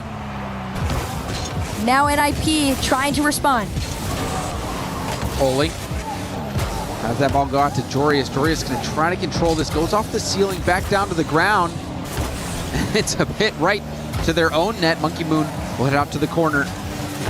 Twisted Minds trying to fight out of their own half right now. TRK out of boost, he misses. Monkey Moon also low boost, but still that 50 will clear it deep downfield. Joris is going to try and catch this. Actually ends up leaving it for Ole to continue to play forward. NIP finally out of their own half. They've gotten boxed in for quite some time, and it's going to stay that way as they play the back pass. That might be the key to getting out, but it is low boost. A pre-jump didn't work out for NIP, and now possession is shut down, but still time is on the side for Twisted Minds. And that's the thing, right? When you're up by 2 like this, especially after this exhausting journey you've had to get to this game 5, you are not going to challenge NIP too hard. You're going to allow them, you know, to play their game, take their shots, and defend. And unfortunately, let them take a little more than you should have. A little too close on there. Joris catches Twisted Minds out on a full team commit. Yeah, and that's one of the dangers of playing really compact. You saw Monkey Moon tried to turn and shut down that play before it could get started, but he was the player who I think needed to rotate back. Somebody needed to rotate back. They went all in early, and they lost out, now gave away that goal. So we are back in another tight race here. NIP 1 goal behind as we've got 3 minutes left on the clock. That 1 goal lead, not going to feel too secure now that NIP has managed to get back into the other end. Demo's coming through, but that's not going to slow anybody down. CRR and Oli playing that compact style back to them, and it could be enough. Jory is here off the nose of his car. He's center from the corner. Nubo gonna have to take this one up into the air, and he has the boost and the flip to do so. Oh man, he barely missed out on that reset. Nubo had such a good first touch to set up that play, but needed to get that reset to be a threat. And that second half is where the pressure is really going to start to amount onto NIP, especially if this gets taken here. CRR and Joris on low boost, but still going to play this ball out as far as they can. See if anybody's there to help follow it. Slow follow from CRR, and Oli's already center waiting, ready to go, but they might have been a little too far forward. This is in! Monkey Moon spots the defense's mistakes. Call that the Hail Mary. Monkey Moon all the way back in his own half, launching that one downfield. In a key moment in the game, Monkey Moon is stepping up. He has been the foundation from which Twisted Minds has been able to build this reverse sweep. But hold up, it's not over yet. Another kickoff goal here for NIP. Okay, well, Nubo lets this one get away from him just a little bit. Joris was already in the air. Look at the timing, but TRK, my gosh, listen. You just sometimes they're bus. just in your way. They parked the bus right in front of him. What are you supposed to do? I think that was CRR. It's a solid plan. Sometimes the best thing you can do is just get in the way. Monkey Moon gonna try and turn a 1-goal lead back into 2 off the backboard. Gonna call himself off of it, hand that possession back over to NIP, just here to defend. Oh, and that's gonna go in! A breakdown from Twisted Minds. Only gets the reset, goes towards net, actually lands a bump on Monkey Moon, and that was enough to put him out of position. And that's the fun thing about Oli, right? Oli, we've seen him, you know, just absolutely demolishing, taking shots after the other, but when he is ready to open up paths and do what he can to get his team back into it, he will. Final 90. Joris gonna play this from the ceiling, catches his flip off of it, manages to push it forward just enough to keep this ball with NIP. Nubo gets the reset. It's going to go for a bump, but CRR up over gets the touch. And now we'll leave that for Joris, who's going to force the save out of TRK, force him off boost so Joris can steal that corner. Nubo out of boost. And there's a demo as well. This is very bad for Twisted Minds. The shot is good! CRR slots it in the lower corner. NIP ahead in the final minute. NIP looking to deny Twisted Minds' reverse sweep. They've held defense strong. 58 seconds between NIP and the playoffs. Monkey Moon gonna deny Joris off the kickoff. CRR there to try and defend, but it's cleared up field. Monkey Moon's got a full tank. Heavy first touch, but still will get a 50, but Oli will clear it downfield. TRK, it's contested. This is still a decent breakout opportunity. TRK by 1, it's gonna go for the block, trying to 50 it through. Couldn't get it to happen. Only 30 seconds. TRK pops this one up to himself. Joreus just under the mark. This could be it! And it is! TM have tied the game! So good from TRK and all in from Monkey Moon. You saw Monkey Moon and TRK both completely out of boost at the end of that play. They left it all out there to get that equalizer. The crowd is on their feet. Everybody's hearts are racing. Twisted Minds looking to try and take this in regulation. CRR looking to lurk to find a catch for NIP. 8 seconds to go. Oli's underneath Joreus. Could it be enough? Nubo up to Monkey Moon. It's back to the middle. Will they keep it up? TRK hits it to the corner. CRR full tank of boost. It's read by Nubo. He's gonna go for it. He's blocked. It's down to the ground, and we've got overtime. Winner moves on to playoffs. Golden goal to go to the EWC playoffs. Oli catches, Oli shoots, and Oli scores! NIP takedown, Twisted Minds in a thriller. You cannot deny them. A 5th attempt has been shot down. NIP join SSG, the Falcons, and Vitality in the playoffs. It's just not meant to be. Reverse sweeps just can't happen apparently here at the Esports World Cup.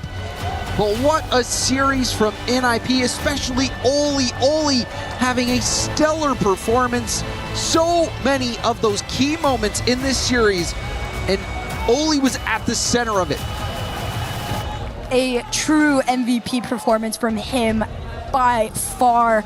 CRR and Joreus, such a solid game and series. Hats off to you guys. I mean, you absolutely earned it. That was their biggest challenge by far. You can hear the fans in the crowd celebrating and jumping as they denied a world champion a spot in EWC playoffs. Wow, that was an incredible team effort here from NIP. They put on a show. Maybe it could have been easier for them. They let Twisted Minds have a chance, but in the end, it was NIP. Oh my word, how good is Rocket League, by the way? This is crazy to watch. Looked like a reverse sweep incoming. NIP said, not today, Twisted Minds. And a big thanks to this man. And with Oli, definite MVP performance there. I've got to ask, when you're into overtime, in the final match of the series, what's it feel like? And what's going through your mind? To be honest, everything goes through my mind. Well, I just keep it simple. I think I just got to go for the ball, make it easy for my teammates, and we'll win. You make things easy for your teammates in lots of different ways, one of them being a top goal scorer. How much pride do you take in your individual performance when you're playing Rocket League? Not much, really. I see myself as like I just play for my team, really. Yeah. That's all I do and all I try, and if I can pick a few goals, I don't mind. How confident are you feeling here at the Esports World Cup, especially taking out a rival who, last time you met in Paris, they swept you out? Yeah, I think we're all pretty confident since we don't have much to lose, really, coming out of the Paris major, getting top 12, so we just go all in and we make the best of it. Well, that series was absolutely a joy to watch, especially when you all leapt out of your seats and celebrated a big win. Have you got a message for your fans who are here in the building and at home as well? Yeah, thank you all for supporting us. I mean, the NIP team or the NIP fans are insane, honestly. So thank you to you guys as well. They're awesome, and you're awesome as well. Congratulations. You're a quarter-finalist here at the Esports World Cup. Incredible scenes here. Up next, we move on to even more drama. We're going to crush some keys.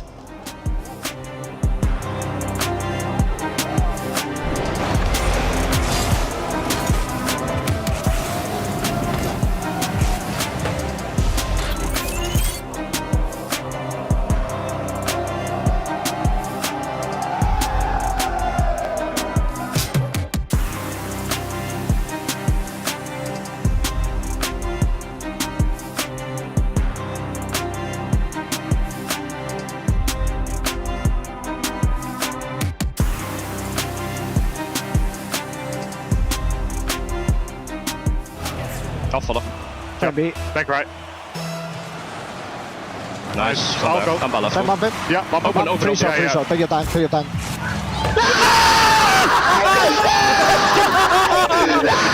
Let's go! The human body was built to move. Not trapped at a desk in one singular posture for 12 hours a day. It's time your chair evolved. This is Secret Lab Titan Evo. Ergonomically engineered for you, gamers, hybrid workers, artists, backing your every move. Something a little different today because chess is happening. Trav is the chess expert. At least he likes to claim so. So we're going to get a club championship update and you're going to show us what to do with that. First off, I would never claim to be a chess expert. Secondly, if we played chess, it'd be an incredibly uneven matchup IQ-wise.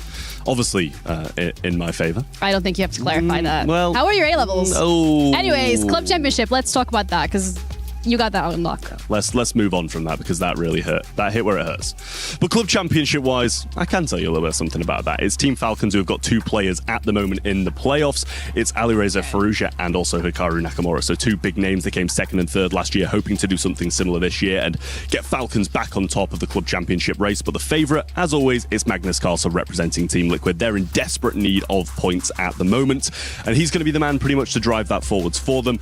Looking elsewhere though, Na'Vi also have a player in the playoffs too, and they seem to really pick up points in the Allianz Vault. It was Fatal Fury, they got some from MWI, and now it's looking very likely for chess as well. But when we look towards today, it's a big matchup. It's AGL versus Aurora Gaming in one of the deciding matches, and we know that AGL has been a huge storyline this week when it comes to the club championship, and now this is the last game they're a part of this week. So if they want to keep in the lead, Denis Lazovic has got work cut out for him because he's pretty much got to outperform Magnus Carlsen, 2 Falcons and Na'Vi if they want to keep that top spot. So it's a tough week for him, a lot of pressure on his shoulders, but we'll see if he can pull through. Yeah, I mean, the storyline of AJL is something we're going to keep track of, as well as Falcons, because they now are also in top 8 for Rocket League. So they are picking up these points as the days go along, and of course, we're going to keep you updated. Play is in our DNA. Whenever we let it out, it becomes our superpower. Now imagine an entire city being built to supercharge it. Kadir City, powered by Play.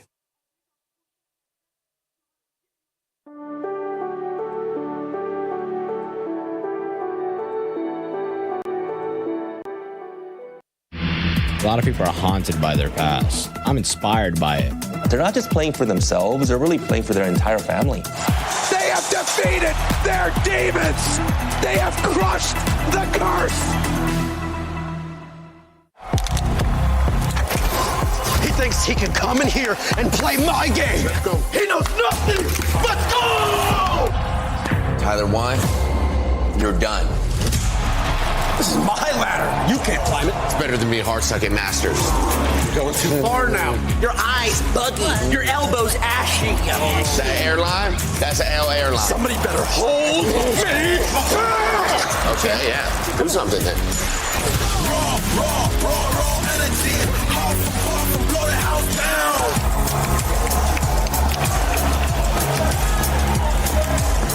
You look nervous. You look short. Everything's good? Mm-hmm. Fight.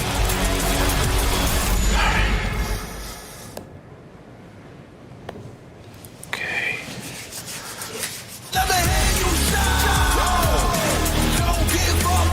Do you really need the wraps? Yeah, that feels like overkill to me. Everyone is playing, you're not yet. EWC Play is your all-in-one platform to compete in fantasy, pick'em, and quests for a grand total of $300,000 in prize pool. Build your dream fantasy team in 5 different games and track your score with live results tables. Predict the winner of every game, every group stage, and every tournament. Complete daily and weekly challenges to earn boosters that help you climb the global leaderboard. Got what it takes? Join EWC Play now.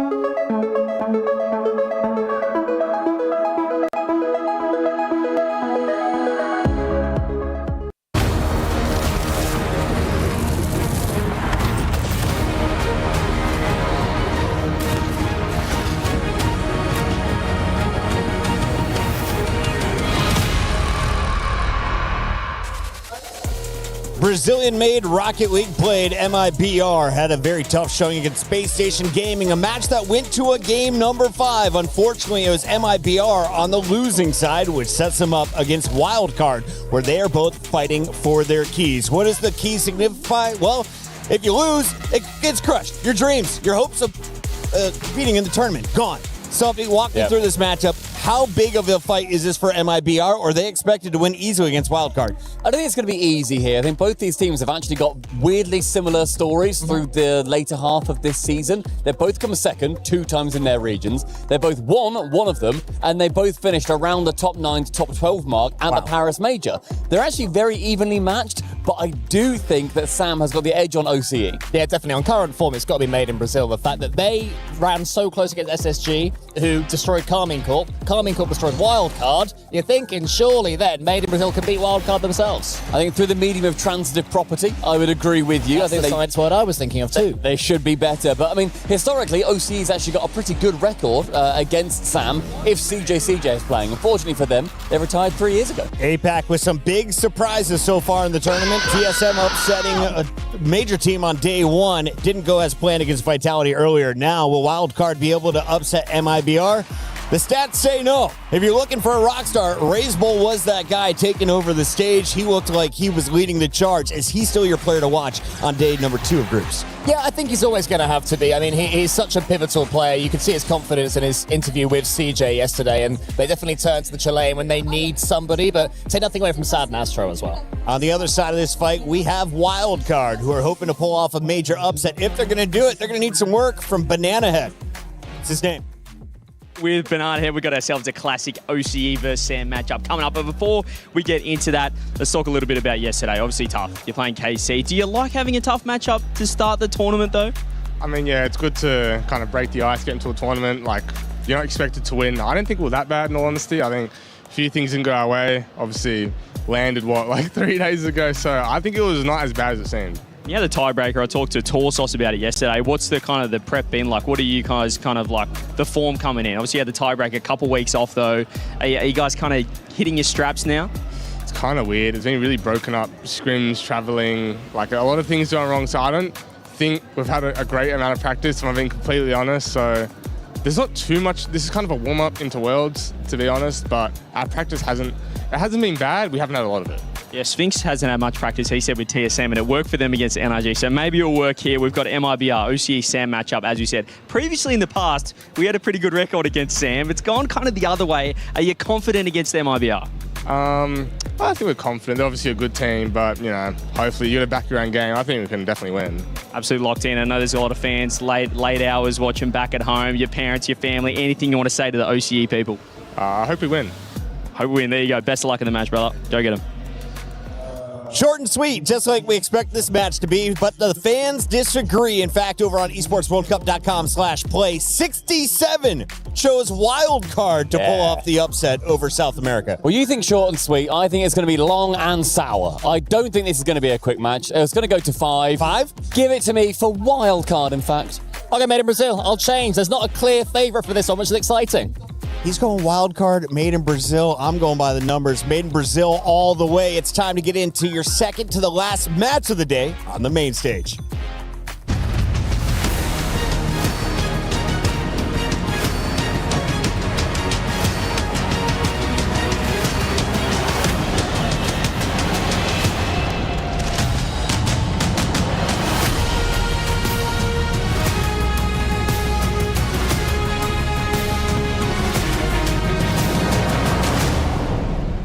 Ladies and gentlemen, what a day to be an outsider here at the STC Arena in Paris.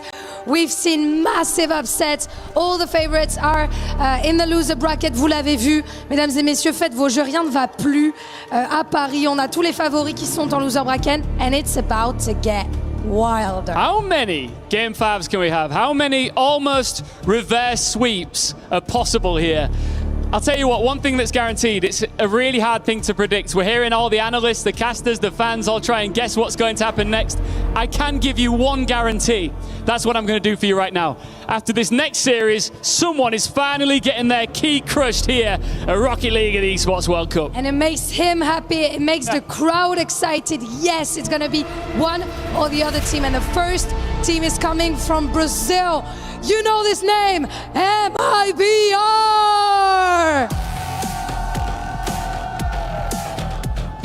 They are South America's top seed, bringing the speed with a little more structure behind it in Paris.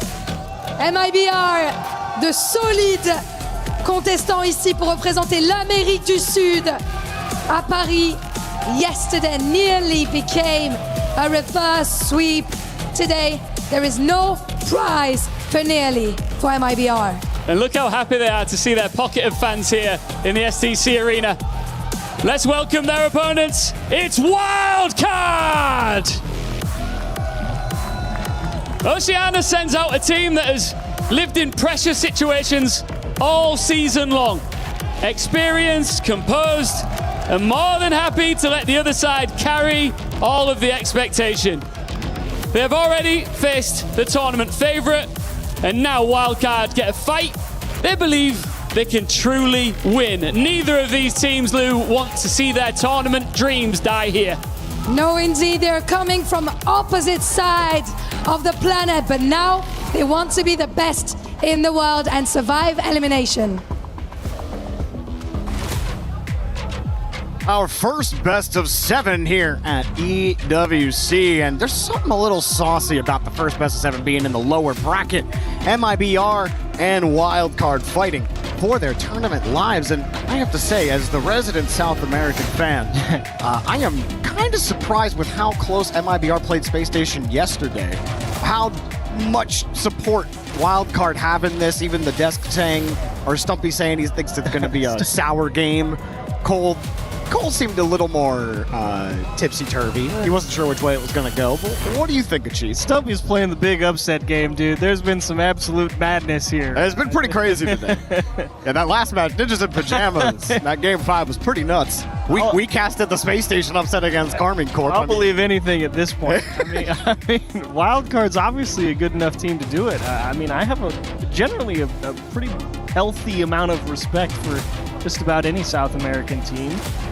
Made in Brazil, not the greatest showings in recent live events, but at the same time, I mean, there's some Raisable dudes know so much veteran on that team. Yeah, I don't want to. But same with Wildcard though, right? Exactly. I mean, Wildcard aren't that far removed from getting knighted in this country with a baguette from their top 6 performance in Lyon. I mean, that really wasn't that long ago. Obviously, they didn't make it to the last land, so we haven't seen Banana Head, Torsauce, and Fever in a bit, but you definitely cannot sleep on this team. There's a lot of potential here. I mean, this is something that could easily go 5, 6, 7 games, or it could be over pretty quick. I don't think there's really a whole lot It does cover the range of things that it sure does, let me tell you. I do think there's a good odds. I think MIBR probably sets the pace. That's always my guess. I always trust in Sam to come out swinging. I think they get kind of the first go-around at it, and I think ball's in Wildcard's court. Prove you can handle it.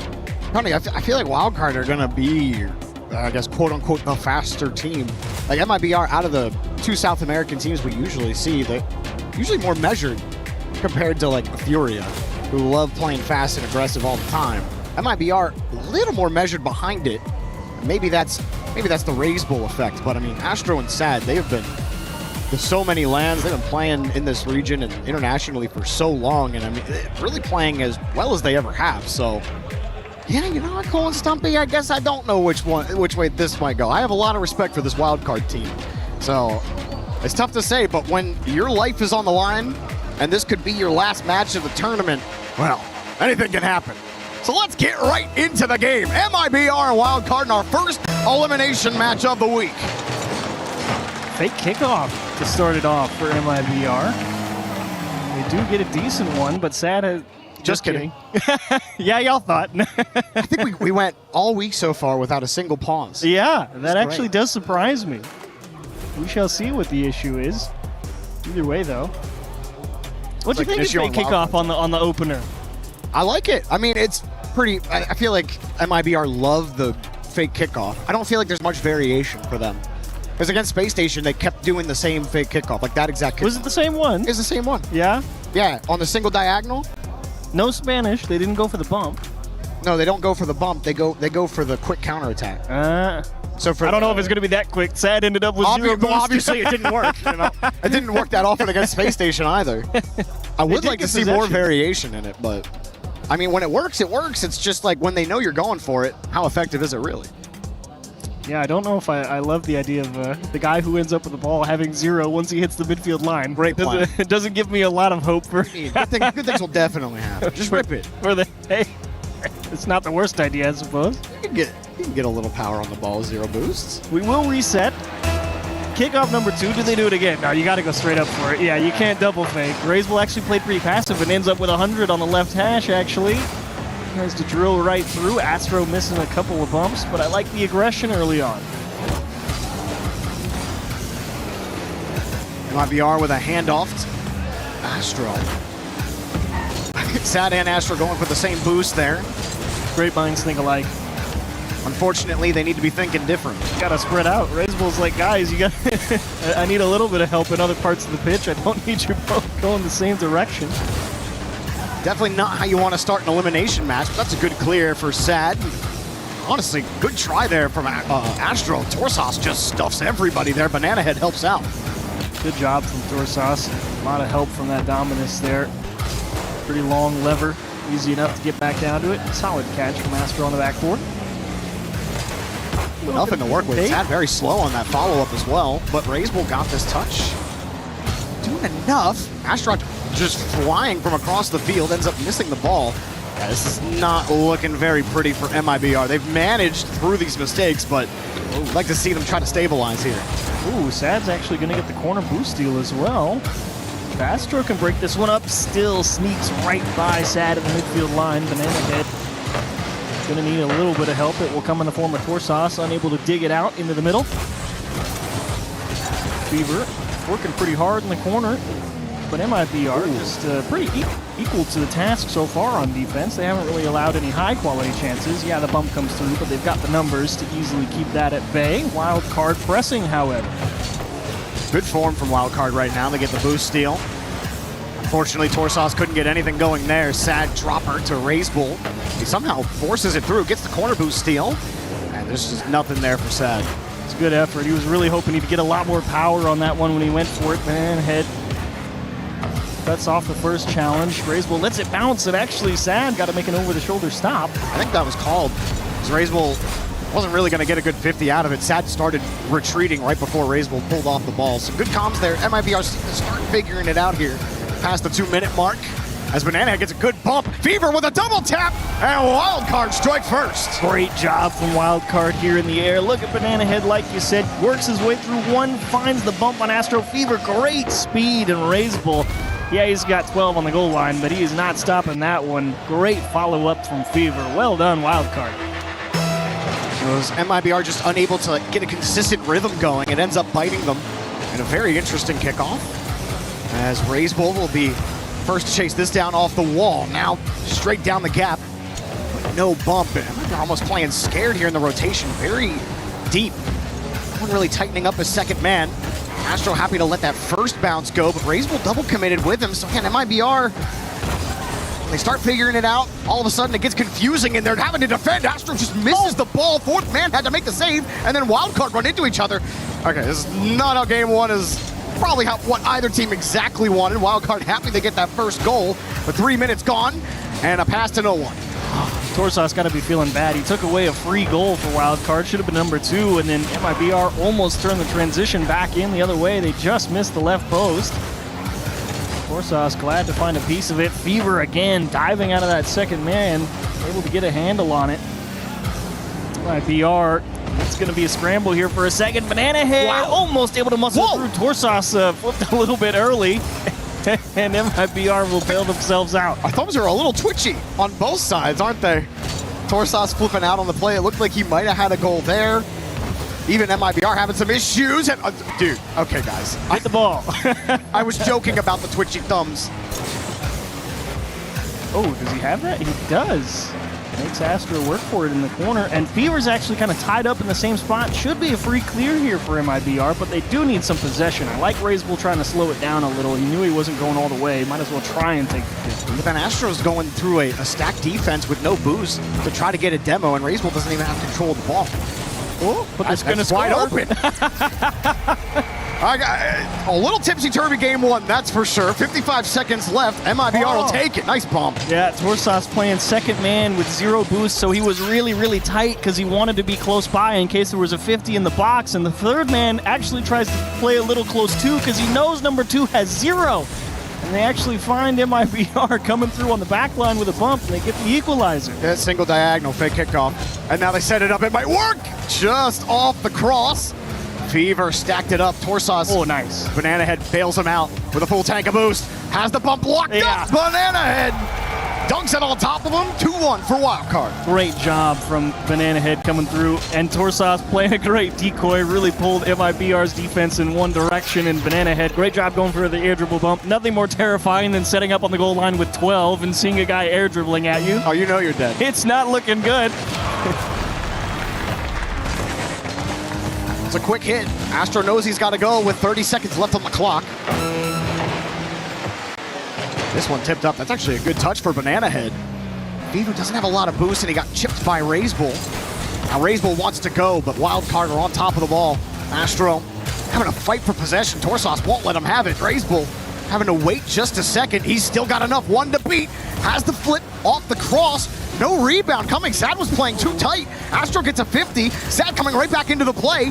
Razebull's got to be the one to play this as he's on the way for Astro. Pass. Pop up. Banana Head is lost. It's saved. Fever. No. Sad's got the goal. We play on. Oh, MIBR. You knew they were going to send the house, and Astro such poise to dish that one across. And how about Razebull making sure it stayed in the box? Banana Head so close to being able to find a clear, but not enough. MIBR do indeed find the equalizer at 0 seconds. Let's play an OT in game one. Why not? That was our first 0-second goal of the entire tournament, and Razebull rips away game one from Wildcard.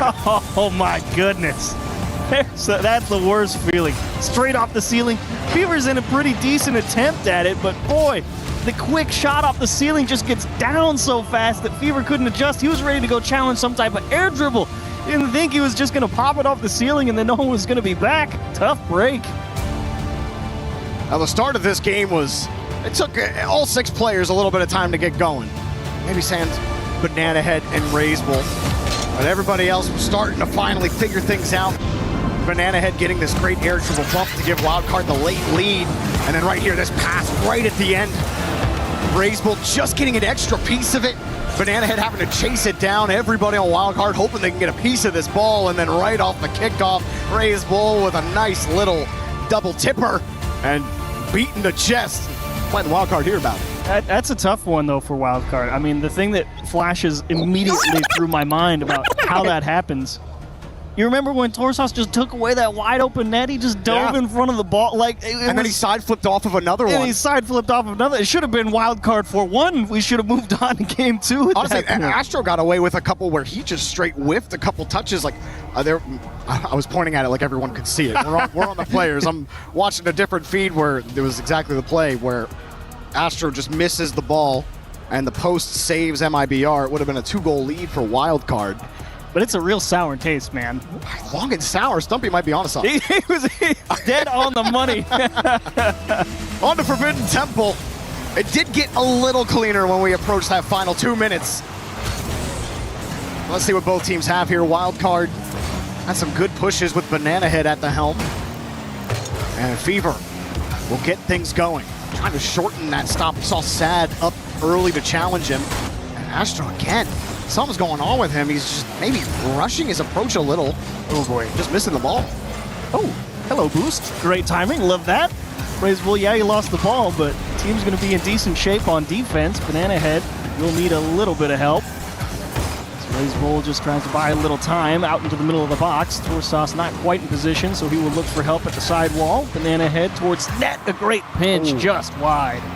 That one very close. A ton of boost here for Raisable. Astro setting up on the wing. A hopeful angle. He gets chipped out of the play. Raisable happily will take the midfield boost with a free touch. Sizing up Banana Head. Right back down. Sad going for a demo. He's got one, but Raisable has to contend with Torsas. Gets bumped by Banana Head. Astro coming in. Sad just turns right back onto the ball. Can't do much with it. Raisable's gone. And the worst part about being Raisable is, anytime anyone sees you with a free setup, they're going to challenge you as fast as possible. So they're just trying to take away anything dangerous immediately. That's what causes Raisable to take that slow challenge off the sidewall instead of really trying to force the issue. As Astro, great job, but the help's too far. Wildcard will keep it deadlocked at zeros. Raisable and Astro figure out who's going to take the 50 and get themselves set defensively. Astro, since that last whip earlier, his last couple of touches have been solid. He starts stabilizing. MIBR take control. They've had possession for a little bit, but Banana Head worms his way around. Torsas trying to keep possession away. All he did was give Astro a little bit of space on the wall and almost got a double bump. It was sad. You need a little help. It's open. Yes, it is. Right side. Wasn't sure if anyone was going to make it back for wild card, but Astro, great job through the corner. Sad, not forcing it. Doesn't matter how it gets there. Just has to get middle. Raisable right there for it. To take it, your MIBR. And good job from Astro forcing those two players off the back wall as well. Wild card, here they go. With Torsas off the kickoff, but a quick challenge from Raisable. Going to be difficult behind the ball as usual, but Banana Head also does a great job to squeeze, just couldn't make it happen. Teammate would come across the box and be in time as that one's going to be wide off the post. Torsas not able to pinpoint it left side. Astro pokes it over into the middle. Banana Head will break this up. Wild card on transition again. Astro actually not a bad 50, but this will be a tough hold of possession for MIBR. They are just kind of pushing with zero and hoping someone can hold on to it. I like that approach from Astro. Pulled off on the big challenge on the corner. Got a chance over to Raisable, but nothing really materializes off of it. Here's Banana Head already in the air. No contact. Basically a whifty. They're in some trouble. Torsas got a 50 over one. Astro looking for Sad. Redirect right on target. Top shelf. On the money. What a transition for MIBR. Astro just lifted middle. How about a dime? Sad. What a shot. So much power. 128 kilometers per hour. Talking about squaring one up, buddy. Astro getting some redemption after his shaky start to the series. Last couple of pushes, his first man has bought MIBR some chances, and they've collected on a couple of them. Here he goes again. Raisable coming across, trying to bump Torsas out of the way. Sad. No control for him. Wildcard left with a lot of questions about their offense as this one drops down. Fever trying to get across back over to Banana Head. It's painful for Wildcard to get into the blue half. Torsas with a little room elects to take the pot shot on target. It's actually a little bit high. Sad chasing, extremely aggressive. Wildcard a little bit disjointed on the attack, but the ensuing 50 goes right back out into the middle. How much pressure do they get here? They do get the boost steal. Should see a few tries for Wildcard. And not quite enough for the first go around. Astro will keep it out. No boost for MIBR. They're all on small pads. Finally a corner boost for Astro. He's got it. Nice dribble. Raisable also in the area. Astro's just too fast off the bar. Raisable couldn't quite get to it in time, and Fever's got control. Sad meets him in the corner. Aggressive angle for Sad as well. It works out. Everyone gets reset on MIBR. And oh no, Sad got caught, and Wildcard let one go. I mean, I think they were playing the block there. I think he assumed that the defender for MIBR was definitely going to touch the ball, right? He was just not thinking he was going to be the first one there, and he ends up coming up empty. Either way, Wildcard leave one on the table when you need two. That does not feel good. Banana Head straight on frame, easy enough for Raisable, and even with low boost, MIBR finally refilled the tank and should be able to close this one out. It's 50 from Sad. Definitely a much cleaner game for MIBR. Wildcard, I think, still trying to find that stability. I think Banana Head's definitely looked the best. He's had the best opportunities for them. Wildcard needs something with time left. They're in the right half of the field to get it done, but they can't fight the ball out of the corner. Raise Bull will happily keep it close and say, too bad, GG, game 2 to MIBR. Well done, MIBR, and from bad to worse for Wildcard. Didn't quite feel like they had as much to work with as they did in game 1, of course, but the shots wouldn't tell you that. You know, there was, 9 shots by the count? 10 shots? Yeah, one of them was good. It was just off the post. It was a good shot, but it was covered. And then you had a pinch that bounced off the inside of the post for Wildcard. And then one that wasn't a shot. Actually, I think it still got registered as a shot, but they just missed it in front of the box where it got behind Sad. That go-ahead goal from Sad was excellent. Right there. He was playing the block. He thought he really thought he was playing the dunk. And MIBR just let it go straight across the net. Those kind of things have just haunted OCE over the years. I mean, ever since they've been in competitive Rocket League all the time. This has just been the story of this region, is you're so close to finishing, so close to getting it done, and actually getting over that hump has been so difficult for this region. And I mean, to be fair, on the other side, South America's kind of been living the same story lately.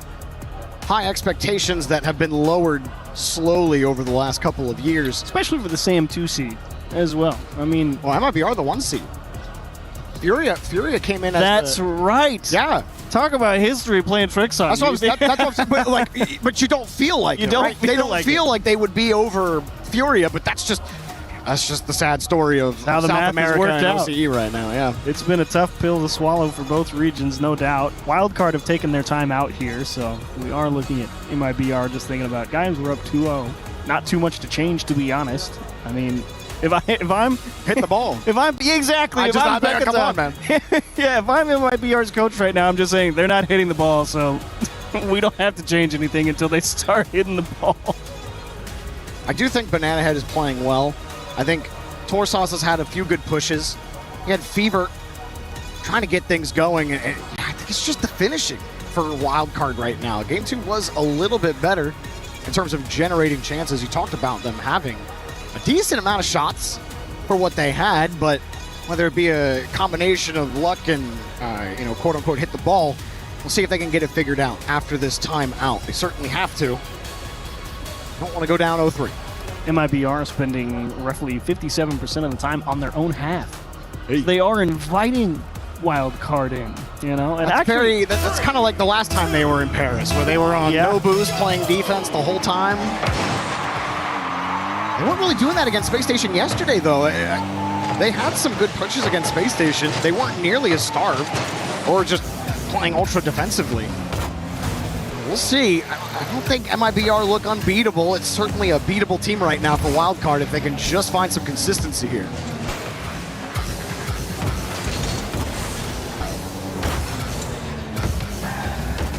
Looking for a way out of this corner. That will not get it done. This might be a really good shot for Astro. Holds the reset. Sad steals the boost. Looking for Raise Bull on target, denied. Good press from MIBR on the counter, of course. How long do they stay in the orange half? Raise Bull actually going to try and reposition, and they do just secure all the boost. I'm not sure why Wildcard's trying to hang around so aggressive here. They still miss everything, and now they're just going to play with the ball over their head on the rotate back. Torsos doing a great job to break it up. But still, that's a tough clear to make, and it goes right to MIBR. You can understand the frustration, though, and you haven't really scored. And you just want something to work, and we've all been there. When you have about 3 consecutive canisters stolen from you, sometimes it's just pettiness driving you forward into the opponent territory. As Torsos just gets stuffed by Astro here. Sad stuffs it again. Banana Head just barely gets away from Sad, and Wildcard will break out. Torsos does a great job to make sure he got that ball in open space, and he works through a couple defenders. Where's number 3? He has to come in late and just enough time. MIBR there to cover up. I think they were looking for Banana Head. I think it got deleted on that play. I think right I did hear a demo. Tough for Wildcard right now. Again, like the setups are there. Torsos wins that 50, but then there's just no juice. Oh, hello. Oh, I wanted it so bad. Would have been sick. That was a great try from Sad. You got to try it when you have it, right? Absolutely. Another miss from Banana Head. Torsas, though, with a free ball. Could have been a planned fake. Sad. Definitely would have worked out. Takes a decent 50 with 0 boost. Has a little help from Razebull, also with 0, though. It's a questionable approach here from MIBR. They do have to get set. Torsas, not the strongest 50, kind of fell away from it instead and actually gets the ball smashed down at him. He's going to need the help. He's got the dominance, but he can't find the moon flick. Razebull still got it. Does get the corner boost steal. Razebull planting his flag on the midfield boosts. I'll race back. Sad. Not going to let Banana Head get a chance at a demo. At a deadlock right now. This one pinches away from Banana Head, and Sad there to make the save. Razebull gets the corner boost. Midfield still proving difficult to truly gain here for MIBR. Astro will try to buy himself some space, but gets deleted. Razebull sits underneath, no pressure. Sad gets deleted. Razebull up quickly. Fever's ready for this. Astro tries to make it awkward. Still, they need a follow-up. Second man, Sad, coming back from the midfield line. And this ball's just coming out for free. A demo as well. Fever makes the stop. Sad gets the corner boost steal. Drives it across. Now MIBR in full possession as Astro puts it up to Razebull. Going across again. Banana Head waiting. Fever coming to cover. Astro. It's enough of the 50. Back to Sad. Shots on target. Too weak. Easily saved by Torsas. He does get it right to Fever on the transition. I will say in this game, I do like Torsas out of the midfield. He's kind of been guarding that midfield line like a dog. He hasn't really been able to do much on transition as that goes across net. Double tap, no good. Astro takes a slow 50 to try and see if he can get on the weak side. Fever aiming for the back post, but the ball too short. And there he goes, Torsas again, just trying to break it up out of the midfield, and he gets another hand on it. He's not letting MIBR transition for free. He tried the Zen ult that time. The 2 corner doubles didn't work for him, so trying to switch it up. Sad really wants a highlight. See if he might get one here, but Banana Head won't let him have it. Banana Head also bumping Razebull, kind of bumping himself. Astro coming down. That reset's going to get nothing done with no boost. Just give the ball to Banana Head, put Razebull in a tough spot. Sad comes to support quickly. Nice bump. And then Sad will pump it right back down to the orange half. Well, free ball for Astro. And the boost isn't there. Tragic. You got a lot to do with a little stutter step. See if you can get the man to go right over his head. Sad really hoping a boost is going to spawn somewhere as MIBR will just poke this one down to the wild card half. Torsas going to try his best to work out. Overtime looming. Deep clear. And overtime looming. Game 1 went to OT, not like this. And it does it again. Oh, Are you kidding me, dude? 2 0-second goals. The first 2 both go to MIBR, and this one to send them 3-0 up in the series. The self-inflicted wound. I mean, Fever, it feels like that's a good challenge, right? Out of the corner. It's like you're not just going to let him, start a full court air dribble, maybe close it out. You're going to try and hit him, make some type of contact with the ball, maybe just knock it off the ceiling, out to the opposite end of the pitch where it's just going to fall harmlessly at the minute. No! Straight into my own net, top right corner. What? That's just how honestly, the story of this series is woo. Yep, that one's definitely in. I mean, Torsas. The countdown is so insulting there too. Literally like it's counting down for when the ball's gonna get scored. That's gotta feel absolutely terrible with your wild card. You can prepare for a lot as wild card. Torsas been great. Thank you very much. She says. Oh my goodness gracious. That is a bitter pill to swallow. Love it from MIBR. They'll take it. They know how goofy it was. They don't care. W's a W. MIBR just might sweep wildcard pound of this tournament. It certainly feels that way. I mean, talk about a dagger before the series is even over. I mean, you lose game 1 when you feel like you could have just waltzed through them, you know, but you don't turn in a couple of chances that were not necessarily easy, but they felt routine enough that they should be in. Game 2's back and forth. You lose an OT immediately off the kickoff. Yeah, I'll give this to wildcard. At least they didn't completely miss a free open net that time. Yeah. So you can't say they had a chance. They scored on their own net technically. So look, you're right. Oh, and on the what kickoff. Sad. absolutely slobbered that ball right into the net. Raisbull sets him up beautifully, and Fever just could not get it out of the net. And that is a gorgeous kickoff. I mean, Torsas was ready for it too. He knew somebody was back there, but he couldn't reach it either. Nice job from MIBR, keeping the ball high. And they start off quick in game 4, trying to pour it on. Wildcard. Something's got to give. This Banana Head will move. Doesn't have any boost left. Fever looking for Banana Head, but Raisbull's on top of him. Astro went to go bump, and then he got bumped by Torsas. Banana Head has the go-ahead downfield. Raisbull's just so annoying. Banana Head's got to be so frustrated. Every time he's trying to do anything, the bull is just not letting him have any fun.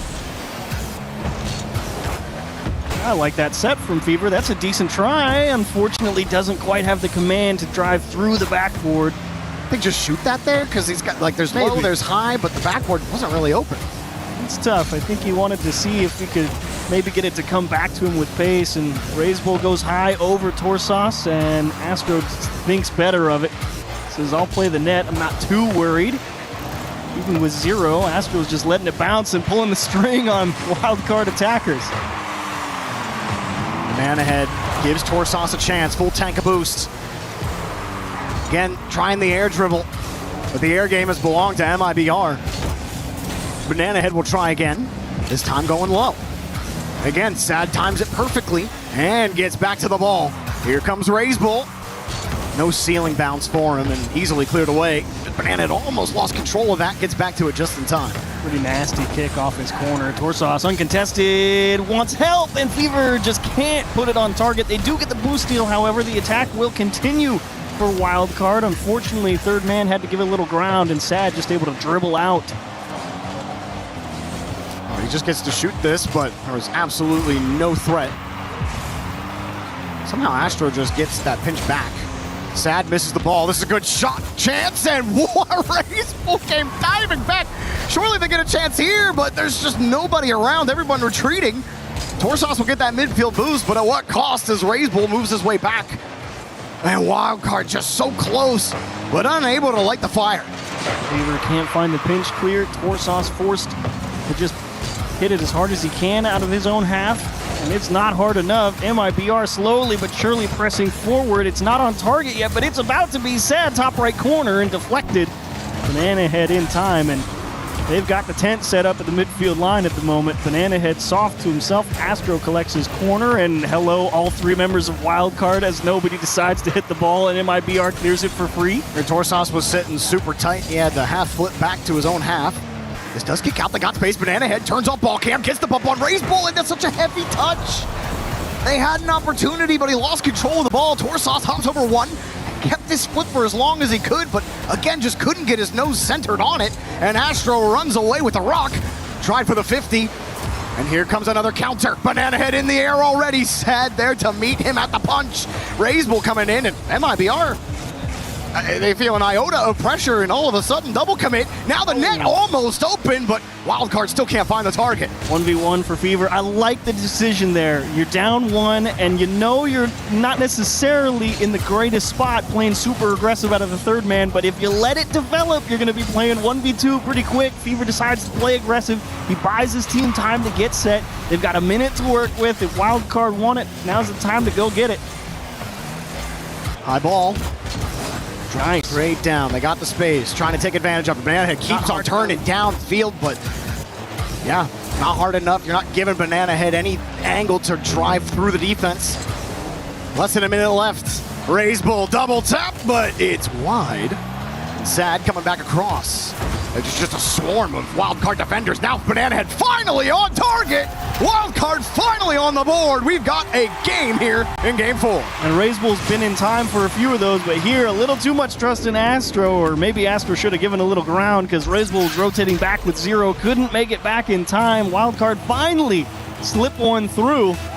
And they do find an equalizer. Can they get one more, or will they have to play another OT? That was a good kickoff from MIBR. They try for the pass. The little shimmy shuffle doesn't quite work out for them, but Sad will buy plenty of time for Astro and Raisbull. And there's Raisbull. Shot right into the dirt. Fever easily knocks it away. Torsos going for the demo. Misses Astro. Astro just knocked out of the way. Fever buying Banana Head a chance to get back down to the blue half wild card. Their tournament life on the line right now. With 20 seconds remaining.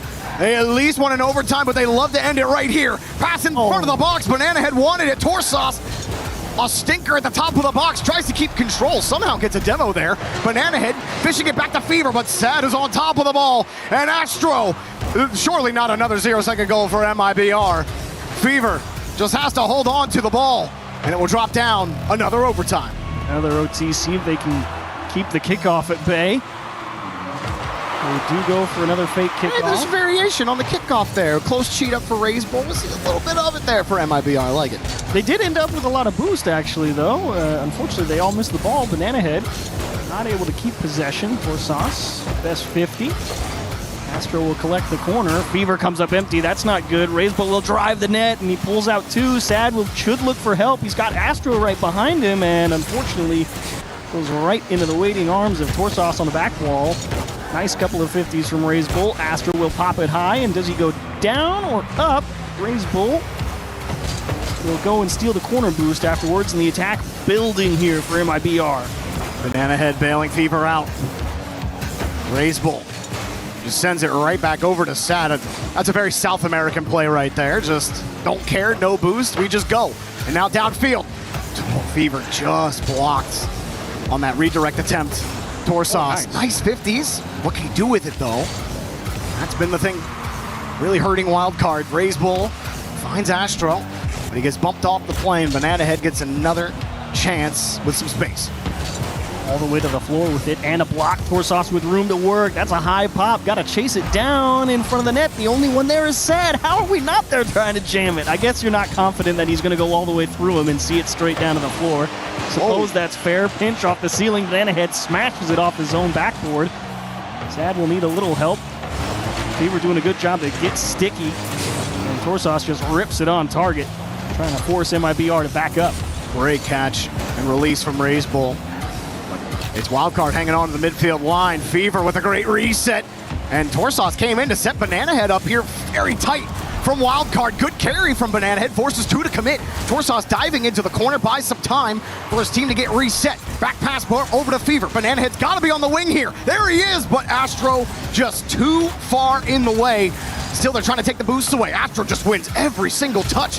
Fever gets a 50 out, but Rays Bull takes it away. And just when you think Wildcard are getting the rhythm going, MIBR take the drumsticks away. They almost snuck it by Rays Bull, though, at the midfield line. Got to be careful if you're MIBR. I know you're up 3 and you only need one more, but you don't want to hand them any extra lead to work with. Rays Bull to safety of his own corner. He will just elect to survey the defense before they approach. Ends up giving the ball to Astro, who will do what I call give a donation to the other team. We appreciate all donations to the other half of the field, no matter who it is. Here's Banana Head looking for a donation into MIBR's net. Unfortunately, could not find a way in.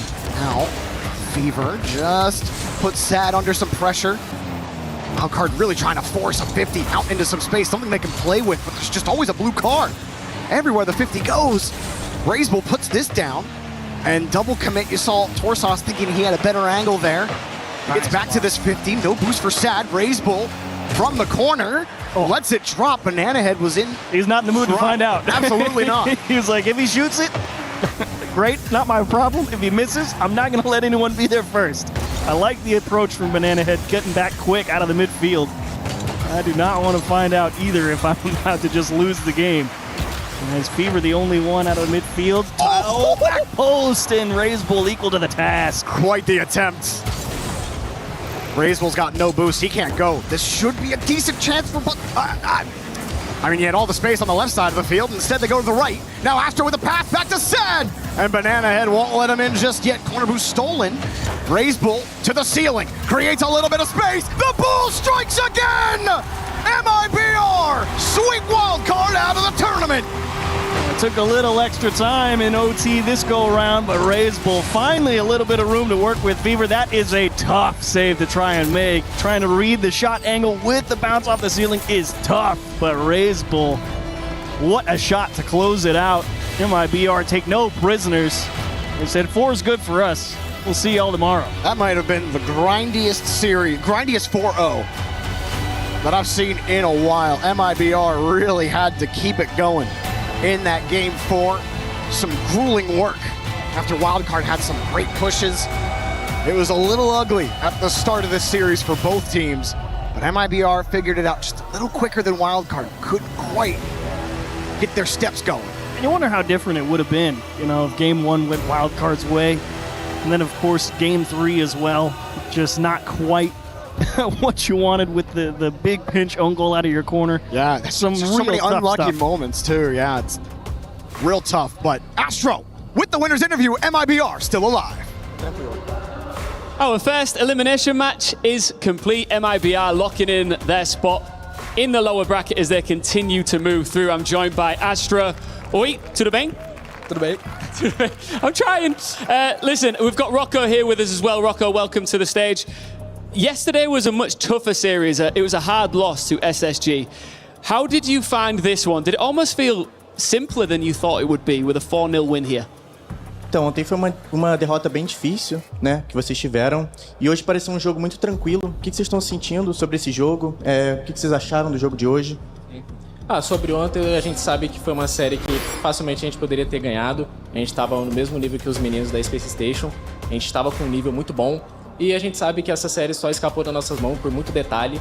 E falando sobre hoje, a gente trabalhou muito sobre isso, sobre ter a mentalidade certa, sobre ter uma concentração a mais, não se desesperar, não ficar tão afobado. A gente trabalhou muito nisso, eu acho que foi essencial para ganhar hoje, e como o próprio caster falou, uma sensação de tranquilidade para o público. E é isso que nós vai transparecer, e é isso que nós quer fazer mesmo. So yesterday was a pretty tough series. Slipped out of our hands. We got it under control sometimes, but it was unfortunate. But we are very confident. We came back and we got this win. So when you put your mind in focus and your head in place, you get good results. And we are very happy for this win for today. Fantastic answer. How much do you think your experience, you've been playing this game for a long time, if you're to put together a deep run from this point forward, how important do you think your experience will be? Então, você joga há muito tempo, né? Você tem muita experiência nos stages internacionais, em todos os campeonatos. Como é que você considera essa sua experiência uma coisa muito boa para você? O que você considera isso para você? Eu acho que é algo muito bom, não só dentro de jogo, mas para a vida, né?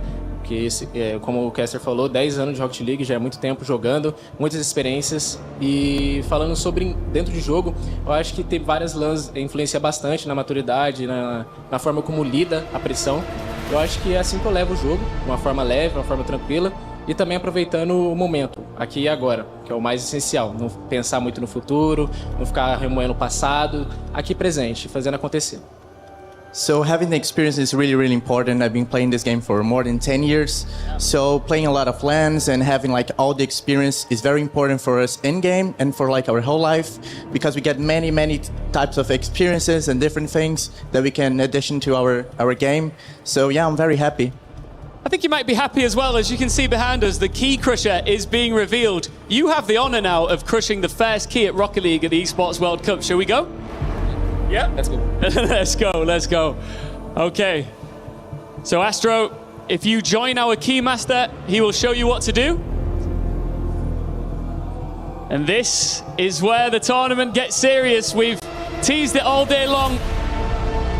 It's time to crush the first key for Rocket League at the STC Arena. Wildcard spent all season fighting for one more series. This time, there will not be one.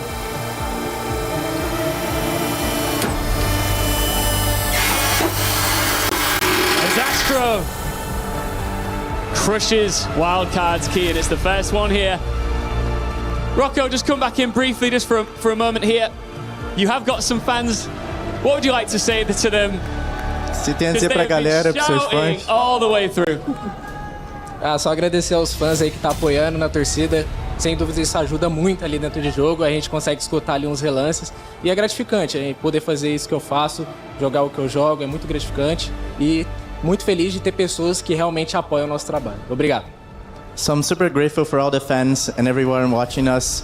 It's super important to support us. Sometimes we're playing, we can feel the vibrations and everyone screaming. So yeah, I'm super, super happy with that. Obrigado. Thank you so much. An incredible performance. MIBR move on. Our first elimination match is complete, and there's one more to go here in Paris.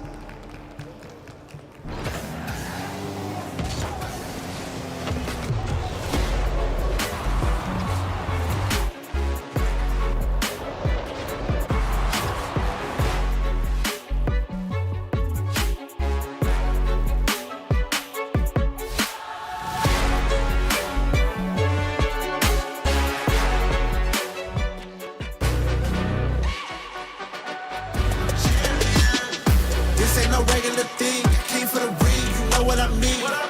You see my name in the lights, better get right, I'm champion.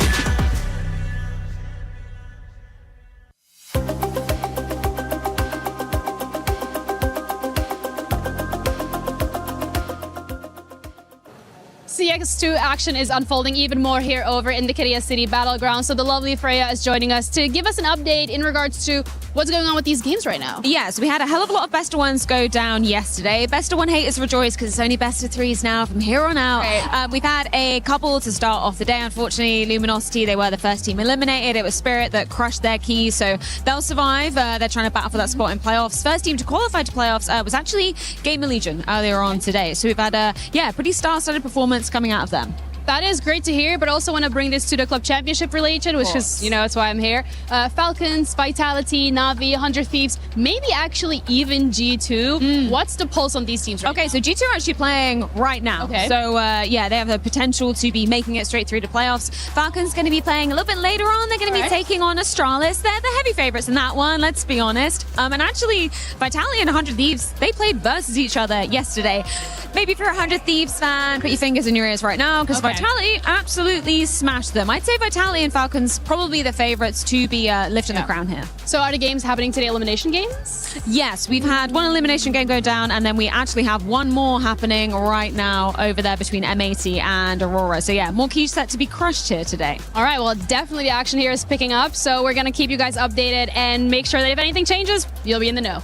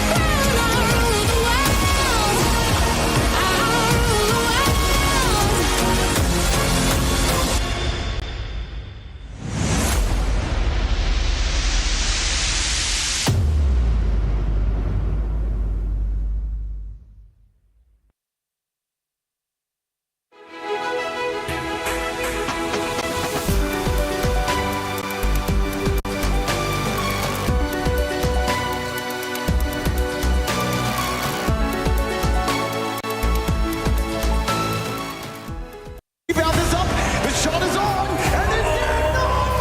Big shot, pass, up high, not over, 0 seconds, your Esports World Cup champions!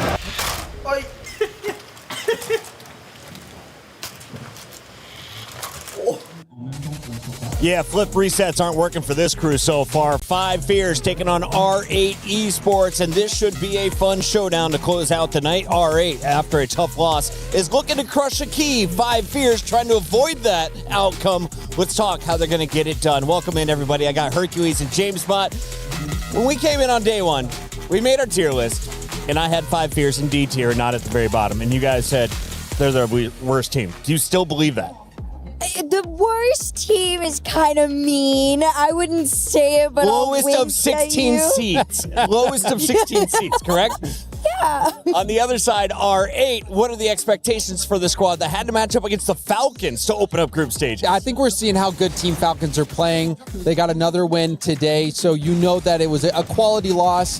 For R8, I think that this is going to be a cakewalk. There, no disrespect to 5 Fears, but you look at this strength of the regions, and MENA has become a major region in terms of the talent of the teams. Meanwhile, SSA still has a long, long way to go. So yes, they are the best players in SSA, but they are still massive underdogs. You saw how badly they got beat by Gentlemates. A lot of people saying that might be the most one-sided series that they'd ever seen. Well, I think we're in for another one-sided series. I couldn't agree more. I think R8 are right up there with the Falcons. If you guys didn't even watch them in the Saudi E-League, they completely destroyed them. They went all the way here on land. That's the only time they've struggled against them, right? Is in person. Right. So the more experience they gain, the better they're going to get. I mean, it's them. 5 Fears, I'm so sorry. It's not an online match, but R8 are still the heavy favorites, and CJ is all smiles behind the scenes with them. I'm here with Ghazi from R8 and Fancy, who helping me translate this interview. Now, Ghazi, yesterday you played a team of Falcons. Can you just talk us through that match? غازي أمس لعبت مباراتكم ضد فريق فالكونز، ممكن تقول لنا أكثر عن المباراة هذه؟ مباراة كانت صعبة الصدق ضد خصم يعتبر من الأفضل في العالم. ما توفقنا فيها لكن بإذن الله بنرجع أفضل. It was a difficult match because Falcons is considered one of the best teams in the world, but I think we're going to do better next time. You guys have had some success against Falcons online. What do you think the difference is playing online versus playing live, you know, in front of a crowd? إذا لعبتوا قدام فريق فالكونز دائما أونلاين تفوزون عليهم، بس إذا أنتم هنا في اللان ممكن النتيجة تكون مختلفة. وش تحس الفرق ما بين الأونلاين واللان؟ الخبرة هو إنك تكون يعني لما تلعب ضد الجمهور كثير، تلعب قدام الجمهور كثير. يفرق ذا الشيء اكيد وبسيات الاونلاين مو زي اللان اكيد فيمكن هم متعودين عليها اكثر وزي كذا. It's mainly the experience of, you know, playing LAN for so many tournaments. You get to a point where you get super comfortable in front of the crowd, but that's kind of the main difference between playing LAN and playing offline for us. And you guys have 5 Fears, final match of the day. You guys go into this match as favourites as well. What are you looking to get out of this match? Some confidence or what are your takeaways? أنتم الآن داخلين الماتش هذه وعندكم الفيفوريزم إنكم على الأغلب تفوزون في المباراة، فهل تشوف إنه النتيجة الأساسية من المباراة هذه إنكم بس تفوزونها ولا ممكن يساعدكم إنكم تطورون من ثقتكم في المباريات الجاية؟ في المباراة دي إن شاء الله بنحاول نكتسح، إن إذا ما ظهرنا الحين ما راح نظهر أبد، فنحاول من الحين نشد على نفسنا ونفوز، إن إذا ما فزنا الحين ما نستحق نكون هنا. So basically, if we don't show up now, we're never going to have another chance to show up again. So we're going to give it our all, and this is going to be the real, you know, our 8th roster. Perfect. Well, best of luck in the match, Ghazi, and thank you to Fancy. Legend. My guy knows exactly what is on the line. If you're just joining us, this is the 14th match in group stages. We started with that opening round. After our first 4 winners moved on, we had them play the decider matches. Space Station Gaming and Falcons were the first 2 through. Then we had our first elimination game. MIBR sending wildcard packing. This will decide which is our second team to have their key crushed on just the second day of groups. Tomorrow, 4 more eliminations and decider matches coming, and of course 2 eliminations to open up the day. 92% of the fans are going with R8. This is one of the most one-sided affairs when it comes to the fan poll. Do you agree, James? One word. Yes. Hercules. Absolutely agree. How many games? Sweet. Easy sweep. Across the board, R8 Mina. They're supposed to be better. Are they today? Let's find out with SSA.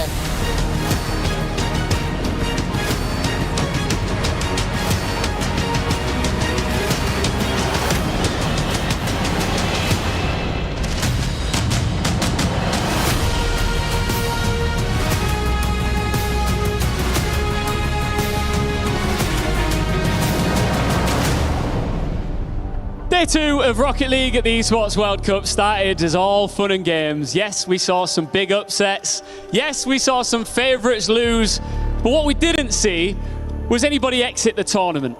That changed about 10 minutes ago when we saw Wildcard see their key crushed, and it was the first to be done so here at the STC Arena. The first but not the last. We're going to have plenty more key crushes, and what it means getting your key crushed here at this STC Arena not only means that you're out of the tournament, but also that you won't be able to place your key in that trophy to lift it, because as we say in English, nothing is granted, everything is earned, or as we say in French, rien n'est acquis, tout se mérite. Oui, oui. What we know here is there are 2 teams looking to earn the right to keep their tournament alive, so let's welcome them onto the stage, starting with 5 Fears!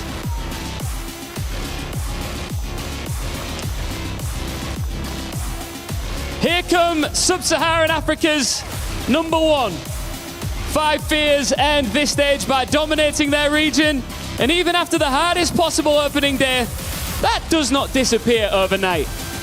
Today starts with something simple. Just find the first goal and make R8 feel the pressure and make sure that they continue here at the Esports World Cup.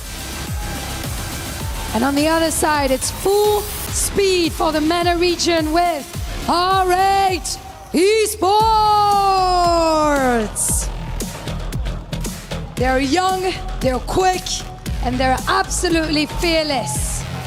With the accelerator down, R8 hit the stage, and today they wear the favorite tag. Vous le savez, ce sont les grands représentants de la région MENA avec Twisted Minds et Falcons. Et aujourd'hui, ils ont la casquette de favoris. It's 5 Fears versus R8. One of them will keep their tournament dreams alive. The other will witness their key crushed in our final series of the day. Well, this should maybe at least be a little bit easier than Gentlemates for 5 Fears, because it was a brutal entry into the 2026 World Cup for them earlier on. R8 a little bit wounded after the game against Falcons. Yeah, I think so. I mean, they've had a tough time on LAN. They've only had losses. All the teams that they've played against are teams who are top 8 contenders, and some of them are tournament contenders, losing to Gentlemates, Furia, and Space Station in the Paris Major for RLCS, and now, of course, losing to Falcons. So we're talking about Falcons and Gentlemates there. Those are two of the main contenders to win this thing. Space Station and Furia, more dark horses. But this is R8's not just chance, this is their requirement. They must win this to finally get their win on an international LAN, get the ball rolling there. We know they've got potential, but you can only keep talking about potential for so long. As for 5 Fears, what would represent for them a decent turn at the office? Because they lost 5-0, 7-0, 4-0 Gentlemates about 24 hours ago. For them, they've got to score a goal, first of all, and in particular, Guns has got to score a goal. He's not had a goal or an assist at Esports World Cup before, so that's going to be the main thing for him, although you don't really want to be thinking about individual accolades when you're on the pitch in 3v3. And that's just one for us to follow as we watch. But for them, they've got to get a goal, and they've got to start aggressive, I think. R8 can be nervous. They've shown that they start series nervous. They often build into them. But if we get a confident 5 Fears who come out not respecting their opponents, and by that I just mean going for the ball. Ignore the fake, ignore the reset, go for the ball. That's what they need to be doing. If 5 Fears get faked in this game, I think that's a massive mistake. I think it's going to be incredibly difficult for 5 Fears, no matter what they do is the thing. I mean, the difference in quality on paper is fairly staggering, but 5 Fears are all great players in the the grand scheme of things. They're all Supersonic Legend players. They are more than capable of providing a match against R8, but we didn't see that from them against Gentlemates. Did they underperform by their standards against Gentlemates? Because, Mates were big favourites, but it was a real stomping. It's a tough matchup for them. I think 5 Fears are looking to go up against the more defensive teams, which Gentlemates are not going to be. When Gentlemates play against the lower rated teams, they get in their face, they don't give them any space, they don't give them any time to play. 5 Fears have maybe got some better matchups where you're less likely to take a beating like that, but just as likely to lose, I would say. For them, they've just got to take it one game at a time, try to stay positive, no hesitation. They have to be confident if they're going to have any chance. Well, let's hope that we get a competitive game here and 5 Fears can live up to what we expect they can do to put up a fight. But Abdullah has the ball early doors for R8. Going to go around the corner, and that's what they have to do. 5 Fears, they've done their job so far, so now we're getting onto that ball, not being faked as you identified. Tekos gets taken out by Ghazi. And who are the main R8 weapons? Who's their best player? Who's their most mechanical? Well, I think Ghazi was their best player against Falcons. I think he was their most consistent player against Falcons. But what makes this team so consistent online is that they don't need a best player. They're all able to step up, but there's the man of the moment, Ghazi. Not giving 5 Fears any time. Tekos, he's just got to do better with that ball. He centered it to the opponents. It's just an easy backboard pass for R8. Yeah, all right, peppering the 5 Fears goal early doors, 29 seconds in. That is the calm down goal for them, because as you mentioned, they've got a little bit of pressure on themselves as well to get that first international victory. They were so close against Space Station Gaming in Paris, being reverse swept. Ended up a feisty matchup there. Since then, they have been struggling somewhat even against their regional opponents that they've beaten plenty of times, Falcons, over the course of the season, but it didn't look like it in that matchup that they could be. I mean, Falcons on LAN, we know that they can step up. They've done so today, taking down Gentlemates. It's more of a Falcons thing, I think, than it is R8 in that regard. I think for R8, they're just trying to use every loss as a learning experience. But this is a good start for them. Could be an even better start. Ghazi, oh my goodness, he's almost double tapped it in off the flick. It's good defense there by 5Fierce to get the clear. Like R8 are starting this one as they should, going for the outplays. Yeah, feeling confident, looking like they believe they can take this one. Guns can't quite get the touch there into the centre. Ghazi gets a couple of touches. Your star man that you identified, he certainly looked comfortable in the Esports World Cup stage. And credit to 5Fierce, after going a goal behind, they've managed to steady the ship somewhat as that's nice. Mohamed tries to take out Snow, but can't get anywhere near him, actually. It's nice from Snowy, one of the more experienced players in this entire competition. Oh, he really is the OG for South Africa. He's been in the scene since the very beginning. He's one of the first players to start making regular trips over to Europe just to play on a better ranked server. It's one of the main disadvantages for the emerging regions is the ranked servers are less active and less competitive. But he's still here years later, and what I liked about the defensive sequence he had moments ago is he controlled the ball, got it past one, 50-50'd it with another. That's what they need to be doing. They can't be giving the ball away like they did for the first goal. Got to keep control.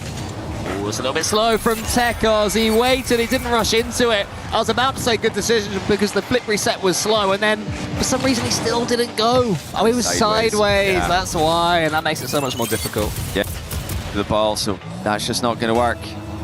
Got to be facing the ball in defense if you're going to have any chance of closing the angle the attacker's got. Almost half the game gone. Almost half the game for R8 to work with. Double tap off the near post attempted there from Mohamed, the equal youngest player at the tournament. Oh, and he's cut back in here. Crossbar denies what would have been a third goal. 5Fierce are in survival mode. It's a horrible matchup for them here against a mechanical team from MENA. 3-0 inside halftime. It's never going to be fun for 5Fierce, and it's looking like all their nightmares are coming true. Ghazi is feeling more and more comfortable right now. Abdullah with the assist. 3 goals halfway through this game. No real threat so far for 5Fierce. We had that first target for them to get themselves a goal. It would be a big shame to come all the way out here to Paris from South Africa and get yourselves on the score sheet. But we'll see. More defending needed first. No, he is getting around that one well. That's a good clearance. Had to be to the teammate though, you know, they're just rushing the touch a little bit there. Tekos had the option of finding a teammate, he couldn't get there. Just got to show a little bit more composure. You know, I did talk about earlier on the need to play quickly, no hesitation, but at the same time, when you've got a free touch, that's where you just have to pick the spot and make the right move with it. So those opportunities are going to be pretty limited for 5Fierce. Tekos the 50-50 against Abdullah and comes out of it well. And he's got boost to play with as well, but Ghazi and Mohamed on the back wall. That is a lovely touch. And Guns, did you say that was his first ever Esports World Cup goal? It is. Guns opens his kitty for the goals. And this is a relevant goal as well. There's still plenty of time to work with. 5Fierce, I hope they've been doing their homework with the kickoffs. That's a big chance for them to pull some tricks on R8. They've gone for a fake, looking to get it off to the right side of the pitch, but you know, despite the fact that it's almost worked, looks like R8 are going to stabilize. Chance in for Snowy, if he can get it over the top of Mohamed, nearly there. The ball for a second, which is falling temptingly. Got to be careful they don't overcommit here. They do have half a sniff at this first game. If they can get on the score sheet soon, they're definitely up to the pace, and they're dealing a bit better with R8 for now, but that clearance is all the way over the top of Guns. The chance here for the pitch. Is it going to fall to Abdullah? Yes, it is, and that's 4-1. That's so smart from Ghazi. He knew that the defender was in the area, so he didn't try to score this. He just forces it through, just a 50-50 on the wall. Abdullah follows up with another one. Poor Guns, just needed a little bit of help in defense there. 5Fierce starting a bit too slow in game one. Now they've realized the pace that R8 are playing with. Even then, it's one thing to know that R8 are going to go quickly. It's another thing to counter it when they do. As for R8, they're going to be trying to make a statement here as well after their loss earlier against Falcons. Remind their opponents that they are a dangerous team in their own right. So here comes Mohamed. Met in the air. Abdullah charging forward, and then Snowy into the corner. They're getting some decent touch on the ball, 5Fierce. Do they have the boost control to really damage R8? Do they have the ingenuity to break through? This could be the moment. There's 2 goals there. Guns again. He can't stop scoring. He's a London bus. And he's got the reset just in case. Just getting a flip reset ball. He's just trying to knock the ball down there, using the underside of the car to drop the ball into the net. And, you know, they can definitely cause some damage to this R8 lineup. Team that, like we keep talking about, giving Falcons so much trouble in the MENA region. They've been very competitive with Twisted Minds, Stallions as well. They've been beating them for the most part. MENA depth definitely improving online in this calendar year. It looks like it's not going to be threatened in this match though. Or is it Tekos? Oh, again, he's just not found the right angle there. That's going to be game. R8 not as comfortable as they would have liked, but they will still get the game one win. Yeah, it's a nice idea for the pass first though. A slight reprieve from booming the ball. And that is going to be R8 getting their first game. Looking comfortable enough doing so as well. But a couple of goals for 5 Fears, so they've achieved their first target. Of course, the reward for this, a nice matchup in the lower bracket, a nice easy way to sail through to the playoffs. A little team called Carmine Corp away, whoever takes this one. So that's something to look forward to for the victor. Well, you know, with how Carmine Corp did play today, they do look vulnerable.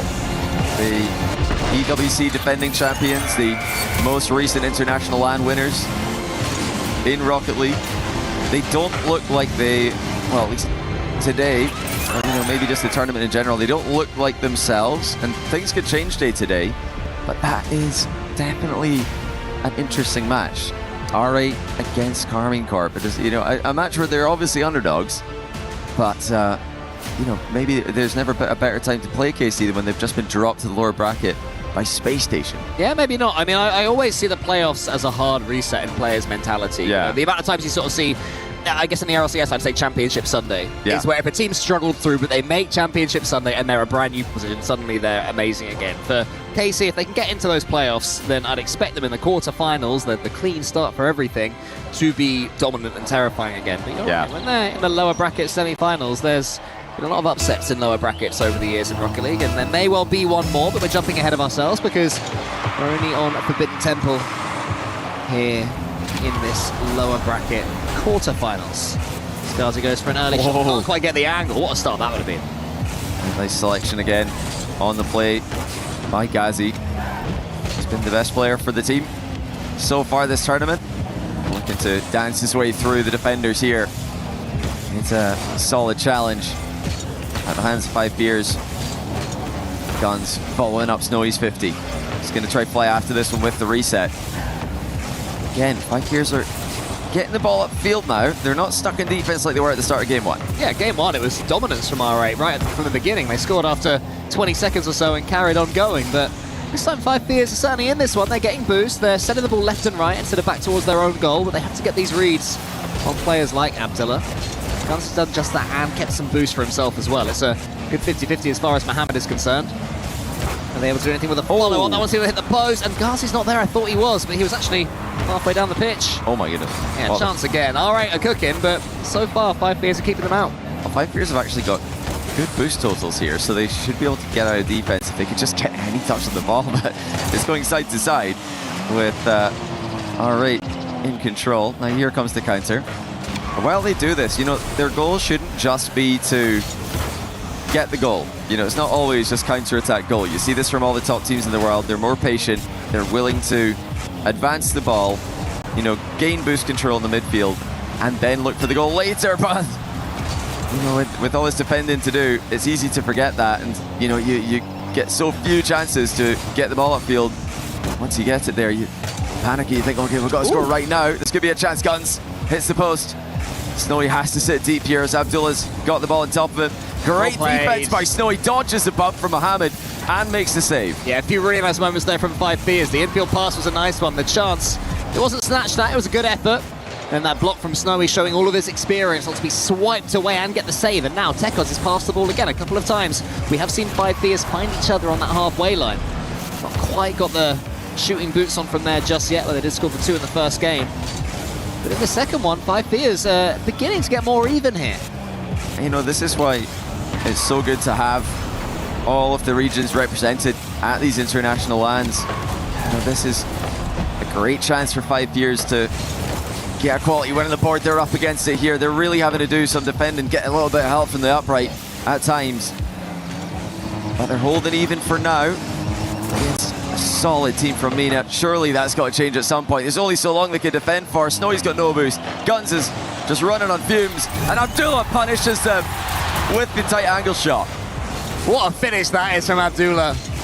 Guns had no boost. Abdullah sensed it. Maybe he could have shot straight away, but when you can get an angle like that from a flip reset, you have to do it. That's exactly what he did. But what I would say, Johnny, is that 5 Fears are making R8 show their quality. They are. These aren't gimme goals at all. Yeah, you know, we've seen stranger things happen.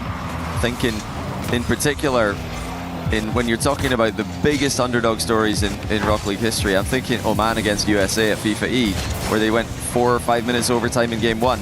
Nobody saw that one coming. That's the kind of thing that you're hoping to see from 5 Fears. It hasn't panned out that way in the second half of the game here. You know, there's double commits. Yeah. Are inexcusable. You can't make that mistake. You need to spread out in defense, and that goes to show you, how quickly things can change. One big play from Abdullah, one misplay from 5 Fears, and it's 2-0. Yeah, it's the problem with having to defend the entire time. Eventually you might make a double commit, and it's going to be punished by a team like R8, and that's a mistake from Guns as well. Look out for him. Well, he didn't mean to drive past the ball, but he got bumped back into position for it. It's like take 2. Let's give it another go. Here is Tekos trying to make sure Abdullah squeeze another one past them. He did what you said to avoid, avoided doing what you said to avoid at the start of game 1, Johnny, not getting faked. Yeah, you can't get faked in these matchups, even if it is scary. Abdullah makes it 3 though. R8, full credit to them. They have just so consistently kept the pressure on. Jazzy bumping away the defender. Snowy can't react to a shot from that range. Yeah, 5 Fears, they knew they were up against it coming into this, but I think they were probably hoping that R8 would show up nervous like they did yesterday and not just be so consistent like they've been. Yeah, scoring after 20 seconds certainly takes away some of those nerves, as R8 did. Here comes Snowy, though, trying to make sure they score in both games after going 3 goals behind. Quite able to do so on that occasion as Ghazi goes forward. Ghazi is like a bit of a star on this R8 roster. Certainly seems to have it all as a Rocket League player. He's got the mechanics, got the pace. Decision-making's not bad either. And the team behind him are helping him out every step of the way. Here is Mohammed. Up towards Abdullah. Ghazi decides to go away from the ball. Now he comes in, Mohammed. It's a good clearance from 5 Fears. They're certainly getting their defensive training right now, but when busts of that fly in, it gets more and more difficult, and that's number 4. Abdullah hat-trick. Ghazi up to the pre-jumping Abdullah, back down to Ghazi. Abdullah beats the defender to the second ball, 4-0.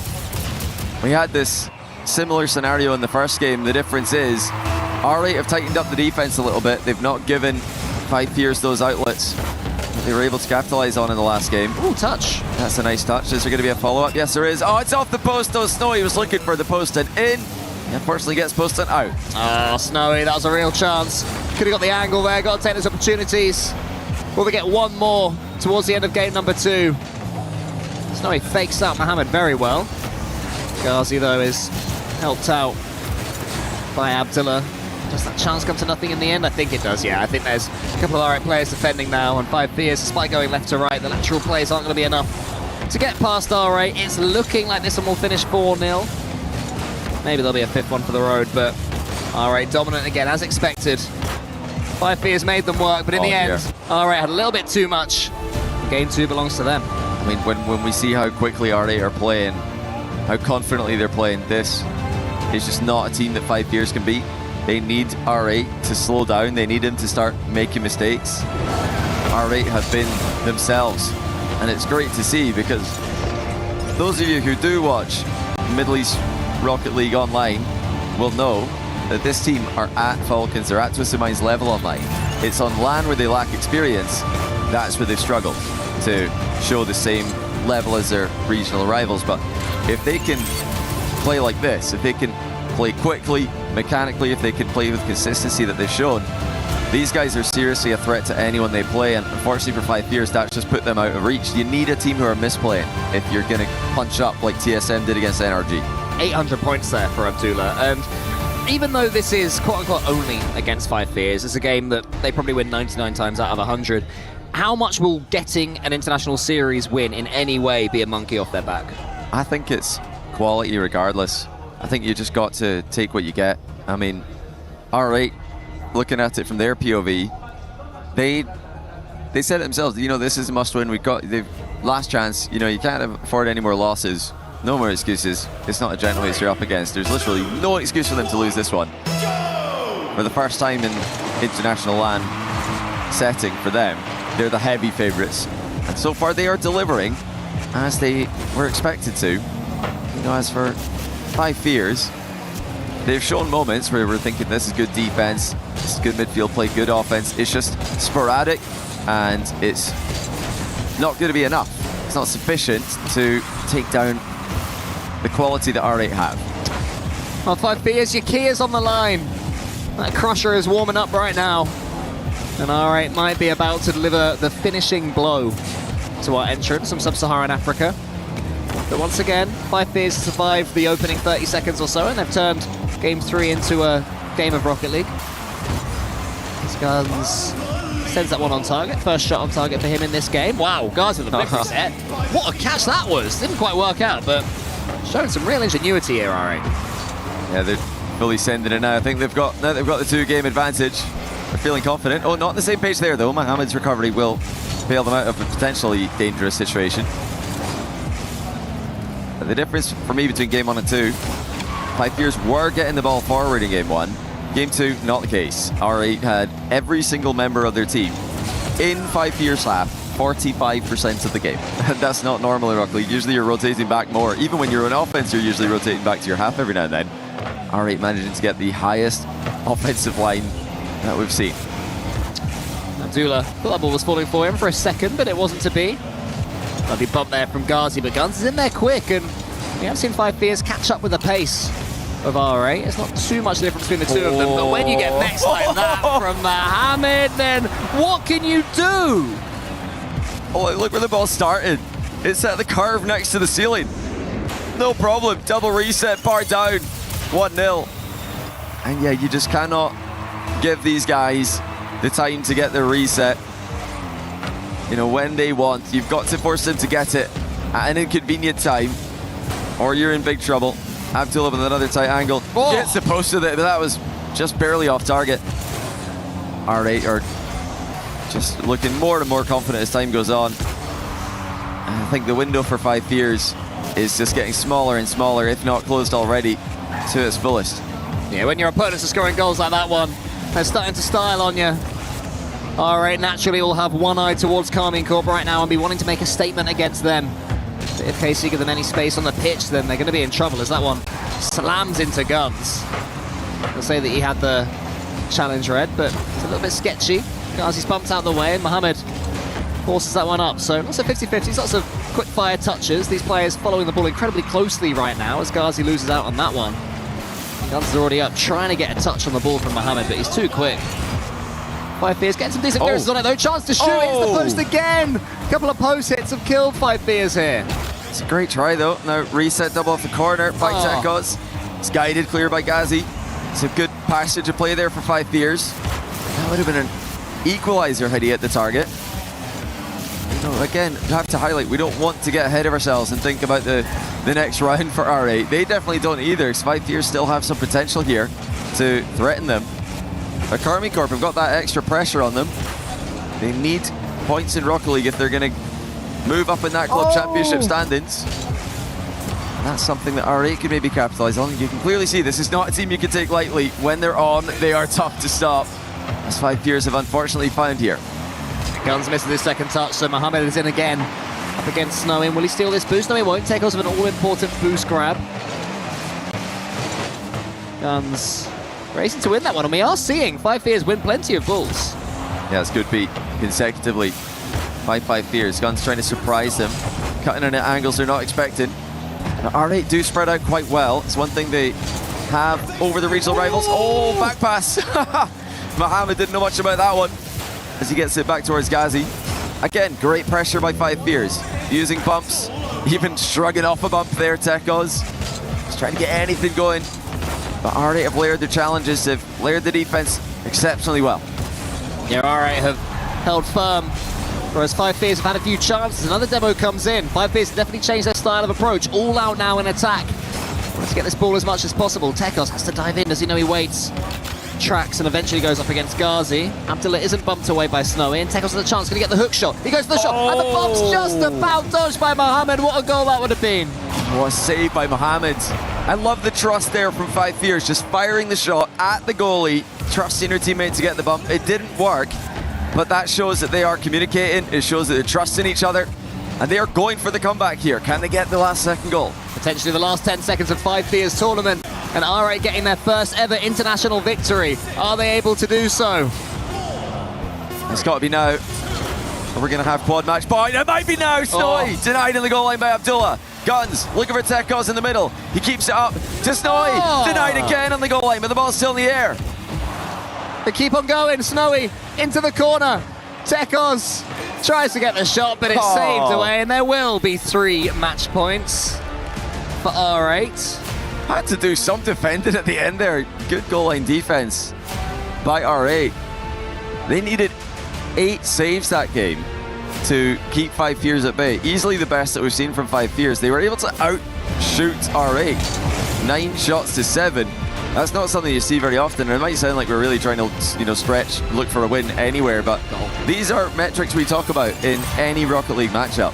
The shot differential, heroic saves being forced. These are real scoring chances that 5 Fierce have had. You just wonder, had R8 been nervous like they were yesterday? What a dodge. Could 5 Fierce have caused some problems here? If this was a game 1 and you just edge it out, this is what you need as an emerging region. APAC have waited years for this. And it's finally happened, this event. TSM taking down NRG. How many times have we seen APAC come up to LAN and just be disappointed over and over again? They kept going, they kept working at it, they kept building, and eventually they get the big win. That's what SSA are looking for. They just need the right combination of players, the right vibe on a week. You never know. There's sometimes bad days, bad weeks, good days, good weeks. Eventually the chips are going to fall in the right order for this region, and it will be special when they do. And don't forget as well that APAC were in RLCS majors before Sub-Saharan Africa were as well, so they have had more experience, they have had more opportunities, and it's finally happened with that incredible win against NRG yesterday. 5 Fierce will take a game right now. Absolutely. To take back from to South Africa. I think, they could have had that one. As well as having more shots than R8, they also had the ball in R8's end of the pitch for 58% of the game. It's the first time that 5 Fierce have had not just the shot advantage, but also the territory advantage in a game. And it's come while they're 2-0 down in a series. So credit to them for staying in this one mentally. It's easy to get, completely, just depressed about the situation. You've lost 6 games in a row at the tournament. That's not what these guys are about. They're just taking every game as it comes, looking for the first win. And now the question becomes, do they have yet another gear? Because they are catching up to R8, but R8 certainly can improve themselves, so 5 Fierce will have to improve even more as Snowy catches this one nicely, changes the speed of attack again. Instead of booming the ball, keeps it close to himself and keeps it low as well, so different ideas here for 5 Fierce, and they are moving forwards. And again, in this game, they've made it pretty even so far. Oh, careful. Yeah, have to be very careful right now, R8. I just wonder if... As this one is flipped over by Mohammed, and then hits the post, and then takes it away from his teammate Abdullah as well. Mohammed might have taken that one away from Abdullah. Now Ghazi's missed a wave dash. This is the first signs of R8 squandering opportunities, and I wonder, has that sequence of pressure that 5 Fierce put on them got R8 doubting themselves at all? As another back pass goes through for R8. I don't know how much they know about these. They are working out. But these are wayward touches though from R8. I don't think they've meant a lot of these ones. This one's great from Ghazi. But in the build-up, I think that was a bit random for them. Abdullah goes more sideways than anything with his ground to air dribble. All I remember, Johnny, is the ceiling flip reset. That's all I remember as the play-by-play goal. What a finish that was from Ghazi in the end. But 5 Fierce have been catching up. They've got this kickoff as well. Control from it. It was risky there from R8. Tekos to the backboard. Abdullah is there waiting, and 5 Fierce actually outpaced R8 in the last game. So they certainly have the capabilities to break through them and play them at their own game. Just every now and then the ball, the touch is a little bit simple from Snowy there. Could have done more, could have got more angle. Yeah. Instead went straight to the goalkeeper. Well, we used to talk about the extra pressure on MENA, was they would always only have one team at every international event they played at. And that team would have the extra pressure of performing, not just on their own behalf, but on behalf of their entire region. Well, that pressure is still very much there for not just Sub-Saharan Africa, but also APAC. If you play badly, your whole region plays badly. OCE as well this tournament. If you have a bad week, the whole region looks bad. So that's extra pressure that MENA and R8 don't need it to put up with anymore, because when the teams have performed, they've earned more spots at these tournaments. It really does put a lot on the shoulders of these teams. The whole region watching back home, waiting. You've got to do it. Get the win that everybody's watching and waiting for. Mohamed watches that one go into the corner, and Snowy is there waiting. Again, not rushing into the ball, and gets past the R8 player. Tees up Tekos. Lovely play right now from 5 Fears. Tekos could have got a decent challenge there. They might have been in. Just waiting for that one final pass, that one final 50-50. Isn't quite happening for 5 Fears. Haven't scored a goal since the first game. Oh my goodness, Snowy. Well, maybe now they have. They really want another goal. Well, he got rid of that one. A little bit of a clown fiesta, but they recovered before R8 could punish them. I have liked Snowy's ability to move the ball out of back corners today. I think he's done a great job slowing down the play, controlling it. Is that going in? No, not quite. Oh, it's off the post. R8, we're not ready for that one. Ooh. Guns with a reset. Snowy, a little bit under the ball, but he will control this. Just going to try and offload it with a 50, but it's gone away from him. Final minute of game 4 is rapidly approaching. Will it be the final minute of 5 Fears and Sub-Saharan Africa's tournament? They've definitely got one more goal in them. It's whether R8 will let them have it. As Ghazi comes forward, goes to the ceiling. Tekos forces it out wide, and Snowy can get this catch. Keeps it low again because he's got no boost this time. And I don't think he got the 100 boost in the middle either, so he is desperately searching for some. That's why he's drive challenging on the floor, trying to rush Ghazi, but Ghazi is not to be rushed. Tekos goes sideways. 5 Fears need to build up from the back right here. This one goes into the center. Tekos waiting, playing in front of the ball, hoping that somehow Snowy can get it to him. Needs to get a pinch here, needs to change the pace until his clearance is good enough. This is it now for 5 Fears. They are back in offense. Just 30 seconds to work with though. You have to be clinical in these moments again. So he's just looking to control the ball of defense. Gets a nice bump. Tekos following up quickly, but R8 have got everybody back. The respected 5 Fears capabilities in this last sequence. Getting each other's way, but it falls to Snowy in the end. Ghazi gets a close eye on Snowy the whole time. The South African couldn't quite break through. Tekos is there. I was going to fall to Tekos again. He got the boost earlier, but it's central. It's just he too wants obvious. To get more angle. Yeah, it's just too obvious there.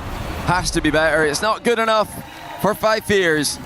R8 do what they needed to do, and they will face Karmine Corp tomorrow. All right, their first ever international LAN win. What will that do for their mentality going forward in this tournament? Karmine Corp await. It does not get any easier at all. But they have done enough. Based on what you've been watching from MENA this season, how good was that compared to their online ceiling? That's much closer, but you never know because they're up against opposition they're supposed to beat. But if they can come in with that level of confidence, the consistency with their touches, their mechanical plays, and avoid the misplays we saw early on in the series against Falcons, these guys are a threat to KC. KC got swept today into the lower bracket. They need to be seriously careful against R8, who are a very mechanical team. They've got so much potential. If they can get confidence as well, that's really all they're lacking, then I think that they will be a real threat for anyone in the competition. They'll have to lean on each other as well, because when they do face Karmine Corp, they will have this crowd again. Well, I say that, they might have some Vitality and Gentlemates fans rooting for them for the big upset. Minds. That's true. The Blue Wall do unite everybody else against them. They have a habit of doing that. It's very impressive. But they will have many fans that are against them, so it'll be something different today, where most of the people watching on for this matchup were fairly neutral.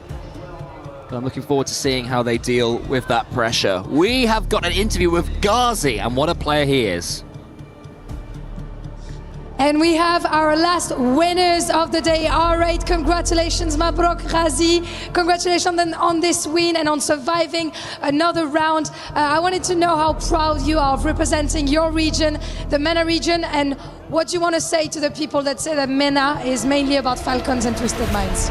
أول شيء مبروك لكم، ودحين نبغى نعرف منكم قد إيش أنتم فخورين إنكم بتمثلوا الشرق الأوسط في هذه البطولة دحين. شعور والله جامد انك تمثل منطقة كاملة، وان شاء الله نشرفهم ان شاء الله، يعني نجيب مركز كويس باذن الله. we feel really proud to represent our area, the MENA area, and we are really happy that we got this far. Of course, and I'm sure that MENA is also very proud to have you. Donc effectivement, on est très fiers de représenter notre région, la MENA, sur cette scène. And you started your pro career not so long ago. I think it was in 2024, so it has been 2 years. What are the lessons that you learned in your career that you want to show on this big stage in Paris? انتم بدأتم مسيرتكم الاحترافية قبل سنتين تقريبا وفترة بسيطة جدا، فايش اللي تعلمتوه عشان توصلوا للمستوى هذا في البطولات؟ باختصار الحرق يعني والثبات في المستوى، انه ما نعطي اللعبة حقها، والحمد لله وصلنا ذا المكان وباذن الله نجيب اعلى يعني، لان ماني راضي عن اللي جبته وان شاء الله بجيب افضل. Yeah, so we basically burned ourselves. We practiced a lot, and even until now, I'm not really proud of where we reached, and I want to do better.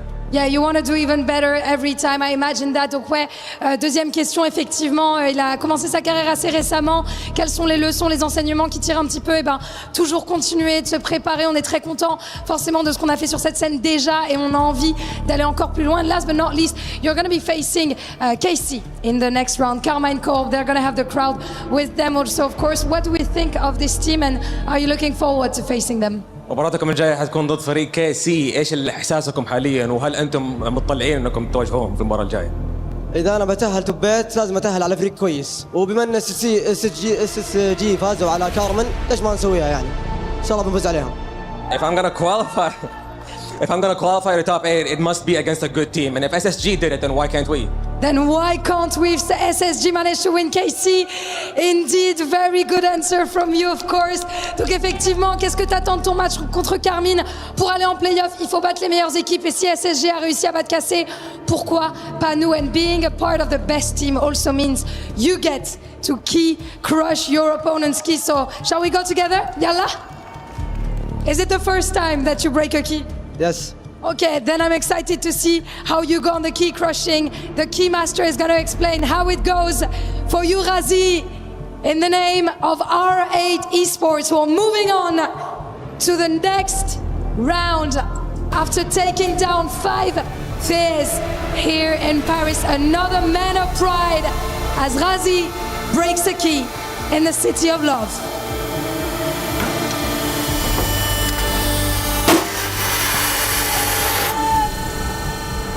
That was pretty good. That was pretty good, Razi. I'm going to welcome you back to the stage for one more question, of course, a very important one. Do you have any messages for the fans that are supporting you in Saudi or in the MENA region? على عندك بالعربي رسالة للمعجبين. أشكر كل من دعمنا وبإذن الله نبيض وجهكم وإن شاء الله البطولة ما بطالعة من أحد الفرق الثلاثة توستد فالكونز واريت بإذن الله. I'd like to thank everyone who supported us, and we say, inshallah, we will bring you more pride when we win. Wow, we will bring you more pride than we win. And I heard you mentioning also 2 other teams' name, of course, and I'm sure that you can do as good as them. Merci à tous les fans. Merci pour le soutien. And that's all for us on stage for today. Join us tomorrow for some more elimination games. See you tomorrow. I mean, Ghazi didn't seem nervous to me up there. I think he handled that interview very well. He seemed to enjoy the key crushing. Yeah, a little bit much. Yeah. I was a bit worried that the glass wasn't going to be enough there, but it has kept everything in where it should be. Yeah, I'm sure he'd love to do that again. He said it himself, you know, we want to qualify top 8 against a good team. I think Carmi Corp qualify for that metric. They do. And if Space Station can do it, why can't we? Especially in the fashion that Space Station were able to do it. Not just sending KC to the lower bracket, but quite comfortably. There's a look at Group A. We saw that earlier on today. Vitality and NIP going through the uppers. NIP staving off a Twisted Minds reverse sweep attempt. And then we've still got the decider matches tomorrow, following up the first round, which we, of course, have yet to see from this group. We only had sweeps or full-length matches today, so it was all or nothing with these matchups, and thankfully we did have plenty of Game 5s for us as well. You can see here Carmine Corp, they couldn't get a game against Space Station Game in the biggest story of the day perhaps, and then Team Falcons defeating Gentlemates. We have our upper bracket matches, we've got our advancers, and we've got our deciders as well. That is it for today, everybody. Thank you so much for tuning in to Esports World Cup 2026. We're back tomorrow. I can't wait. There's more Rocket League. It's going to be brilliant.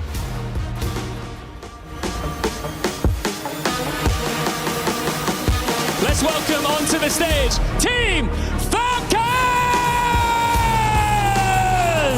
Et c'est l'heure de manger du Falcons au petit déjeuner pour les Gentle Mates!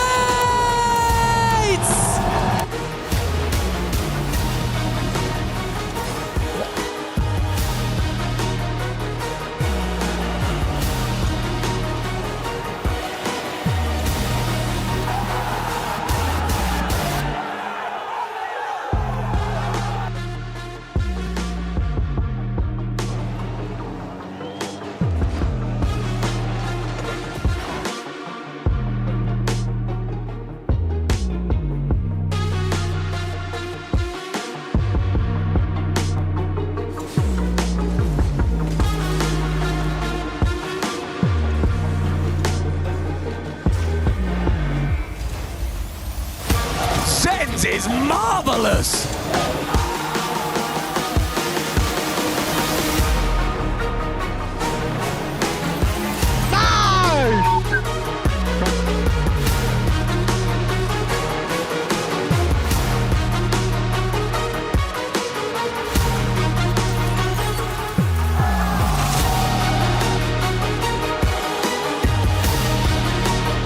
Deep clear. And overtime won in game one went to OT, and it does it again! Are you kidding me, dude?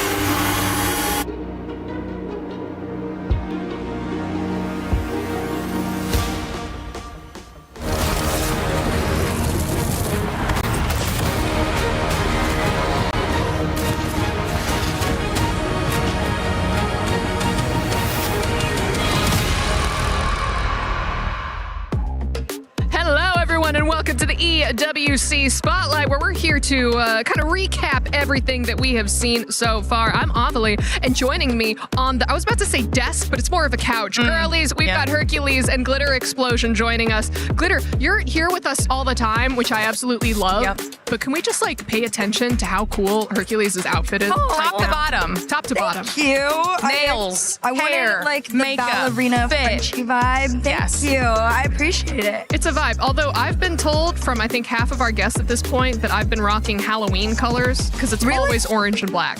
But look, pink. No, you're changing it up today. You're switching it up on them. Oh, switching it up on everybody. And speaking of which, we've seen some switch ups in these games. Oh, yeah. You were over at the STC Arena with some Rocket League. Girl, what have we seen so far? Oh my goodness. If you guys did not watch Rocket League today, you missed out. We got to officially start doing all the key crushing. R8 actually just crushed 5 Fierce keys. After, earlier this morning, TSM, everybody was like, oh, yay, APAC finally gets to win. It's so heartwarming. And Vitality was like, stop talking. You're in France. Just go home. And other than that, it was the same old, same old. Falcons are still surviving. The Gentlemates are still in. Sure. Nothing too out of the ordinary there. I think the only big shock was SSG taking down Carmine Corp. If you missed that, you definitely should go back and watch it. I don't even think Carmine Corp expected it themselves. The fans were shocked, the players were shocked, but there's one more chance. It's the lower bracket starts tomorrow, and so a lot of time left in the week. I love that. I feel like KC fans have been in shambles multiple times throughout the year. Oh, is it rough for them in other places? Yeah. It's been a little rough. League of Legends handed them a pretty difficult loss. But Gentlemates, they've been strong. Yeah, the whole summer. So I love that. Drum's ready to go. All right, but over on the Lenovo Legion Gauntlet stage, we did have some Rainbow Six Siege. Yeah, we've got two mostly big stories coming out of that stage, right? The first one being that our defending champs, Team Secret, just went out against GK Esports. So that's kind of a big deal. We won't be getting a back-to-back out of them. We'll be getting a new title holder on that stage. And then on the other side of things, we're also looking at the Liquid and FaZe matchup. Obviously, we're talking about Liquid a lot this week when it comes to CC side of things, but there's a little bit of a family rivalry going on between these two squads. I think it's going to be a really, really close one. Family rivalry? I love that. I love that aspect. Twin brothers. Wait. You haven't heard of this? I'm sorry. Do you not know Fill this? me in. Clearly, I'm living under a rock. Twin brothers? Yeah, go facing off against each other. And, like, do you think this is an ideal situation or a less than ideal situation? They've done this before. They've already faced off against each other in the past. So they're no strangers to this. I think that I want to be there at that Thanksgiving you table. need to. Right? Get your invite in. Just like mom and dad sitting at each end of the table, the boys there, and just being like, so, one of you guys is a winner. And it's quarterfinals too, so it's a big match. Oh god. Oh my god. I might have to run away and go see that. I love the family drama already. That's amazing. But then, of course, over on the Alliance Vault stage for chess. Yeah. Well, I mean, Hercules, we say it's our most physical esport here so far. I think it is. You know how smart you have to be able to do that? Like, physically, you know, a lot of us might not be smart enough. We had to do Mystics previously. Crazy. So crazy. But Glitter, what's been throwing down on the chess stage? Well, we had drama last time in the form of a misclick, right? Oh. Yeah. Wait, T. Yeah. T. This time, we have more drama, this time in the form of an upset. Okay? Because world number 8 in Rapid, I want to make sure I say this right, and China's number 1 player, Wei Yi, has been eliminated in the group stage for the 2nd consecutive year of EWC. When you are that good at your game, to come in here and have that type of performance, it has to just be devastating knowing that you can do so much better than that. Yeah, I mean, is it a choking situation? Right. Is it like the pressure getting to you? Hey, these are the big World Cup? prize pools, all right? This is like, what, Rocket League alone is like 7 million? This is our own like unofficial worlds too, so I can't even like fathom the chess people. I was in the makeup studio with some of them. The talent were like, we never get to see this. So I can't even imagine the players. I feel like there's so much more drama coming out of chess than we would have ever guessed. Every single day it's something different. I really want to know if there's any like, meet me in the parking lot after, and then like they both show up ready to brawl. Yeah, and it's just like a chessboard in the middle. Sit down on the floor and be like, oh, okay, that was a good move, brother. All right. But either way, as we get closer to the end of the week, we do have to talk about the club championship points and implications that we're seeing so far. And at the moment, Glitter, do we have anyone who's looking like a front runner? We do, and it does tie into chess a little bit because we still are watching Aurora and AGAL. AGAL, obviously one of the teams at the tippy top of the leaderboard, so we'll have to see how all of that unfolds specifically for chess. But then, like you were just saying, Herc, I mean, we've got Falcons in the running, Vitality in the running for Rocket League. Could either one of them win? Because right now, when it comes to club championship, they are the teams that are very high up there and are looking to get even more points. All the Rocket League fans in chat just made the same face I did when you were like, could they win? We're like, unfortunately, it's probably going to be them in the finals going off before all of this. If the bracket plays out the way it should, there is a world where they do. I do know the Falcons are they're like in top 3-ish right now, or 4, which is like the lowest we've seen them in years. So our Rocket League team, they've won for the last 2 years. Okay. So they could be the ones to do that push. 100%. All right. Well, still so many incredible and exciting games that we get to see throughout the rest of the week. But before I let both of you go, any last thoughts that you want to throw in here? I'm a major fan of the both of y'all. They asked me if I wanted to jump on here, and I was freaking out. So thanks for having me. Yeah, they did. They told me they'd follow me back on Twitter. Good job. It's true. It's accurate. It's accurate. Glitter, anything for you? I'm ready to see how more competition unfolds because I think by the time we get down to finals day for all of these titles, it's going to be crazy. And I'm ready to find the Twitter accounts of both of those R6 players and then maybe like DM the mom or like maybe a crazy aunt on the side and be like, so what's family dinner looking like and how can I get an invitation? But for everyone else, thank you so much for watching the EWC Spotlight, and we will see you all next time. Look how high it's going. It's going up. We're so such a cute angle.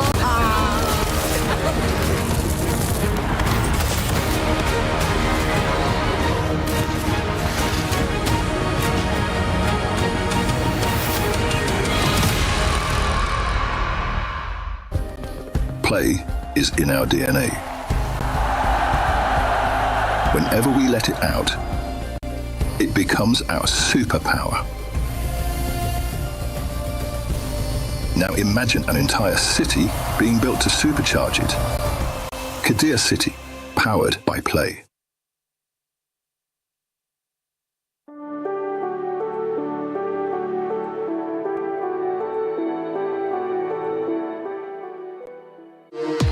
We were there. For every click, every clutch, every respawn. We were there for the years of grind. And we're here. Now. The proud founding partner of EWC. Powering the biggest event in gaming. Shoulder to shoulder with the world's best. Making history. Greatness deserves a stage. Lenovo Legion. Reach your impossible.